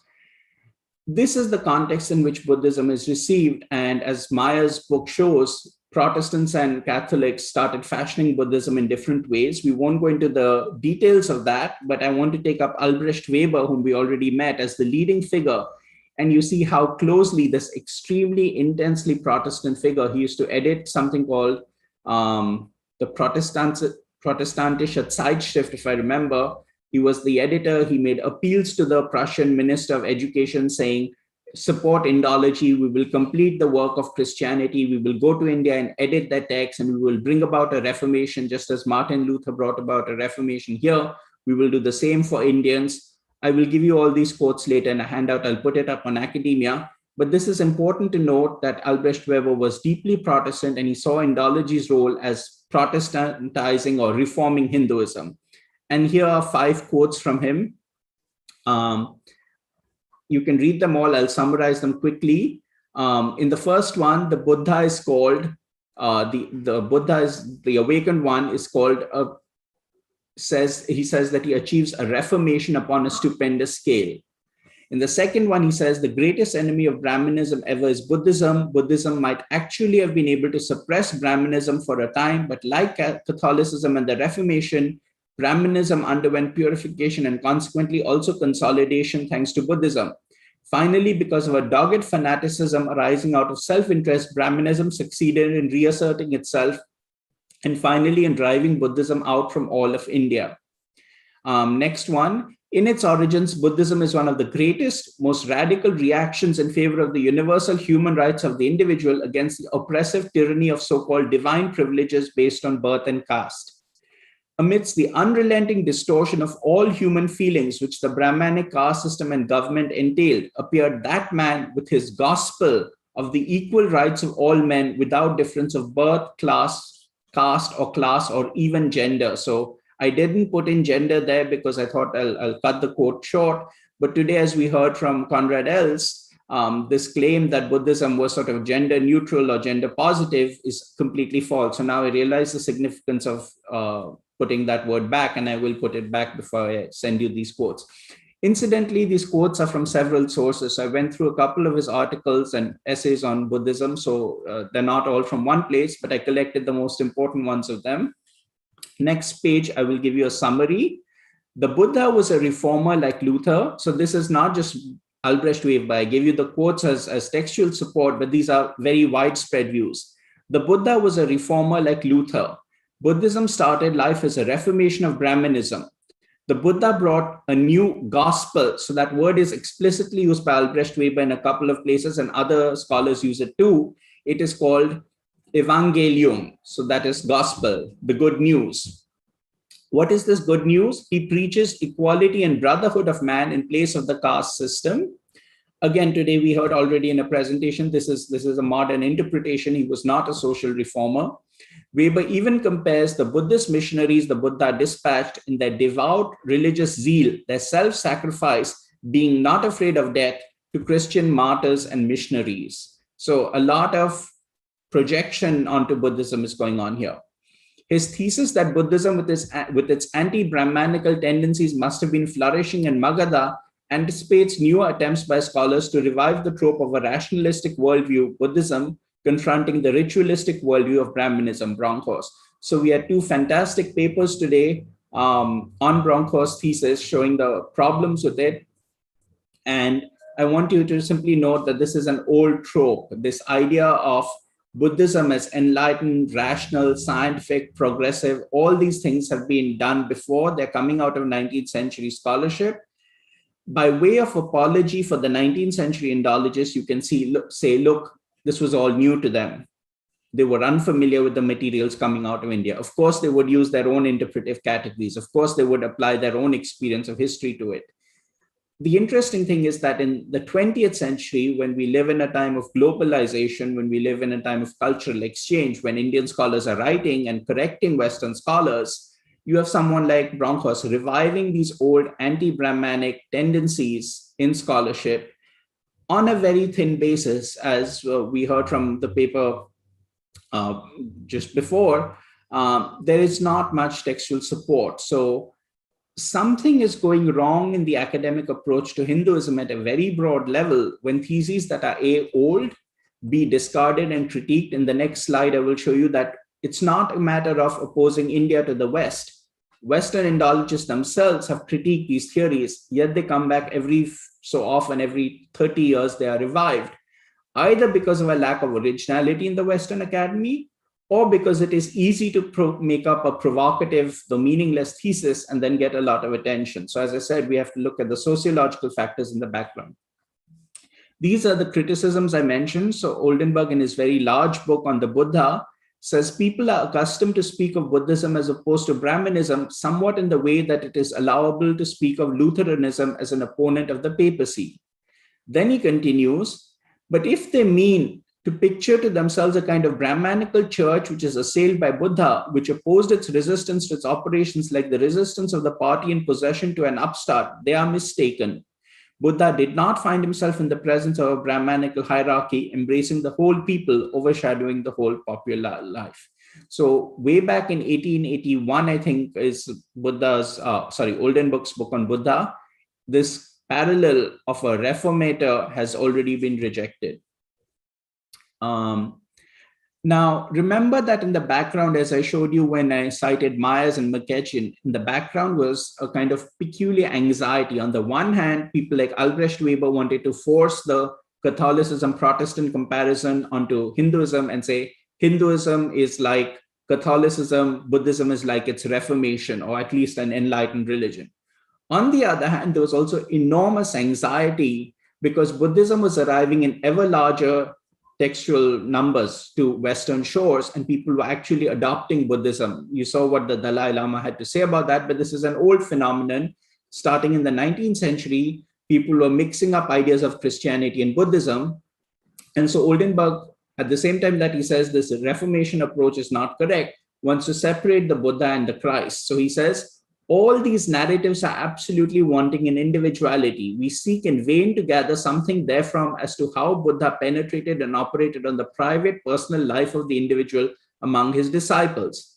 Whenever we open our Gospels, we find portrayed the most delicate and deepest traces of the work of Jesus, which providing consoling from man to man, very different from the picture which the Buddhist church has preserved to us of its master's work, the living human.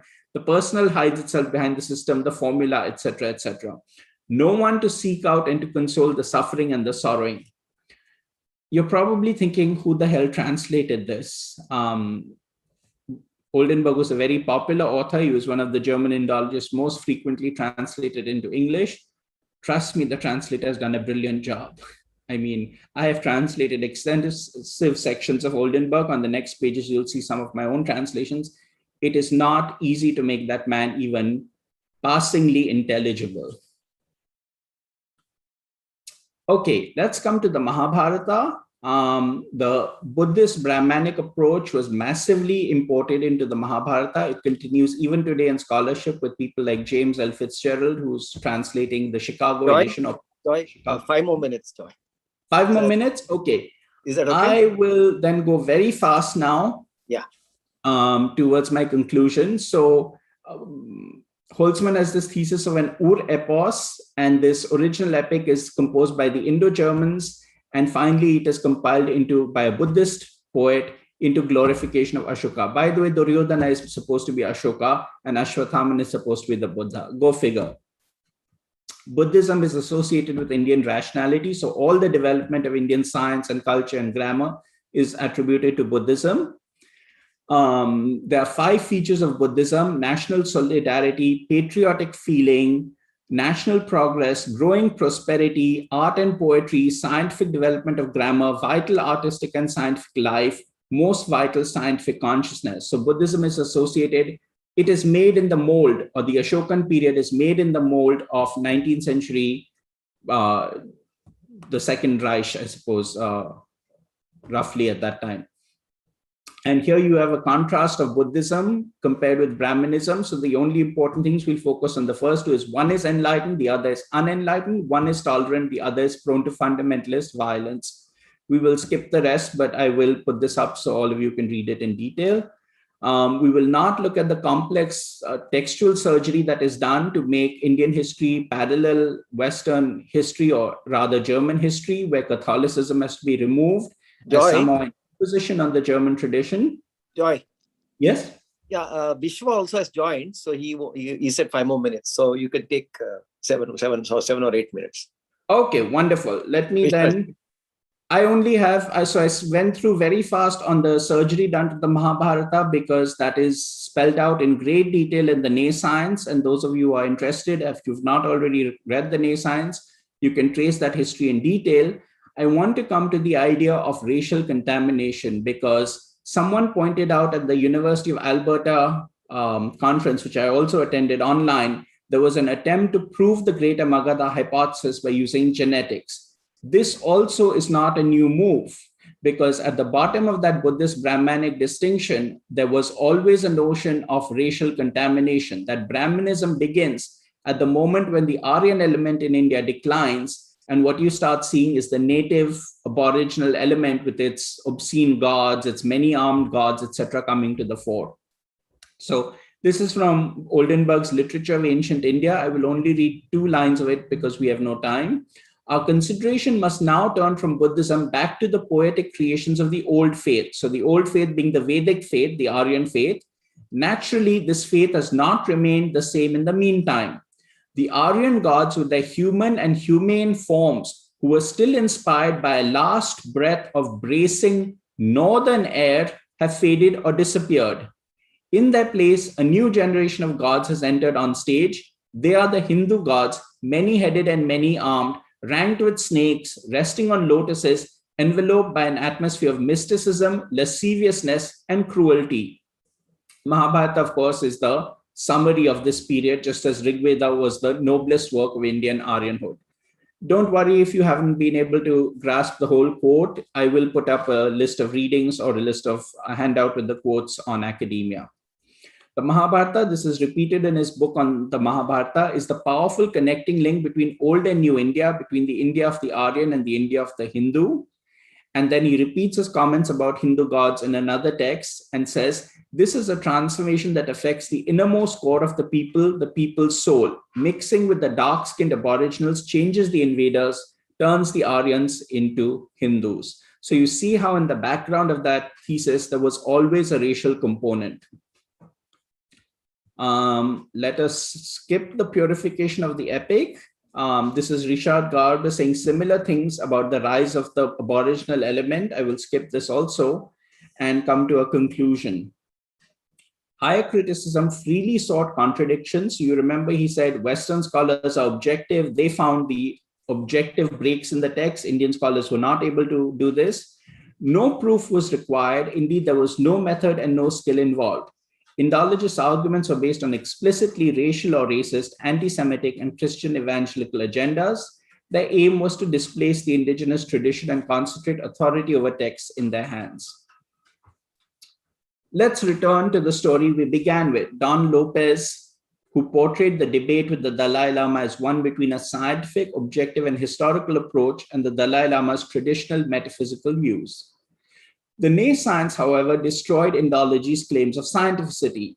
It showed that Indologists were biased rather than objective.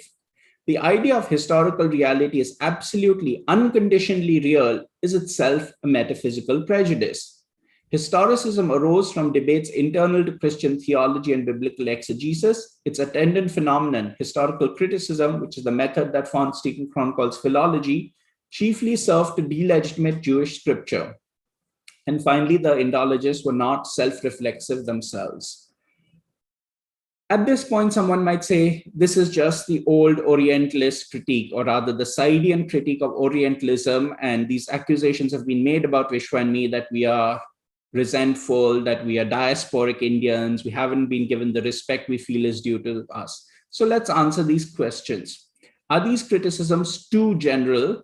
Are they polemical? Not in the least. We provided a scholarly historical analysis and invited a scholarly engagement with our work. The responses ranged from ad hominems to accusing us of supporting Hindutva. So all of you know the Franco Review, you know other events that happened on various lists, where this was the cheapest and lowest accusation that can be made against an Indian scholar. Rather than engage in debate, Western Indologists activated the colonial disciplinary mechanism against us. In the question and answer session, I'd like to dwell on this a little and tell you how that works. Right now, I don't have the time. Some of the characterizations of our work and motivations have been plainly racist. On the next page, I actually have an example of a racist characterization. because it's quite extensive. I won't read it, but it will be on the handout, which I will put up on academia. Let's now conclude. So I have 3 concluding slides. There are 2 types of enlightenment we might distinguish. The Buddhist, which is individual, implies extinction of the ego and means an awakening to what lies beyond the phenomenal perceptual world. So in the PBS interview with the Dalai Lama that I read out to you, at one point, this person, the interviewer, asks him how much he meditates, and he says 5 hours. And the person is just shocked, because to a Western conception, the idea of meditating that much a day, but that is the means. There is a kind of spiritual praxis and ascesis, which gives you access to higher levels of reality than the historical. And then this poor man who is so intensely meditative and practicing his Buddhism has to go to a university and be told by 3 Jejun graduate students, you're all wrong about these different bodies. There is only the historical reality, and we have the science of how your Buddhism developed. The European alternative is historical and communitarian. It asserts the ultimate authority of the modern subject. It radicalizes biblical anthropocentricity, and it rejects transcendent principles or explanatory schemes as metaphysical. Truth becomes historical, subjective, and ultimately relative. These are the ethical problems. If I'm not mistaken, this is my final slide. The next one is just an image. European enlightenment makes a totalizing claim. Either cultures are unenlightened or on their way to European enlightenment, understood as a historical epoch. So Buddhism would also say people are either unenlightened or on their way to enlightenment, but as individuals, not as people participating in a kind of story of a nation or in the story of world history. Further, it displaces ethics from knowledge. So this is the most striking feature of modernity, that ethical preparation is not linked to knowledge, whereas beginning from the Platonic tradition, or even before that, the pre-Socratic and Pythagorean traditions, your ability to cognize something is based on a level of ethical purity. Those 2 things are indissociable.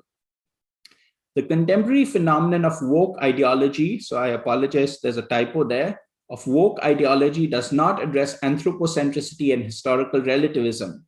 It does not fulfill the need for a transcendental, non-subjective ethics such as either the Mosaic law or dharma. Academic historical critique and unthinking woke ideology are part of a larger reformist narrative. Besides iconoclasm, the humanities need a new method and new ideas, which historicism cannot supply. So that's my conclusion. These are some of the books in which Vishwa and I have explored these ideas, and this presentation, highly condensed though it was, is based on a significant amount of research that is carried out in these books. So I will stop here. Thank you so much. And we will continue with the question. We will leave the questions to the end, Joy. We will move on to the next presenter. Katir? Yes, Harji, I'm ready. Yeah, please go ahead. Okay, thank you. Okay, so my presentation today is to answer this question: is mindfulness really Buddhistic? In the next 30 minutes or so, I'm going to attempt to answer this question from many directions, and that's what I'm going to do right now. So now, the first thing that I would like to share, a kind of a preamble to what I'm going to unfold in the next few minutes, is that we need to recognize that today in the popular world, there are 2 streams of mindfulness. Now, the first one is certainly the Buddhist school or the stream of mindfulness, which is religious, which deals with soteriological goals. And the second stream of mindfulness, which has become very popular in the recent decades, is the modern or secular mindfulness. So I will be using these 2 terms interchangeably. They refer to the same thing. When I say secular mindfulness, or when I use the term modern mindfulness, they refer to the same thing.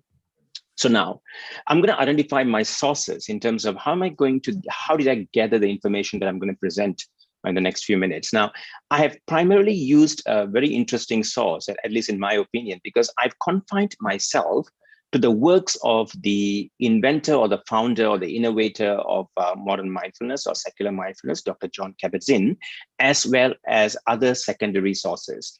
And interestingly, almost all of what I'm going to share is going to come from the Western scholarly world. And there's a reason for that. One of the reasons that I'm doing this is because this is an opportunity for us to uncover a tension that is already taking place in the world of modern or secular mindfulness. And that's precisely the reason. As much as I am very familiar and also very, very committed to the Indic traditions, but today my focus is primarily to talk about mindfulness and revealing this tension from and what we are seeing in the Western scholarly world as well as in the world of practice. So let's look at the trajectory of modern mindfulness first. And this is my conclusion. I'm going to start with the end in mind. I'm going to begin with a very clear end in mind. This is what I'm trying to show to you in terms of what's happening in the modern mindfulness world. So we know that whenever the word mindfulness comes, since the more than 100 years ago, the term mindfulness is used to a specific type of meditation practice in Buddhism. All right, and therefore, since then, people have always associated mindfulness as a Buddhist practice. However, now there happens a departure from Buddhism. And this is something that people don't see, or some Buddhist scholars are already seeing this. And this departure is what we call as modern mindfulness. So you can see there's a clear line dividing these two spaces from the left and right. So modern mindfulness is certainly a departure from Buddhism. We need to recognize that. However, people do not recognize also that modern mindfulness has not been influenced as much as by the early Buddhism. And I use the word early Buddhism, I'm talking about in the first 1,000 or 1,500 years after the Buddha. We don't see that much of an influence. Instead, we see a huge influence of American Buddhism, which is also one form of Western Buddhism on modern mindfulness, which we'll examine shortly. The other less acknowledged influence on modern mindfulness, which I've already spoken about a couple of times in Indica forums, which is the influence of Advaita Vedanta, which is very much not acknowledged in the scholarly world, and as well as Hatha Yoga. So these three streams have also influenced tremendously on modern mindfulness. So this is what we know as modern mindfulness.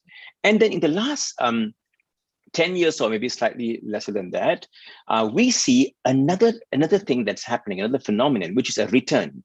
Now, there is also a very strong lobby that is actually becoming more and more vocal about a reclamation of modern mindfulness and trying to get it back into Buddhism. And this is basically the trajectory of modern mindfulness today. And what I'm going to share in the next few minutes is to uncover this.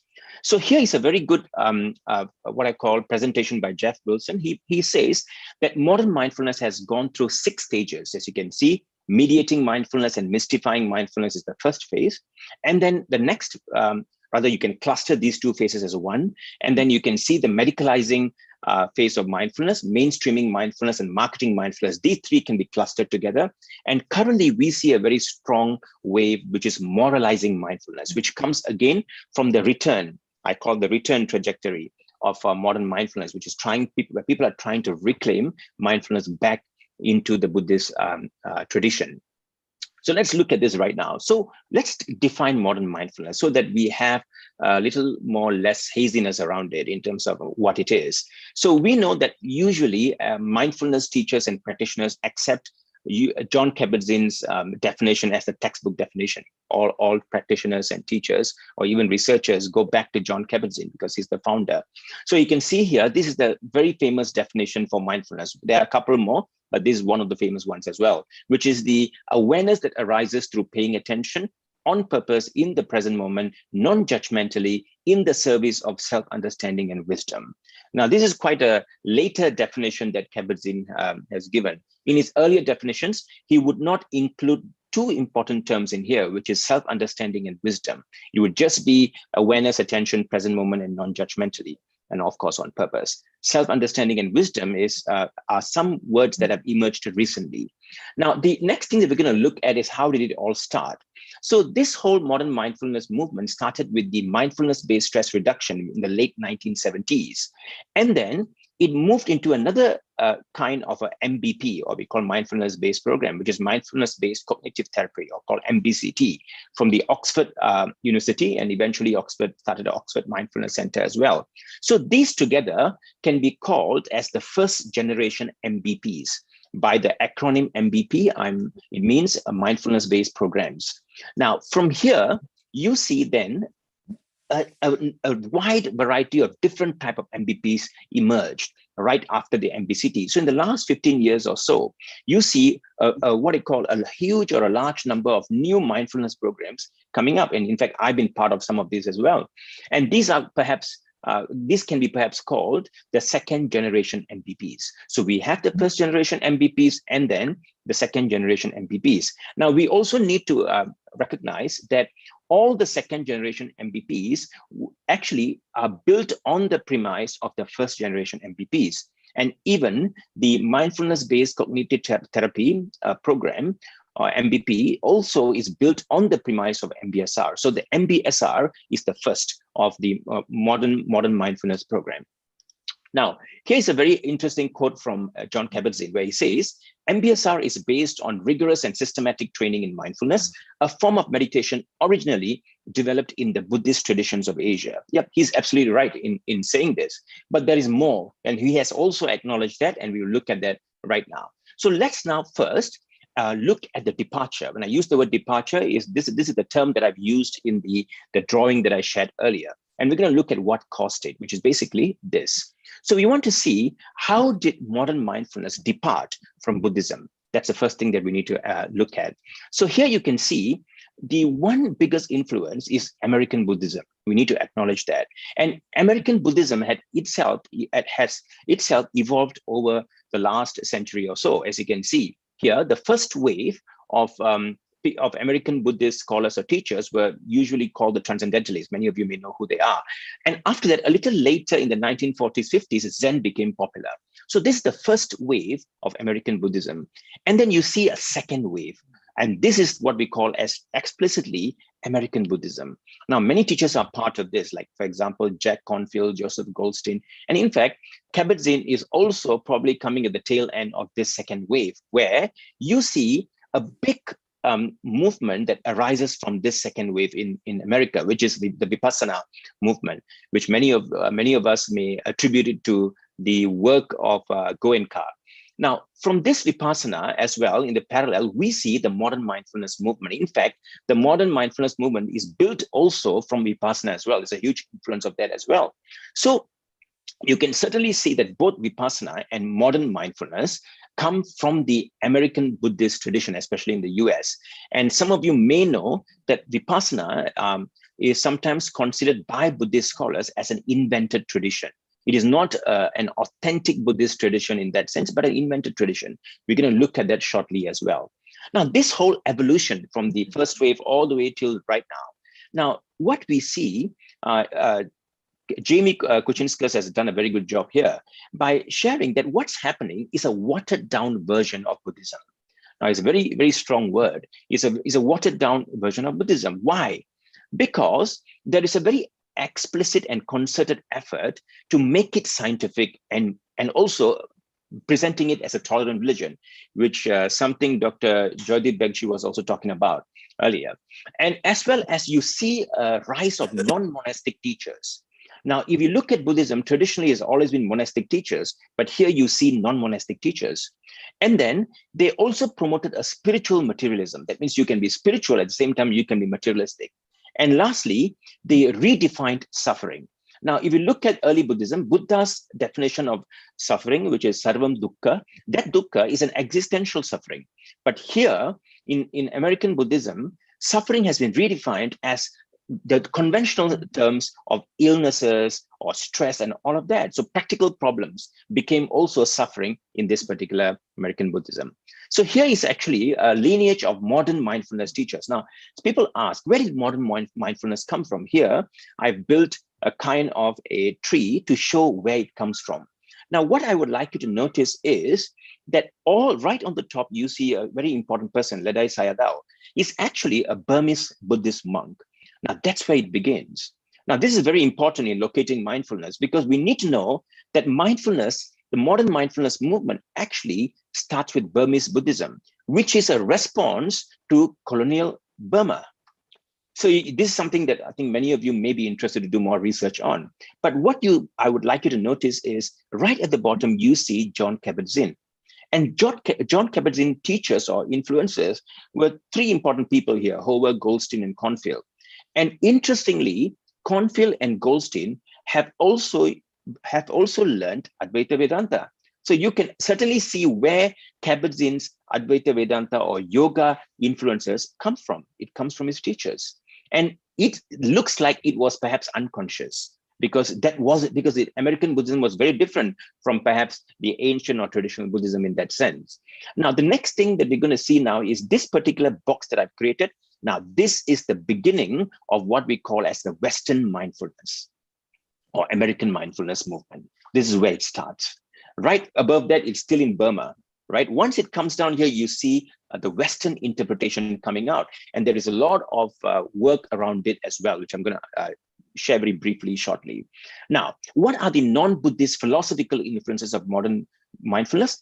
Kabat-Zinn acknowledges these influences. He says it's Sufism, Taoism, yoga, and Advaita Vedanta. He mentions that. You can find the reference as well. And the secularity of mindfulness is very easily defined. Now, you take all of these components. Obviously, Buddhism, Zen, yoga, Advaita Vedanta are all spiritual traditions. However, what was systematically secular about modern mindfulness is the cultural and the faith dimensions are taken away, are subtracted. And then an empirical dimension is introduced, which means that research, the whole idea of research, and that becomes modern mindfulness or the secularity of modern mindfulness. Now, the outcomes of mindfulness in Buddhist mindfulness is quite different from modern or secular mindfulness. You can see here the difference. In Buddhist mindfulness, mindfulness is actually part of a process to attain nirvana. But in the modern mindfulness, if you look at it, it's for stress reduction, emotional regulation, self-awareness enhancement, and happiness and well-being. One can certainly say that the goals are different. Now, here you can see Kabat-Zinn's quote, where he expresses his intention behind secularizing mindfulness. He says that an American vocabulary would probably be better for Americans. And then the secularization would probably allow people to relieve stress or suffering without having to subscribe to these religious ideals. I mean, being a medical doctor is quite understandable why he felt the way he did. Now, at the same time, there are also recently scholars who also identify interesting things in Kabat-Zinn's influence. Here you can see Sarah Shaw, very great Buddhist scholar as well. She says that Kabat-Zinn has been deeply influenced, I want to emphasize, deeply influenced by his contact with Burmese Vipassana teachers and both Advaita Vedanta and Zen traditions. This is a very important point. So here you can see the non-Buddhist roots of modern mindfulness have also been acknowledged by Kabat-Zinn. In fact, Kabat-Zinn mentions, in this case, you'll be interested to see the bright at the bottom. He talks about Hatha Yoga or postural yoga, and he also mentions Nisargadatta Maharaj and Ramana Maharishi. In fact, the first, if I'm not wrong, the first version of the MBSR workbook, in there you can find a very nice quote printed by Nisargadatta Maharaj, who is a very famous Advaita Vedanta teacher. So you can see this in this particular presentation. Now let's talk about the return. Now we've looked at the departure. Now we're going to look at the return. So this is the departure, how it departed. You can see the influences, the roots, how Kabat-Zinn got the ideas and how it went there. Now let's look at the return. Why is it returning now? So this criticism is coming from usually the Buddhist lobbies, especially the Western Buddhist lobbies, quite interesting as it may sound. You can see here two authors here making this point. They say that can meditation that was developed within Buddhism, which teaches that desire lies at the core of suffering, be transformed into a convenient means to achieving a desired end without losing some of its heart? Here's another one. The Western need to justify a practice by measuring and quantifying assumes utilitarianism as the highest good. And very importantly, it means that basically you need to justify yourself with some use. That's the argument. Simply being yourself is not enough. So you can see these criticisms coming up. So we need to now locate where mindfulness is in the Buddhist tradition. As you can see here, in the Eightfold Path of the Buddha, you can see right mindfulness, right at the bottom, Samma Sati in Pali, it comes there. So you can see it's a process. So in Buddhism, mindfulness is certainly a process that leads you to enlightenment or nirvana. So it is part of a framework. So what has happened right now is that, of course, that mindfulness has been extracted from this process and now used, and evidence is suggesting great salutary effects, which we cannot deny. So here, let's look at what was mindfulness for in Buddhism. Here you can see 8 important, what I call purposes for mindfulness. But I've highlighted point 8 because that's what I'm talking about, because mindfulness was part of a process for attaining enlightenment. That was the real reason why it is there. Everything else is in service of that goal. So again, another modern criticism by David Forbes. Here he says that a lot of corporations are adopting mindfulness as part of their corporate culture. Mindfulness without any moral roots can be used as a hack for all kinds of unsavory ends. Interesting. Now, here's another one. There is a misrepresentation of the place and value of meditation in the Buddhist tradition, including its depiction as a purely rational method of self-exploration, which would feel alien to countless past generations of Buddhists. You can see that. Again, people uncovering this tension. Now, let me summarize, right? I know that time is, at this point, a very important dimension to consider when I'm presenting. So here's a quick summary.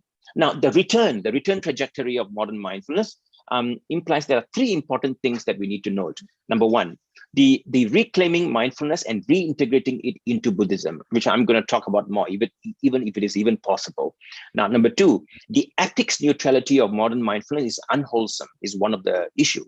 The third issue, that there is an absence of a social dimension in modern mindfulness, and that is unwholesome. These are basically the arguments of people who are trying to bring modern mindfulness back into Buddhism. Or even people who are not Buddhists, but this is basically the intention. Now let's discuss from what I've just presented. Now, from what I've presented, I see 3 problems. Now, the first problem is something called the bare attention tradition. Now, the bare attention tradition starts as a very unique kind of a departure within Buddhism. And it starts in Burma. And it starts with this particular group, this particular tree of teachers. Now, the Vipassana also belongs to this particular bare attention tradition. Now, the bare attention tradition has been very, very much criticized by traditional Buddhist scholars and practitioners as well. So here you can see. Now, the bare attention tradition is designed to be accessible to laypersons. It did not require familiarity with Buddhist philosophy or literature, most notably with the scholastic literature known as Abhidharma or Abhidhamma. Now, the other issue that I've listed here, you can read that a little later, probably when the video comes up. But the important point I want to point out is that right at point 5, neglecting the importance of ethical judgment, which comes up in the bare attention tradition. This problem 1, which I just shared, which is the bare attention tradition, which is devoid of ethics. That means there's no values that are connected to mindfulness or the practice of mindfulness in this bare attention tradition that created or contributed to modern mindfulness. Problem 2, the absence of pessimism, very interesting as it may sound. Now, Robert Sharp is very astute here. He makes a very interesting observation. He says that early Buddhism basically took the view that to live is to suffer. The very living is suffering. And the only genuine remedy to suffering is escape from samsara altogether. That means if you are stressed right now, the way out is not to go and meditate. The way out is to renounce, which is a very important component, which is in Sanskrit, which is called vairagya. Now, this vairagya is a very important component in Buddhism. The only way out is you need to become a monk or a nun, which is called bhikkhu, right, or bhikkhuni, as they are called. So here you can see escape requires, among other things, abandoning hope that happiness in this world is possible. So here you can see a very interesting position of Buddhism, early Buddhism, which is happiness is not the goal. Nirvana is not even for happiness. In fact, happiness is itself the cause of suffering. Seeking happiness is also a cause of suffering. So therefore, modern mindfulness has taken a different trajectory, as you can see. Now, here you can see, again, his criticism towards mindfulness as well. He says, yet today, Buddhist insight is touted as the very antithesis of depression. Can you believe that? Right? Rather than cultivating a desire to abandon the world, Buddhism is seen as a science of happiness. Now, a very, very interesting perspective. And in my opinion, this is a very, very important perspective that is required in the appreciation of early Buddhism. Now, problem number 3, wrong attributions to its sources. Modern mindfulness sources has been wrongly attributed. Now, here you can see Robert Sharp again. He says that the traditional Buddhist perspective is there has to be an active engagement with Buddhist doctrine and Buddhist forms of life. However, in my modern mindfulness, it is not there. It is secular. And here is a very interesting book, which says, very famous book, to be very honest, a great book. I use this for teaching mindfulness teachers in this part of the world as well. A great book. However, there are some inaccuracies. Now here it says, ancient wisdom meets modern psychology. I beg to differ, because the mindfulness movement is not inspired by ancient wisdom. It is something that happened recently in the last 100 years or slightly longer. So one of the things that we see is the less acknowledged sources of influence for modern mindfulness, modern Hatha Yoga, Advaita Vedanta, Sufism, Taoism, all of them are unacknowledged in research papers or books that are published. Every book, almost every 99% of the books on mindfulness take the position that mindfulness is Buddhistic or from Buddhist roots. They do not look, they do not examine or even study these less acknowledged sources. So modern mindfulness is more eclectic than it is painted out to be. And truly, it is not ancient. We need to come to terms with this fact that mindfulness is not ancient, or at least modern mindfulness is not ancient. Now, what are the takeaways? All right, I'm going to now summarize what I wanted to present today. Now, I've made my conclusion in the form of questions. First question: is modern mindfulness ancient? Obviously, it is not. All right. Number two: did Buddhism solely influence it? No. Buddhism is not the sole influence of modern mindfulness. Question three: did Western or American Buddhism influence it? Obviously, the answer is yes, it's one of the influences. And did the bare attention tradition via American Buddhism allow the inclusion of other non-Buddhistic philosophies to influence modern Buddhism? And the answer is yes, because the early teachers of American Buddhism, or at least in the 70s, they were very eclectic. They actually took yoga philosophies.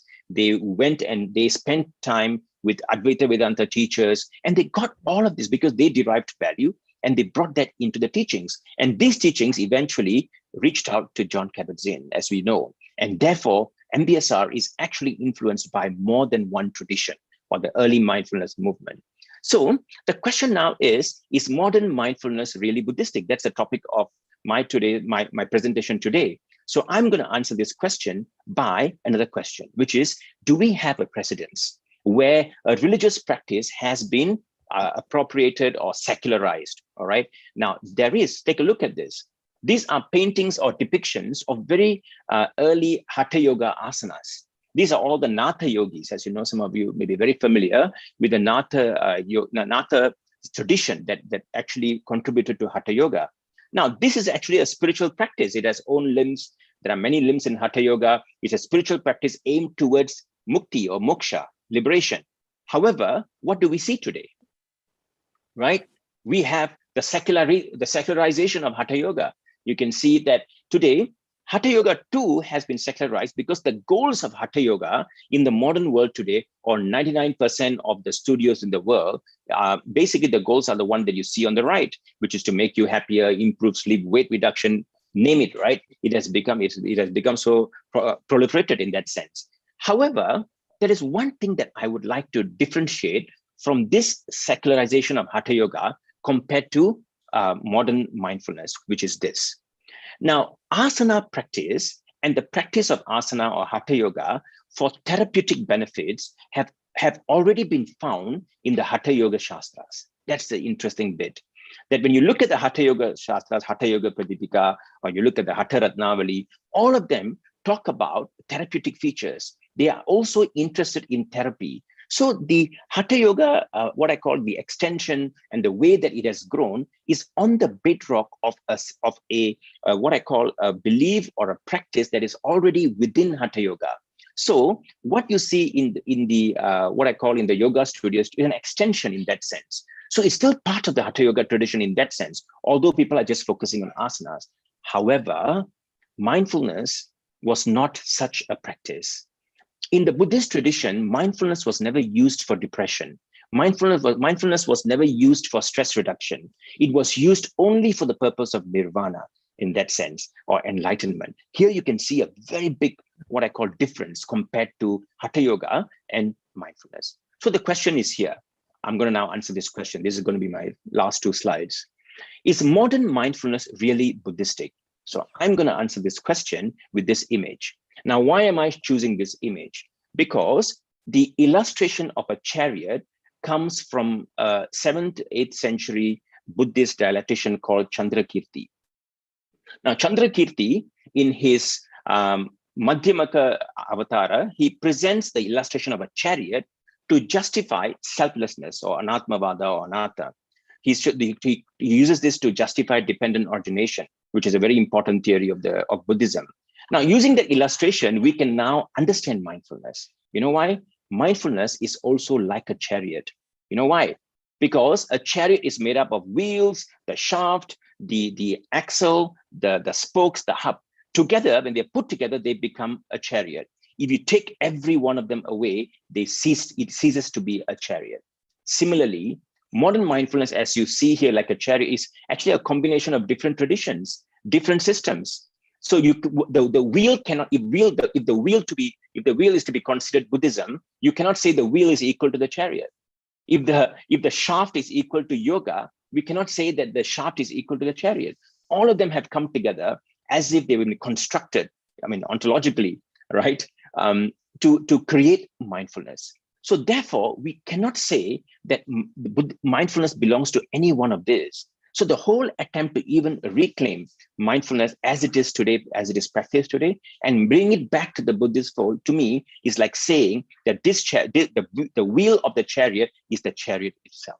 I believe this illustration would have answered the question that I'm here to respond in this presentation. With that, thank you, my friends, for listening to this presentation. Thank you so much, Katir.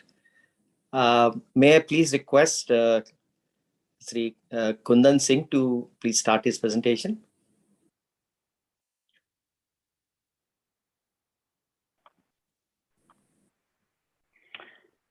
Thank you. Yeah. Am I audible? Yes, yes. I just want to welcome Sophia Arjuna. Welcome. Thank you for joining us. After Dr. Kundan Singh, we will be having a talk by Sophia. She will be talking about her book, Buying Buddha, Selling Rumi, and we will have an engagement with her. And after that, we all can have a panel discussion. Thank you very much once again, Sophia. So, Dr. Kundan, please do start your presentation. Thank you. Thank you. So the first point that I want to make today is that when we think about Buddha, particularly in relationship to Hinduism, most Hindus in current times actually forget that he is one of the 10 Dashavatars and one of the important ones. I was just wondering if I could see some faces, you know, if I can see some faces, then it will be easier for me to speak. Otherwise, it feels as if I'm looking into a blank screen. Can I have some faces, please? Meg, please go ahead. Thank you. Thank you. So, so how did this situation come about? And, you know, we had a wonderful presentation from Dr. Jaydeep Bachi when he was talking about the contribution of German Indology. And my study suggests that British Indology has preceded German Indology by a few years, for sure. When you look into German Romanticism, for instance, you know, you have British Romanticism at least preceding by 20, 25 years, you know, before German Romanticism actually caught on. And when you look at German Indology, you know, you also have British Indology, which is preceded by the same number of years. So, and you know, and my understanding also is that there's a reciprocal relationship between German Indology and British Indology. So all the things that Dr. Bashi spoke about, you know, I would say that the foundations was laid by an individual in 1817, and the production of this particular book by that individual, The History of British India, and the name of the individual is James Mill, became very important in transforming the narrative on India. You know, for most part, the people who were involved with the Asiatic Society, you know, they were looking at India from what we would consider as the romantic lens. But here came an individual who wrote, 3 volumes on history of British India. And these 3 volumes, they became authoritative in terms of India's representation and almost everything concerning India in the European imagination or the European representation. What I want to emphasize over here is that the history of British India became a very, very authoritative text when it became when it was published in 1817. This was also the reason, or rather, the reason also was because James Mill, he became an important part of the East India Company. He rose through the ranks, and by the time it was 1830, James Mill, in a certain sense, you can say that he had become the chief executive officer of East India Company because he was holding the highest position in the headquarters of East India Company in London. James Mill and his cohort were also instrumental in putting together University of London. And the stuff that he wrote in the history of British India began to become part of the academia. And when you look at the subsequent publications on the history of British India that came from the Cambridge University Press and Oxford University Press, you find that these texts are basically replicating the plan that had been put together by James Mill. Now, what is the important contribution that James Mill did? James Mill basically inverted the discourse, the romantic discourse, which was occurring before him. The Christians had started this, but I'm talking about people who would actually identify with the secular tradition. And in History of British India, Volume 1, he writes 7 chapters on Hindus. And in all these 7 chapters, what he is doing is that he is describing Hindus as savages, barbarians, uncouth, rude, brute, and so on and so forth, in as many ways as possible. He begins the discourse by saying that the Hindus are rude and brute because they have no sense of history. In fact, this entire narrative that you have around historicism and history of India and Indians not lacking any sense of history, the genesis of this can actually be traced, in the writings of James Mill. In the 2nd chapter, he describes the Hindu social order as hierarchical and oppressive. In the 3rd chapter, he basically talks about forms of governance. And there also, it's basically the same story. And what he's saying is that the Hindu forms of governance right from antiquity has been hierarchical and oppressive. And then he goes on to describe the taxation structure. There also it's the same story. In the next chapter, he talks about the Manu Dharma Shastra, and there's a clear representation over there once again of the Dharma Shastra that it is nothing but hierarchical and oppressive. And then he goes into talking about the characteristics of Hinduism and the manners of Hindus, and they're also it's the same story. So in a certain sense, it would be very, very difficult to basically find one positive representation on the Hindus in the history of British India. And this particular book, as I was telling you, it basically became the authoritative text in description of matters concerning India and Hindus. And I think it is in this light of what occurred in 1817 that we need to look at the subsequent developments, of the narratives on Hindus.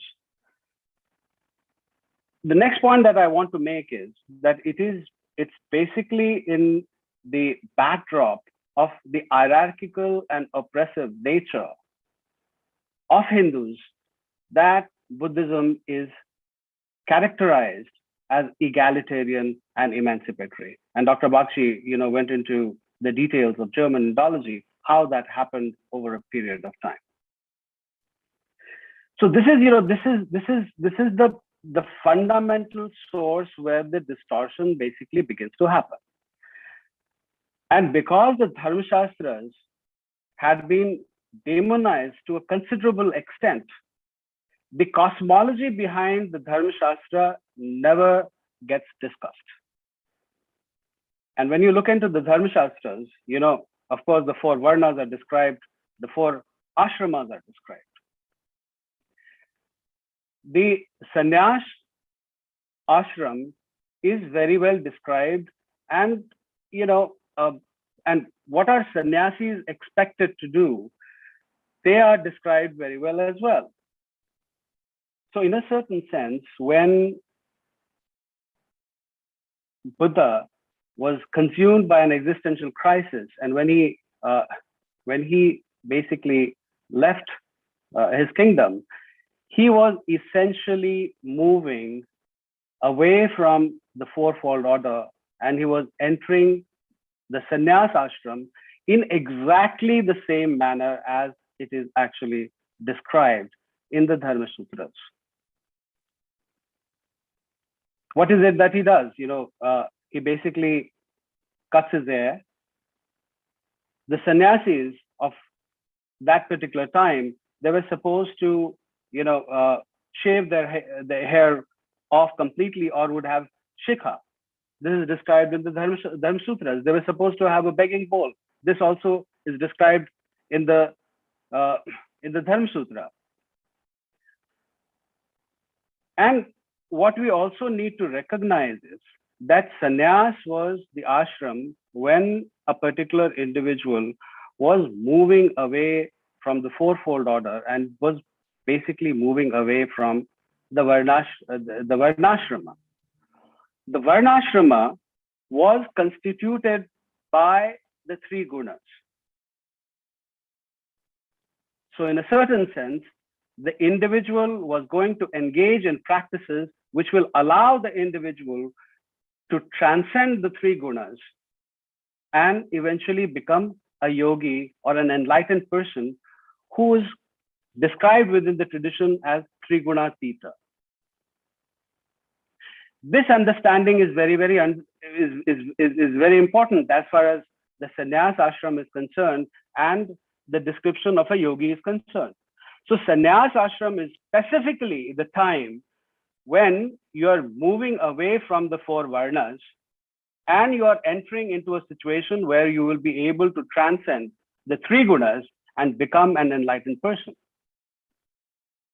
So if in Buddhist literature, if you find Buddha speaking against the Varna system, it should not be surprising, because Buddha first became sannyasi and later he remained an individual who was basically leading a group of sannyasis. Buddhism was not followed by the householders. Buddhism was supported by householders. Buddhism was practiced essentially by sannyasis. And once again, when you go into the Dharma Shastras, you will find that the practice of what are called as rituals today, or the practice of ceremonies, they were not important for the sannyasis. The practice of rituals or ceremonies was supposed to be practiced by people who were in brahmacharya and grihastha. Sannyasis, even today, are not supposed to be ritualistic. They are not supposed to be performing ceremonies. So I'm going back again to this crucial understanding that if you remove Buddhism or the practices of Buddhism from the ashrama of sannyasa and the world of yogis, it should not be surprising that the distortions will come. Buddhism must be looked into, from these 2 perspectives. So just to emphasize this point, what I'm saying is that the sannyasis, even in the earlier times, They were not supposed to be engaging in any kind of rituals or ceremonies, and sannyasis were not supposed to be following the Varna order. And this traditional understanding is still prevalent in ancient India because it's commonly understood or noted, or and it's commonly stated. Jati na pucho sadhu ki. Traditional India even today does not talk about the jati of a sadhu or a sannyasi, because this understanding is deeply embedded within the tradition that with the moment a sannyasi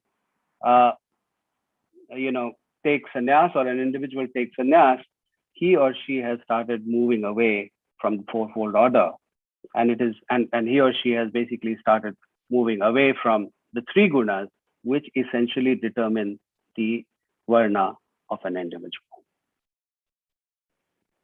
Now, let me come to the second point, where you find the the distortion of Buddhism, and this is particularly in relationship to how Ashoka is described. And for that, what I'm doing is that I'm going into one of the major rock edicts that was put together in the times of Ashoka. This is Rock Edict 12. It goes something like this. This is a translation, which I've got from one of the texts. The beloved of the gods, the king Piyadasi, honors all sects and both ascetics and laymen with gifts and various forms of recognition. But the beloved of the gods do not consider gifts of honor to be as important as the advancement of the essential doctrine of all sects. The progress of the essential doctrine takes many forms, but its basis is the control of one's speech so as not to extol one's own sect or disparage another's on unsuitable occasions, or at least to do so only mildly on certain occasions. On each occasion, one should honor another man's sect. By doing so, one increases the influence of one's own sect and benefits that of the other man. While by doing otherwise, one diminishes the influence of one's sect and harms the other man's. Again, whosoever honors his own sect or disparages that of another man wholly out of devotion to his own, with a view to showing it in a favorable light, harms his own sect even more seriously. Therefore, concord is to be commanded so that men may hear one another's principles and obey them. This is the desire of the beloved of the gods, that all sects should be well informed and should teach that which is good, and that everywhere the adherents should be told. The beloved of the gods does not consider gifts or honor to be as important as the progress of the essential doctrine of all sects. Many are concerned with this matter: the officers of Dhamma, the women's officers, the managers of the state farms, and other classes of officers. The result of this is the increased influence of one's own sect and glory to Dhamma. So this is, the 12th major rock edict of Ashoka. So this narrative that you find that Ashoka promoted Buddha Dharma or Buddhism is absolutely wrong, because this is not what Ashoka did. Ashoka himself is saying that one should not be imposing one's tradition on others. And why was he doing this? There is a very clear instruction, in the Arthashastra, and I've gone through this entire book, where it is clearly mentioned that a king should not be imposing his tradition, quote unquote, religion, culture, language, dress on the people that he is ruling. There are very, very clear instructions within Arthashastra and also in Dharmashastra, where these suggestions or advice or pieces of advice are being made to the king. So then, what is it that Ashoka was actually doing? Ashoka was purporting dharma. Ashoka was promoting Raj Dharma, and Ashoka was promoting dharma as it is understood within the Dharmashastra. In fact, in Arthashastra also, the instructions are very, very clear that the king must promote dharma, not the dharma of any sect or religion, but the general dharma, as we Indians and Hindus have always understood. That is what the injunction is. The injunction is not about Buddhism. So this entire narrative that you find in in academia worldwide, that Buddhism was being promoted by Ashoka, and it was basically egalitarian Buddhism that was being promoted by Ashoka in opposition to oppressive Hinduism, is nothing but falsehood. And this perspective becomes very, very clear when we start looking into the Dharma Sutras, Dharmashastras, as well as the Arthashastra. Sorry to So the last point that interrupt. I want to make over the last point that I want to make over here is that there are two things that are extremely important as we create this field, where we are critically interrogating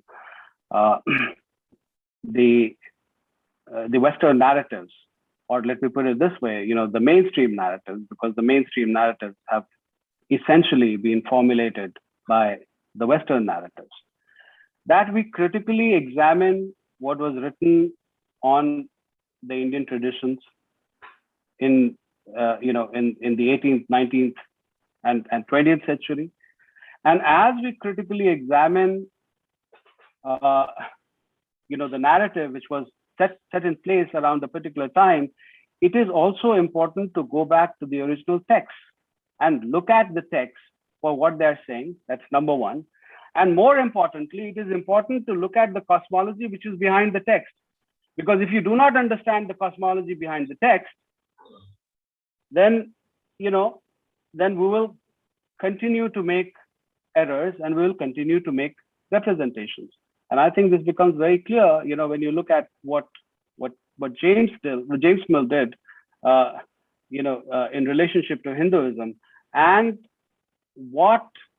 or rather the truth that emerges when you begin to look at the text around the times when Buddha promoted his own tradition or his own sect. So with that, I close. Thank you. Thank you. Thank you, Professor.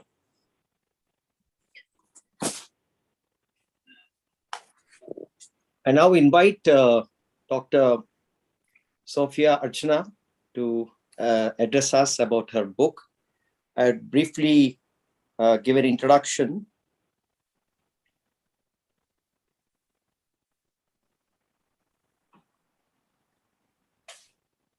Dr. Sophia Rose Arjuna is Associate Professor of Religious Studies in the Department of Philosophy and Religion at Western Kentucky University. She has published articles, book chapters, and books on several subjects in the study of Islam, including pilgrimage, Islamophobia, popular culture, and feminism.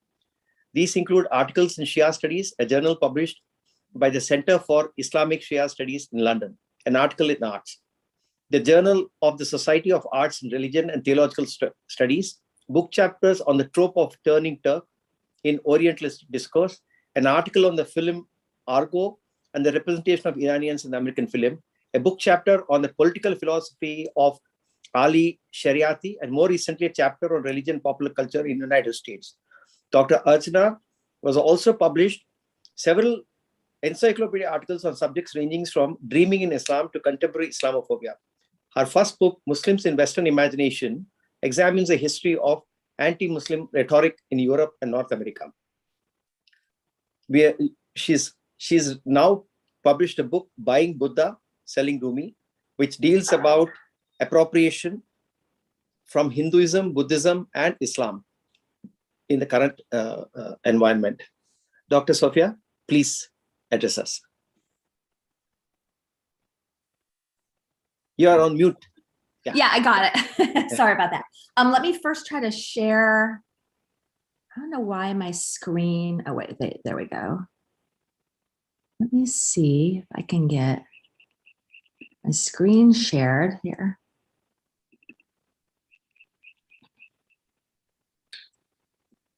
Let's see. Can you see the slideshow? Okay. Can everybody see? Not yet? Not yet. No. Okay, let me see if I can get, I don't know why it's not sharing. Hold on a second. There we go. Okay. Okay, now can you see it? There? Yes. You have it?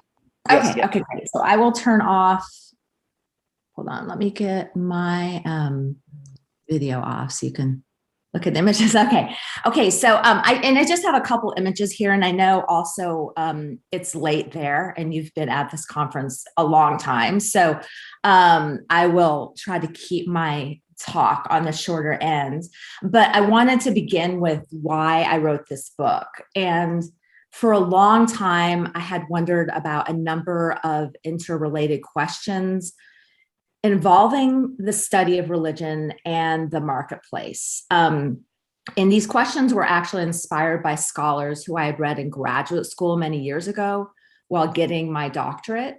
And their work really stuck with me. And I repeatedly went back to it, in some cases several times a year. I would reread these books. And I had a number of questions that I wanted to answer. And so I'm going to begin with Charles Taylor, the Canadian scholar. And so Charles Taylor wrote a lot about the loss of enchantment in his famous book, A Secular Age. And one of the things— Can you put it on slideshow, please? Oh, is it not? Hold on a second. Are you seeing the image of the book yet? No, the presentation, the PPT, you can put it on slideshow. I don't. At the bottom right. Okay, hold on a second. The view, there itself. You take a left to the cursor can go take a left. Right there? No. Here? Yeah, there, that one, yeah. Okay, there we go. Is that better? Yeah, thank you. Okay, sure. Okay, so in his book, he writes a lot about the loss of enchantment. And one of the questions that came out of this was what forms does enchantment take in the modern world? So what Taylor's kind of doing in that book is talking about the transitions between pre-modernity and modernity. So one of the arguments he makes is that in pre-modernity, so this is before, and he's talking mostly about Europe, right? Before the Reformation and Enlightenment, he talks about, well, people kind of live in this world of religion and magic and demons and angels. And then there's a transition in modernity, and there's kind of a loss of this, right? It's not that people don't, sometimes believe in this, but for the most part, people are, having different choices about things, and this isn't really the world they live in. But I was really interested in this question about what forms enchantment takes in the modern world. And so that was kind of the first thing. Then there was this other scholar that I read extensively in graduate school, Talal Asad, who's an anthropologist of religion. And he, among other people, remarked that we're all conscripts of modernity. And so one of the questions that came up a lot connected to enchantment was how hard modernity is with this endless pressures, surveillance by technology and so forth. And so one of the things I was also curious about is where could people find relief from it? And how is enchantment and the search for enchantment related to this? And then the kind of third area, or one of the other areas I was interested in, was Orientalism through Edward Said and other scholars.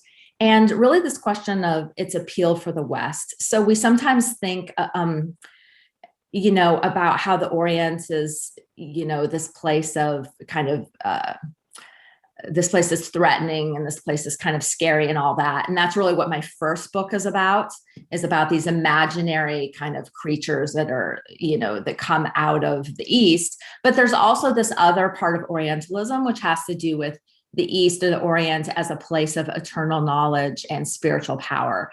And this is kind of where this whole issue comes up of how Orientalism functions in the religious marketplace, right? And so that's kind of the first thing. And then I'm just gonna put up this quote for everybody to read just while I'm talking by Charles Taylor. This is kind of where he talks about this transition from pre-modernity to modernity. And it's a really nice quote. And he actually talks a little bit in his book about the appeal of the Orient and the proliferation of New Age models of practice and kind of these kind of emerging therapeutic models that people are into, right? So in his book, A Secular Age, he argues that modernity includes this loss of enchantment. And so this represents a move away from religion, magic, and miracles, and a move towards science, technology, and freedom of choice. But the question remains, what about people who still seek enchantment in their lives? And this is one of the central questions that I try to answer in my most recent book. So one of the things that this book is about this problem of immediatism, which is kind of like trying to get your enchantment super fast through through some kind of product, right? So the search for enchantment in the modern world is often characterized by immediatism, but also by dilettantism.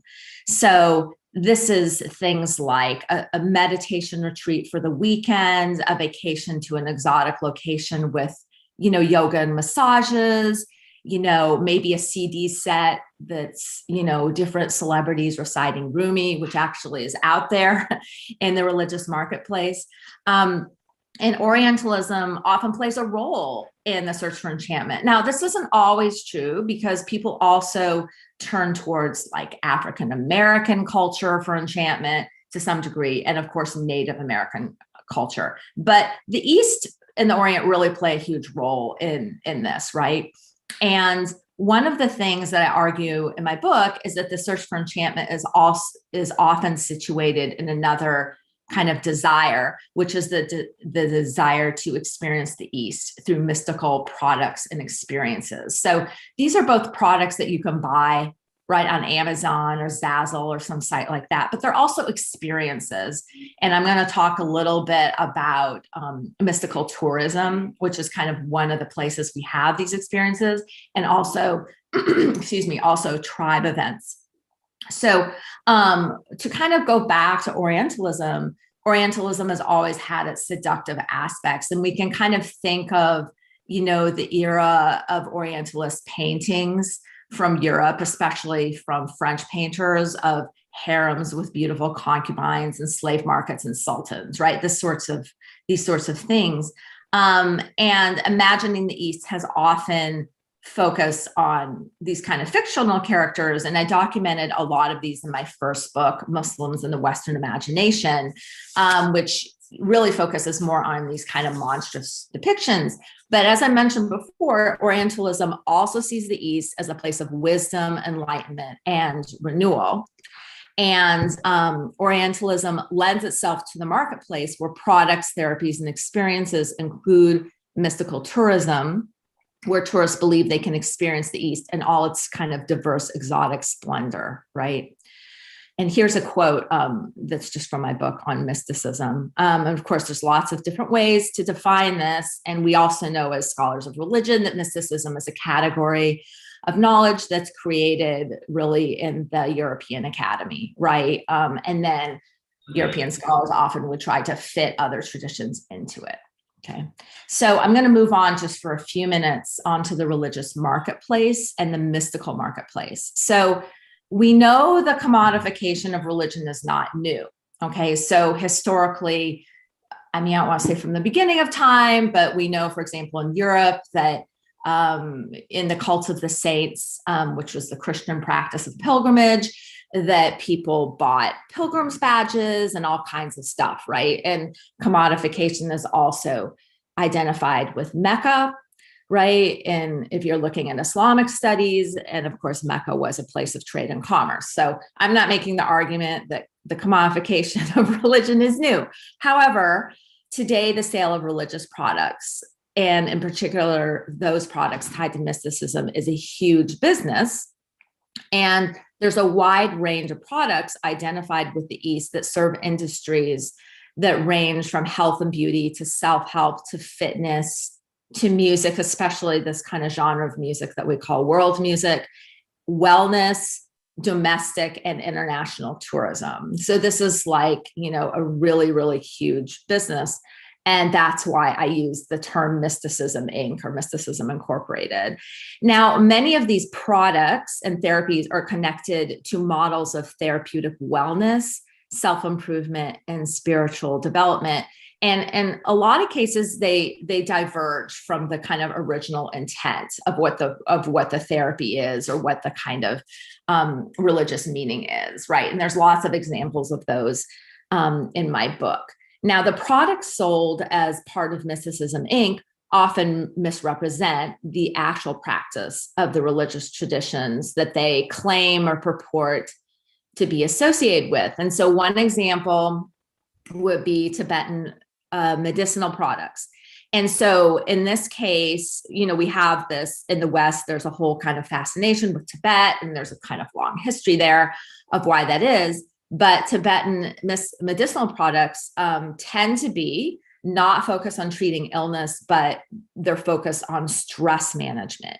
And this is really important because in the mystical marketplace, you have this idea that the appeal of the East lies in its promise to alleviate modernity's problems.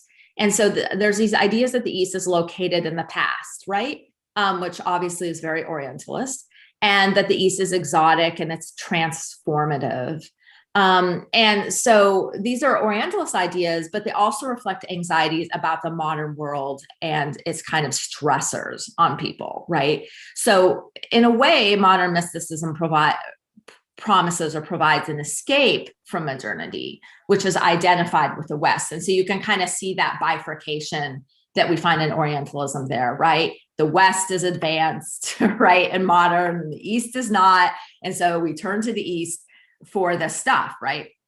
Now, mysticism is, you know, obviously often identified with the East in its religious traditions. In the Christian tradition, we have some, you know, other examples of this. So it's not the case that the East is always kind of looked as the answer, but we're seeing something really interesting in Protestant.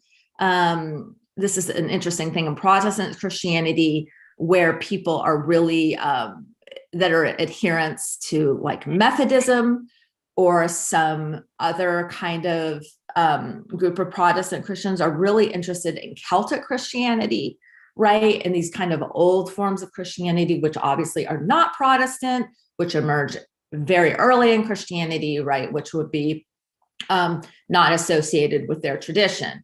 And so there's also these kinds of searches for mysticism as well. Now, one of the things that I was concerned with in my book was cultural colonialism. And one of the things that happens with the mystical marketplace and these products is that the marketing of mysticism involves a translation project. And this translation project is something that erases complex religious teachings, texts, and rituals and replaces them with quick and easy systems for spiritual growth, as well as style fads, right? And so you have things like Zen style, right? Or this kind of yoga style. And then this erasure often promises an increase in social capital, which is seen in things like the prosperity gospel, to which is in Christianity, to mindfulness exercises, which are just focused solely on financial success. So we see these, obviously these traditions that are focused on, meditation or mindfulness become about making more money, right? So we see this kind of capitalist takeover of religion, right? Now, one of the other kind of parts of my book that I talk about in various chapters is this thing which I call mystical tourism. So mystical tourism has great appeal for consumers looking for a vacation experience that focuses on a kind of mystical or spiritual experience. And the Orient is often marketed as a prime location for these holidays. Of course, one example is India. We also have Bali, Nepal, Morocco, among other locales, which are marketed as transformative spaces for the body, right, and the spirit or the soul. Now, the wellness resorts found on Bali's coastlines and also in the artist colony of Ubud demonstrate the clever marketing that's part of mystical tourism. And you can find these examples all over the world. But in the case of Bali, you have establishments or resorts with names like Blooming Lotus Yoga Spa, right? The other thing that goes on with mystical tourism is locating the mystical experience in people's bodies, right? And so the people of Bali are also identified as centers or loci of mystical and sensual power. So they're looked at as examples of mystic power, and their bodies are looked at as being salvific, right? As being kind of these sources of salvation. And one of the other things that goes along with the marketing strategy is the idea of the primitive, right? So primitivity is often an essential part of the presentation of cultural authenticity. So the places that mysticism is found in mystical tourism are these places where life is looked at as more simple or primitive, right? And there's even cases where people will go on tours, right? And kind of observe, European and North American tourists will go on tours and kind of observe this. So it's pretty colonial, right? So we also have examples of mystical tourism that are not in the East, but they kind of take the East and place the East on a European landscape, right? So in the case of Europe, we have places like Iona and Glastonbury, and these are places which are called thin spaces. And thin spaces are places that are believed to be spaces where boundaries are very thin between light and dark, the dead and the living, and the present and the past, right? So in the case of Glastonbury, we have a Christian past that's complicated by a number of other religious traditions. Hinduism and Buddhism are kind of imposed on the British landscape through Glastonbury's identity as a karmic cluster and a site of chakras. Glastonbury also features a number of Sufi connections, and these include a so-called Sufi store where you can buy Sufi products, and at least one Sufi order which named Glastonbury the spiritual center of Britain. So in these kinds of cases, you see kind of these Eastern symbols then become placed on a European landscape. And there's some of this that goes on in North America, but it's perhaps to a slightly lesser extent, okay? Now, the other thing I wanted to talk about before I finish, because I know that there's still some other things in this conference, like a discussion panel, is I want to say something about these tribe events, okay? And so tribe events in a way are kind of attached to mystical tourism, but they're briefer events, right? And so, and they're also events that allow a lot of participation in a lot of ways by these tourists. And so there's two that I'm just going to talk about for a few minutes. And one is the Hanuman Festival, and the other is Burning Man. And these are both located in North America. So so here's an image from Hanuman Festival. So Hanuman Festival's 2018 website featured a section titled Our Tribe. And it listed sponsoring corporations like Prana and Bhakti Chai that incorporate symbols, right, like the lotus flower or mandala in their branding. And this is an overwhelmingly white event. So as you can see from this image, most of the participants are white, right? Most of the teachers are white. In 1 year that I looked at, only 10% of the teachers at the Hanuman Festival were non-white. There was one African-American teacher out of all of the teachers or instructors. And then there's also this really strong commodification of Hinduism, Buddhism, and Islam at this place called the Community Village. Now, the Community Village isn't actually a village, and it doesn't really have anything to do with community. It's an outdoor shopping mall, right? And it features items like yoga wear, candles, meditation aids, and t-shirts with Rumi quotes. Now, Hanuman Festival, and I'll get to Burning Man in a moment, these are examples of tribe communities, and tribe communities have a really strong role in the mystical marketplace. And they're groups that are typically associated with New Age, mystical, or spiritual movements. They're mostly populated by white affluent participants. And you can see that in this image. And if you were to look at images of Burning Man, you will see that as well. If you look at the images of participants, you'll see that these are mostly people with means, and they're mostly white North Americans, maybe some Europeans, but these are two North American events. So another example is of a tribe community is this California community called Full Circle. And they actually consider themselves part of a tribe, and they're located in Venice Beach. And you can actually go to their website and kind of see what they're up to, but they're pretty interesting too. Now, Hanuman Festival and Burning Man aren't just tribe communities, but they're what we call tribe events. And they include particular styles of dress or costuming, performances, and products, which are tied to the East in numerous ways. And so at Burning Man, we have examples of this, which include structures that resemble Buddhist and Hindu architecture. And of course, this thing that they've had, which is called the Sufi slide, which is this huge slide, right, that's constructed. So one of the things that goes on at Burning Man is that it's in the desert, everything that you bring in, you have to take out.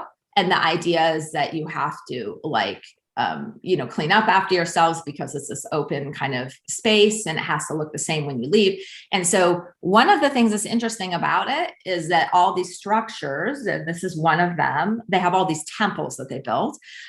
These are all built actually on site during the festival, right?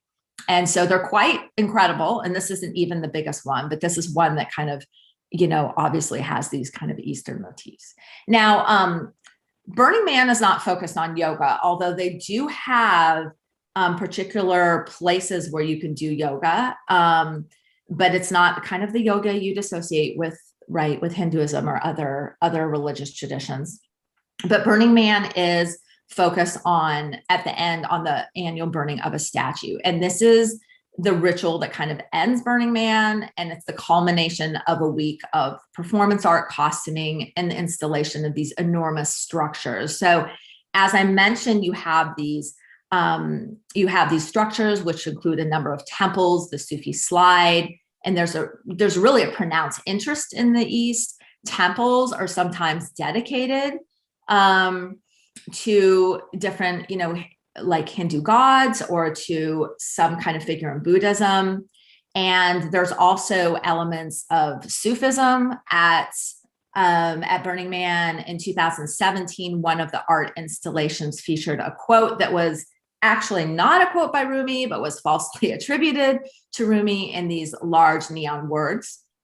And then participants also congregate in camps. And I wanted to kind of close with this one example, and then I'll just have a few more words before I end. But these camps include this one camp called the Buddha Camp. And the Buddha Camp is something that's appeared numerous years at Burning Man. And 1 year it included activities ranging from Buddhist chanting to naked espresso gatherings where people drink espresso together. Okay.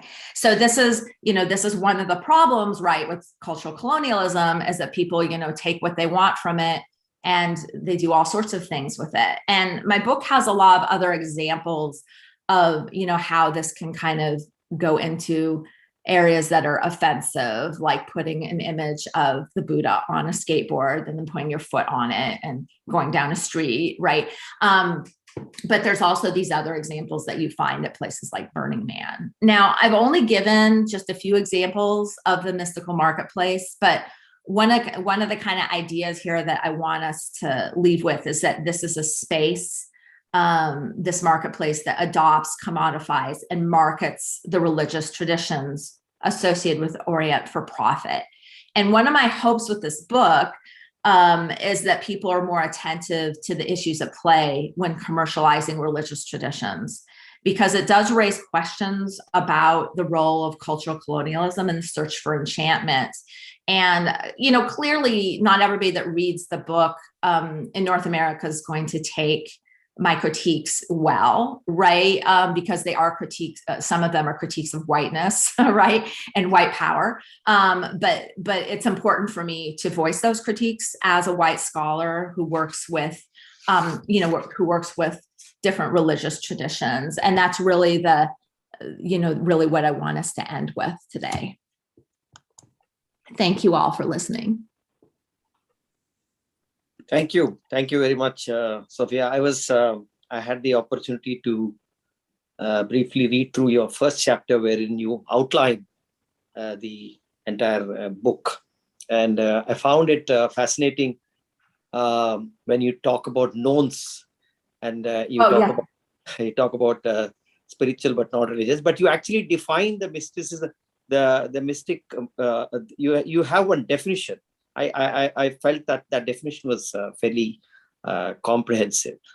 And I think now I would request all the panelists to join for a panel discussion. This is a very fascinating. Please unmute yourself, Manish, Meg.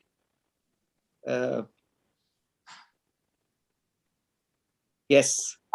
So we sort of had a conference in two sections.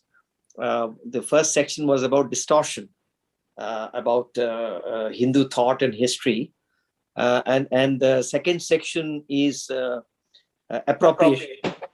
So in a way, this your concluding remarks and your book is about appropriation, colonial, or you call it colonial appropriation.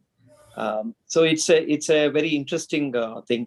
I request the panelists to say a few words about the event and chime in. Jaideep, Kundan, yes. No, thank you for putting this together. Because this is important. People who have been involved with the study of the tradition in a scholarly fashion, and have been, blessed, by looking at both the Indian tradition as well as the Western treatment of the Indian traditions. Totally understand what's been going on. There are lots and lots of threads that have to be unraveled, and particularly the people who come from India, who have an understanding of the Indian tradition, have this clarity that the tradition through the Western intervention has been significantly distorted, and this distortion is actually having an impact on Indians also, because the Indians themselves have started looking at their own traditions through the Western lens because of the internalization of the colonization which has occurred. So in order to sort of recover the tradition and move forward, I think it will be very important to look at the distortion and the appropriation which has happened. In a certain sense, this process is also going to involve deconditioning of our own self, in order to understand what was there in place, early on, and then basically move from there. It's not about, the people who are involved with this, we are certainly not regressive. We are not looking backwards, but in order to look forward, I think it will be very important that we regress, just like what we do in psychotherapy. If you want your client to basically advance, then you have to make the client regress in order to progress.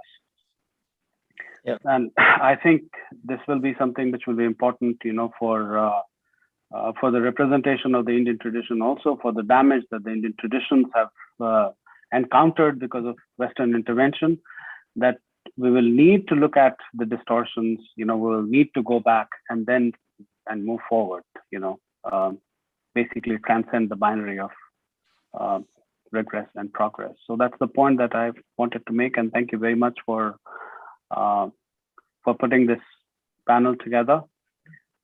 Towards the end, I will have a question for Sophia, but I'll hold off that question. Meg, do you have any closing comments? Namaste all. It was wonderful to meet some people for the first time, and I thought it was a great opportunity for me to learn from the other panelists, because different panelists brought in different perspectives, and I'm really grateful to Indica for this opportunity to primarily learn and also to share some of my findings from my work. Thank you. Thank you. Manish? No, that's all. I concur with Meg. Thank you for organizing this. This was so important. And it was also a learning experience. And I wish more types of these conferences with similar themes can be done in future for other areas too. Thanks. Thank you. Rajat? Yes, I concur with Meg and Manish, what they have said. This has been a nice learning opportunity for me, meeting many people for the first time, also sharing my thoughts. It's, of course, without question that we look at the distortions which the Western Indologists have brought in, and we put our efforts in knowing ourselves, knowing our traditions, and so on. But another question which is just coming to my mind is, suppose we want to know other cultures. Now, what do we do? Right? I mean, our academia, I don't know if they're doing that much work. They've not even invested enough time and effort in understanding our culture. What about other civilizations? If this is the scholarship which these people are coming with, how do we trust them on other civilizations? So that thought just cropped up. So yes. I'll segue into Joy and ask his comments, and also perhaps he can respond. Conrad. Hi. Yes. Can you hear me? Yes, but we can't see you. We would like to see you. Yeah, right, because I'm behind the wheel. Okay. Okay. Do you have any comments? Well, first, a very personal comment. I am very happy that Glastonbury was mentioned here. Glastonbury is indeed a sort of place of pilgrimage. As a young hippie, I used to go there many times. And we used to sleep on the Tor. The Tor is a hill with a tower built on top of it, the leftover of an abbey.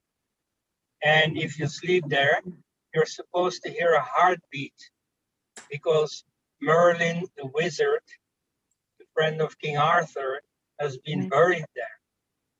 So that's great. That's our own little kind of spirituality. As for Buddhism, well, let me just say that I'm quite optimistic, especially hearing all this detailed knowledge, especially the refutation of what Bronkhorst has done, has been very advanced, very detailed, and I am quite happy about it, because we have to continue this. This is enticing way too many people, so we have to stop it.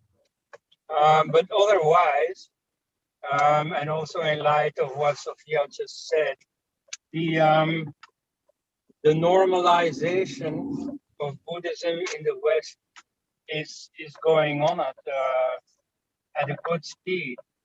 And so, of course, you see there are many funny childhood diseases that you guys probably smile about. But, over the course of my life, I've seen it evolve in a more mature direction. So I guess what will happen in the West is about what has happened in China 2,000 years ago, when you see Buddhism got integrated. So that's what I see coming. Thank you. Yeah, I see that too. In 2 generations, in all probability, our great-grandchildren will be Buddhists. So that is the way it is going. Sophia, do you have any response? Yeah, Manish, go ahead. Yeah. Maybe I can ask Joy to respond to Rajat and also give his concluding comments. Let me share, actually, all the presentations are done. I recall later on when I was listening to the others, the source of the Don Lopez narrative that I cited. It's a paper called Indology, What is it good for? And look at the link that is being claimed here between Indology and the Enlightenment. Disciplines like Indology can only exist against a background of Enlightenment values. However, not only do disciplines like Indology need Enlightenment values also need disciplines like Indology. The two need each other, their dependence is reciprocal. The interesting thing that this article reveals, it's by Bronkhorst, which everyone here in this panel is familiar with his work. The insistence that Indology represents the values of an enlightened humanity is a totalizing claim that there is one set of common human values that all people have to subscribe to, irregardless of their particular tradition or background. Second, that only a discipline like Indology is able to reinforce those values. And the antithesis to Indology is to be not enlightened, to be reactionary, to be backward, to be conservative, to be right-wing. These are very big moves that are being made without even a modicum of evidence. And I think that has to be sort of attacked, to say that Indology does not represent the Enlightenment. Indology is like a medieval guild, or it is like the Catholic Church. It has powerful prelates. They're only concerned with their own privilege and authority. They have undone the Lutheran Reformation, in which they have come back between the people and the text, and now saying you cannot interpret the text, you cannot pick up a text or read it on your own. There can be no knowledge that circulates unless it goes through the circuits of Indology. We are now the ultimate arbiters and controllers of all textual practice. It is that anti-emancipatory, anti-Reformation, anti-Lutheran move which I think has to be critiqued in Indology. This is a priesthood. This is a highly corrupt priesthood, and that is why it finds itself in conflict. So I want to go to the appendix where you will see it recounts the Don Lopez story. Here is what he says. As an appendix, blah, blah, blah, I will present to you a passage from a recent book that shows that the criteria of objective historical scholarship are among the hardest to accept by those who belong to religious traditions. Even religious traditions that declare themselves completely open to the results of modern science may hesitate to accept the results of modern historical scholarship. And then he says, this is Tibetan Buddhism in the presence of the Dalai Lama. Again, traditions do not have a problem with modern science. Indology is not modern science. It's not modern and it's not science, right? This should already be a revelatory moment where you see that traditions that Hinduism has worked perfectly well with the scientific worldview. It has worked perfectly well with technology. It does not have a problem with IT. It does not have a problem with modern medicine. The areas that it has a problem with turn out to be not scientific, but evangelical and Christian by derivation, and not universal, although they claim to be making a universal claim. And they want to enter these traditions, not just Hinduism, Buddhism. Every tradition in the world has suffered from the imposition of a Protestant hermeneutic on it. And what we are witnessing is really the rejection of that Protestant approach to sacred texts, which other cultures are also fighting off. So that's where I want to end. You cannot trust literature that goes through the university or the academic system always. Bronkhorst, for example, everyone knows the thesis is, to put it politely, BS, but the thesis has a certain advantage. it keeps conferences going. It keeps money flowing. They say we have to get together and discuss this. Everyone knows that the thesis doesn't work, but something simplistic, historical, sort of tangible, that kind of thing is easy to market and sell and to create a lot of host of papers responding to Broncos by people who don't have anything to say. So really it is the lowest common denominator that the academy appeals to. Okay, let me end there. Thank you. Professor. Thank you. Yeah, Manish, yeah, go ahead. Professor Bhakti, can I ask you one question?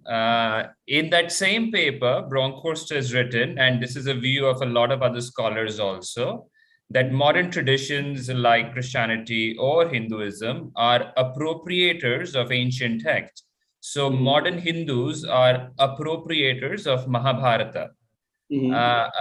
How do you respond to that? Are we as modern citizens an appropriator of ancient civilization? He's not saying we're appropriators of ancient civilization. What he's saying is that the Mahabharata does not belong to just the Hindus. It belongs to everyone, and anyone can come in and say what they wish to about it. And he's declaring this under the banner of Enlightenment values. Now, there's a problem with that. Texts belong to communities. They are written for communities, cared for community, by communities, preserved by communities. Communities organize their lives around texts. There's a very famous quote by Deleuze, which is known as the butt fuck quote, where he says, if you do not love a text, you have no reason to read it. Everything else is just buggery. And he says that, modern philosophy was a buggery of the ancients. I think that's a very, very legitimate perspective. It's one thing to say texts do not belong to a community, but if you dislike a text and you disparage a text, what gives you the authority then to enter and trample on that text? This is iconoclasm. And it was the problem really goes back to Christianity's vexed relationship with Judaism, because remember, in the words of John Levinson, Christianity is the only religion with the scripture of an alien religion in its midst. If Christianity did not make this claim that the Hebrew Bible doesn't belong to the Jews, we have the right to come in, reinterpret it, take it apart, dismantle it in the name of historical criticism, Christianity would cease to exist. And something similar is going on with Indology. I am not a racist in any way, shape, or form. Everyone can read every text. I don't even have the power to control people. But treat texts that you care about and love and that you get something out of. What is the point of reading a text to show that Black people wrote it? That's what Oldenburg does, right? He reads the text to say, look, clearly this has been written by Aboriginals and how stupid they are. This is just a race play. The humanities have to have a higher function than enabling a race play for an underclass of Germans. Oldenburg came from a Protestant pastor family, and it's that underclass that has underpinned a lot of the German university. Yep. Thank you. Yeah, I'd just like to add a line, if I may, Hariji. Yeah, please go ahead. Yeah, sure. So it's interesting, Joy, that you mentioned what you did and the article that you quoted from. The first footnote of the paper that I wrote for this conference included this. We have and this is Bronkhorst, we have a far more important role to play vis-a-vis to defend the Enlightenment values that we consider vital for the society we live in. So it's quite blatant in terms of the role that they see he sees himself playing, right? And it's almost like a binary conflict that needs to be that he needs to involve himself in. So it's interesting to hear your perspectives on this. He was desperately trying to get an ERC, European Research Council grant. He wrote up a whole proposal to investigate what structures in the brain make us religious. Why do we have religion? I want to know what in our brains makes us responsible for religion. Now, this is a massive biologization of intellectual life. I mean, similarly, we could say, what in our brain makes us think we have Indology, right? What in our brain makes us respect professors? And can we please extract that portion of the brain or find a vaccine against it? But the way the question is being framed, that religion does not have intellectual, spiritual, ideal being, but it is simply a peculiar spark of the brain which Europeans have somehow cured and Indians have yet to learn how to cure. Or the Dalai Lama has to be cured of his false notions. This is problematic.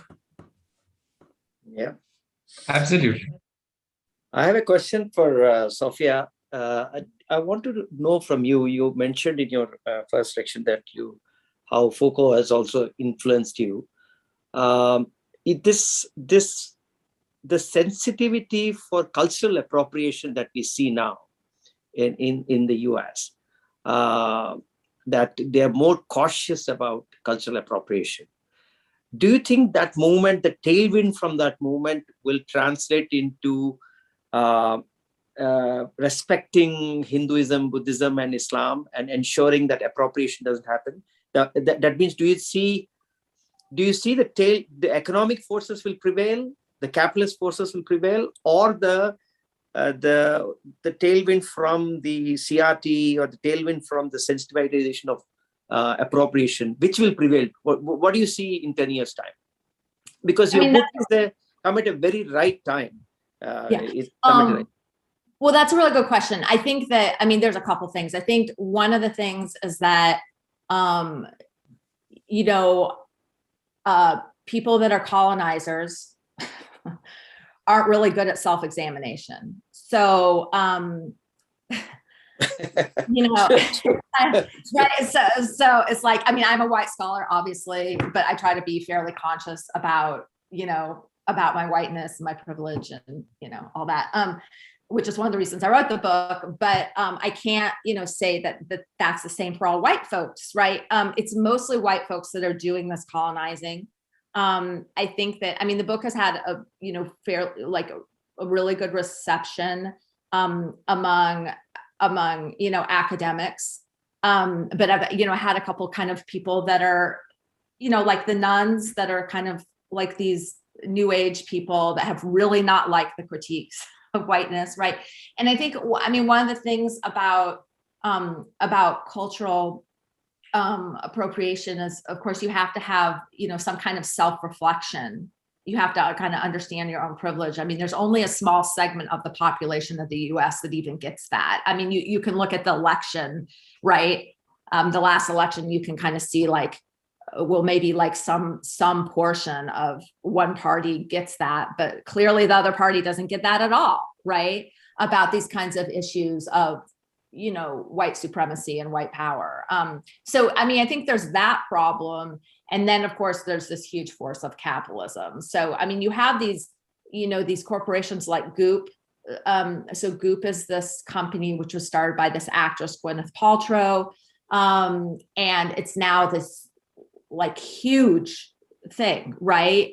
And it makes all this money, and there's all these people that buy the stuff, right? That buy the stuff and whatever, does $400 yoga pants or whatever they're buying.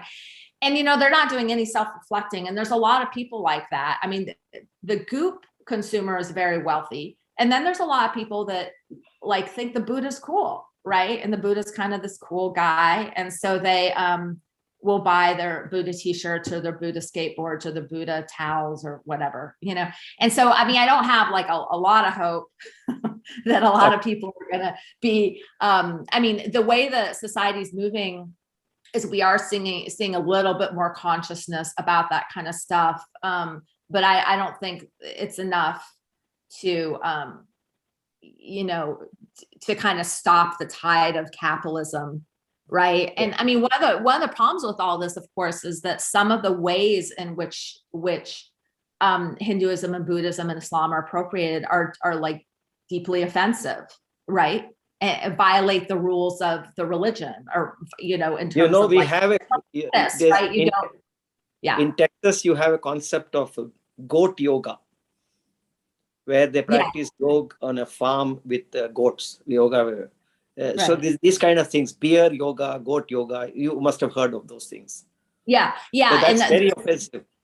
Yeah. And some of those are, mentioned, in my book. Now, I think one of the other things to point out, and I have this chapter on Hinduism and Buddhism in my book, and then this separate chapter on Islam and Sufism, is that, a lot of North Americans, they don't really understand the difference between Hinduism and Buddhism. Like, they don't like have a good, I mean, there's not great religious literacy, right, in North America. And I mean, I teach at a public university. Most of my students are first generation students, and they're, thirsty for knowledge. And I mean, I have a lot of students that come in my class that, really have no concept of Hindu. I mean, they don't know anything about Hinduism until they take my world religions class, right? They don't know the first thing.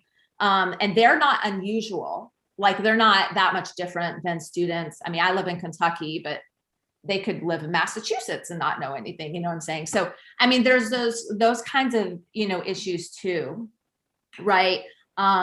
And part of that, I do think, is geography. I mean, I do, the US is very isolated geographically. I think Europeans are, a little bit more with it about this kind of stuff.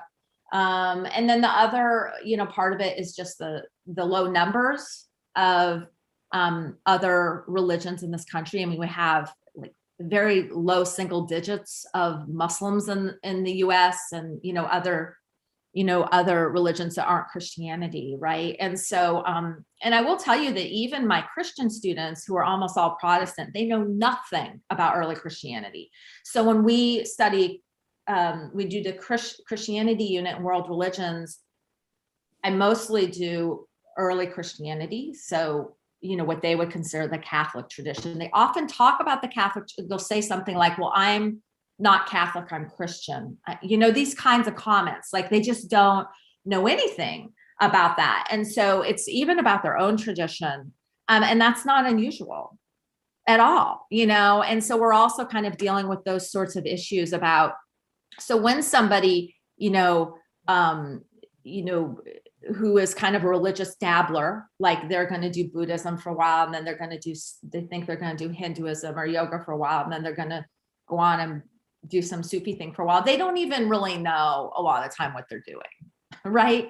I mean, they don't know the first thing. And so that's, one of the problems is that we're dealing with people that are really just consumers, and the way that these things are marketed is to kind of appeal to this thirst for spiritual experience. And so that's kind of why there's that appeal, right? And there's this question that's kind of related to this. There was a question in the Q&A about the West is usually very strict about plagiarism in academic trade circles in terms of both texts and ideas.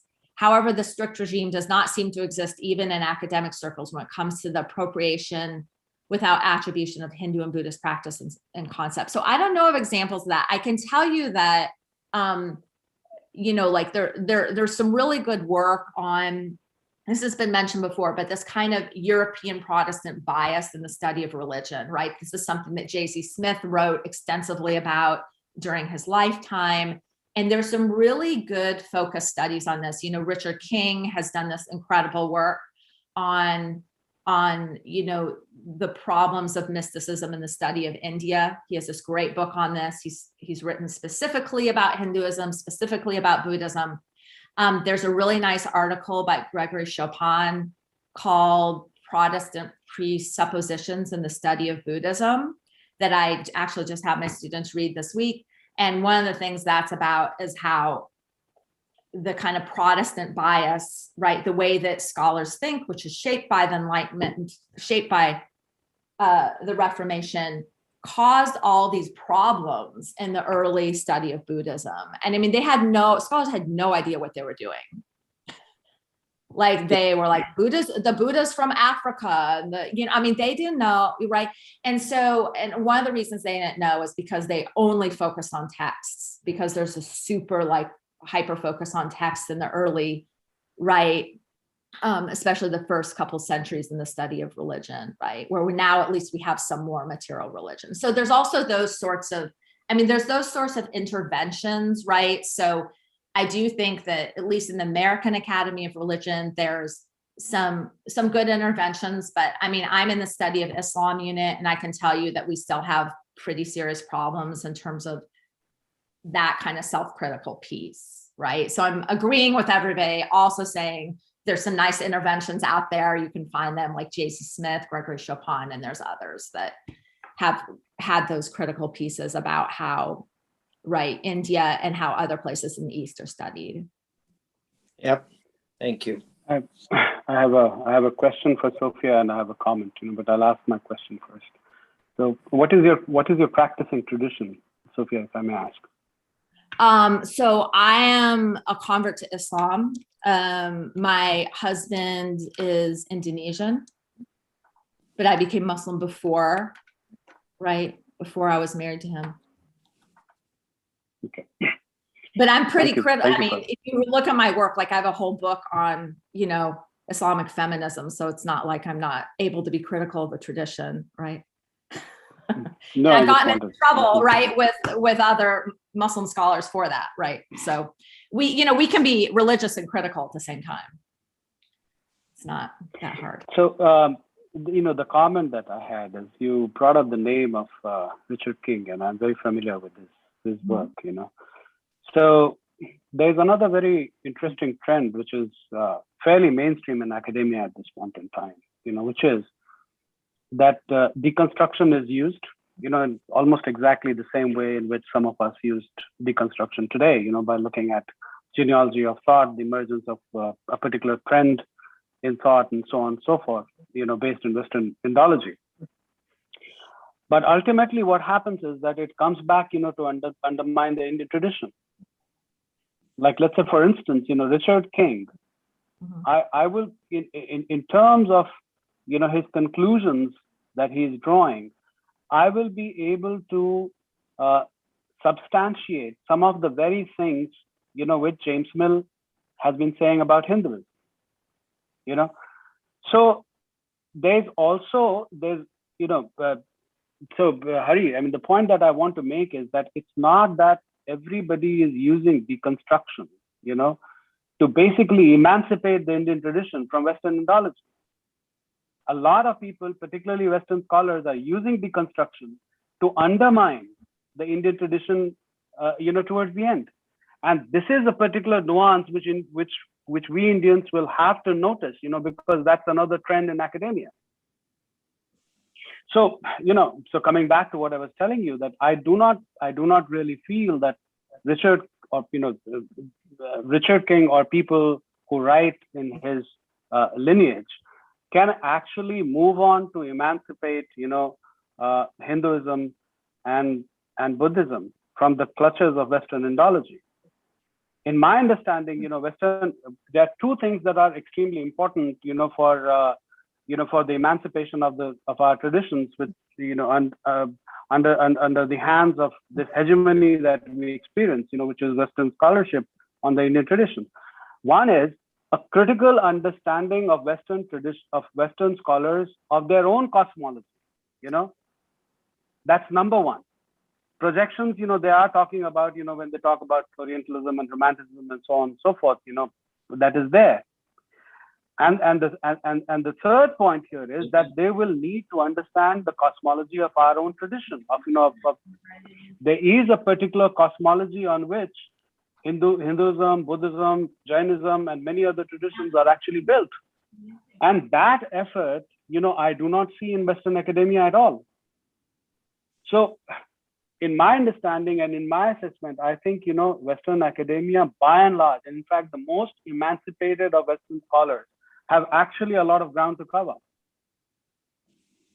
A critical self-reflexivity of their own tradition and their own lens, transforming and transmuting them and getting into the very core of the Indian cosmology or the Hindu cosmology is very, very important. Like, let's say, for instance, in a brief talk, the point that I was making is that this entire, dichotomous or faulty divide which has been created in, between Hinduism and Buddhism is nothing but falsehood. In fact, what is considered Hinduism, or let's say, if we can represent Hinduism, for lack of going into details, by Vedantic traditions, there is only one difference between what you will call between Hinduism and Buddhism. That is in terms of the ultimate reality. In all other terms, there are many similarities, and those similarities are actually not spoken about. Ultimately, the only distinction or the only difference that comes about is whether there is something called an ultimate reality or not. And this is the only issue on which the Hindus and the Buddhists have actually differed. In all other terms, I would say that, well, Buddhism is just one sect, of or a collection of many sects of the tradition which is called Sanatana. That's how I will look at it. And that is why, in this brief talk, I emphasize that you have to look into the larger context, in which Buddhism actually emerged. And when you look at that context, there aren't too many dissimilarities between what is considered Hinduism and Buddhism. Yeah. All right. So I think we can wind up now. I see, yeah. Dr. Nagraj, do you want to say anything? Shall we wind up?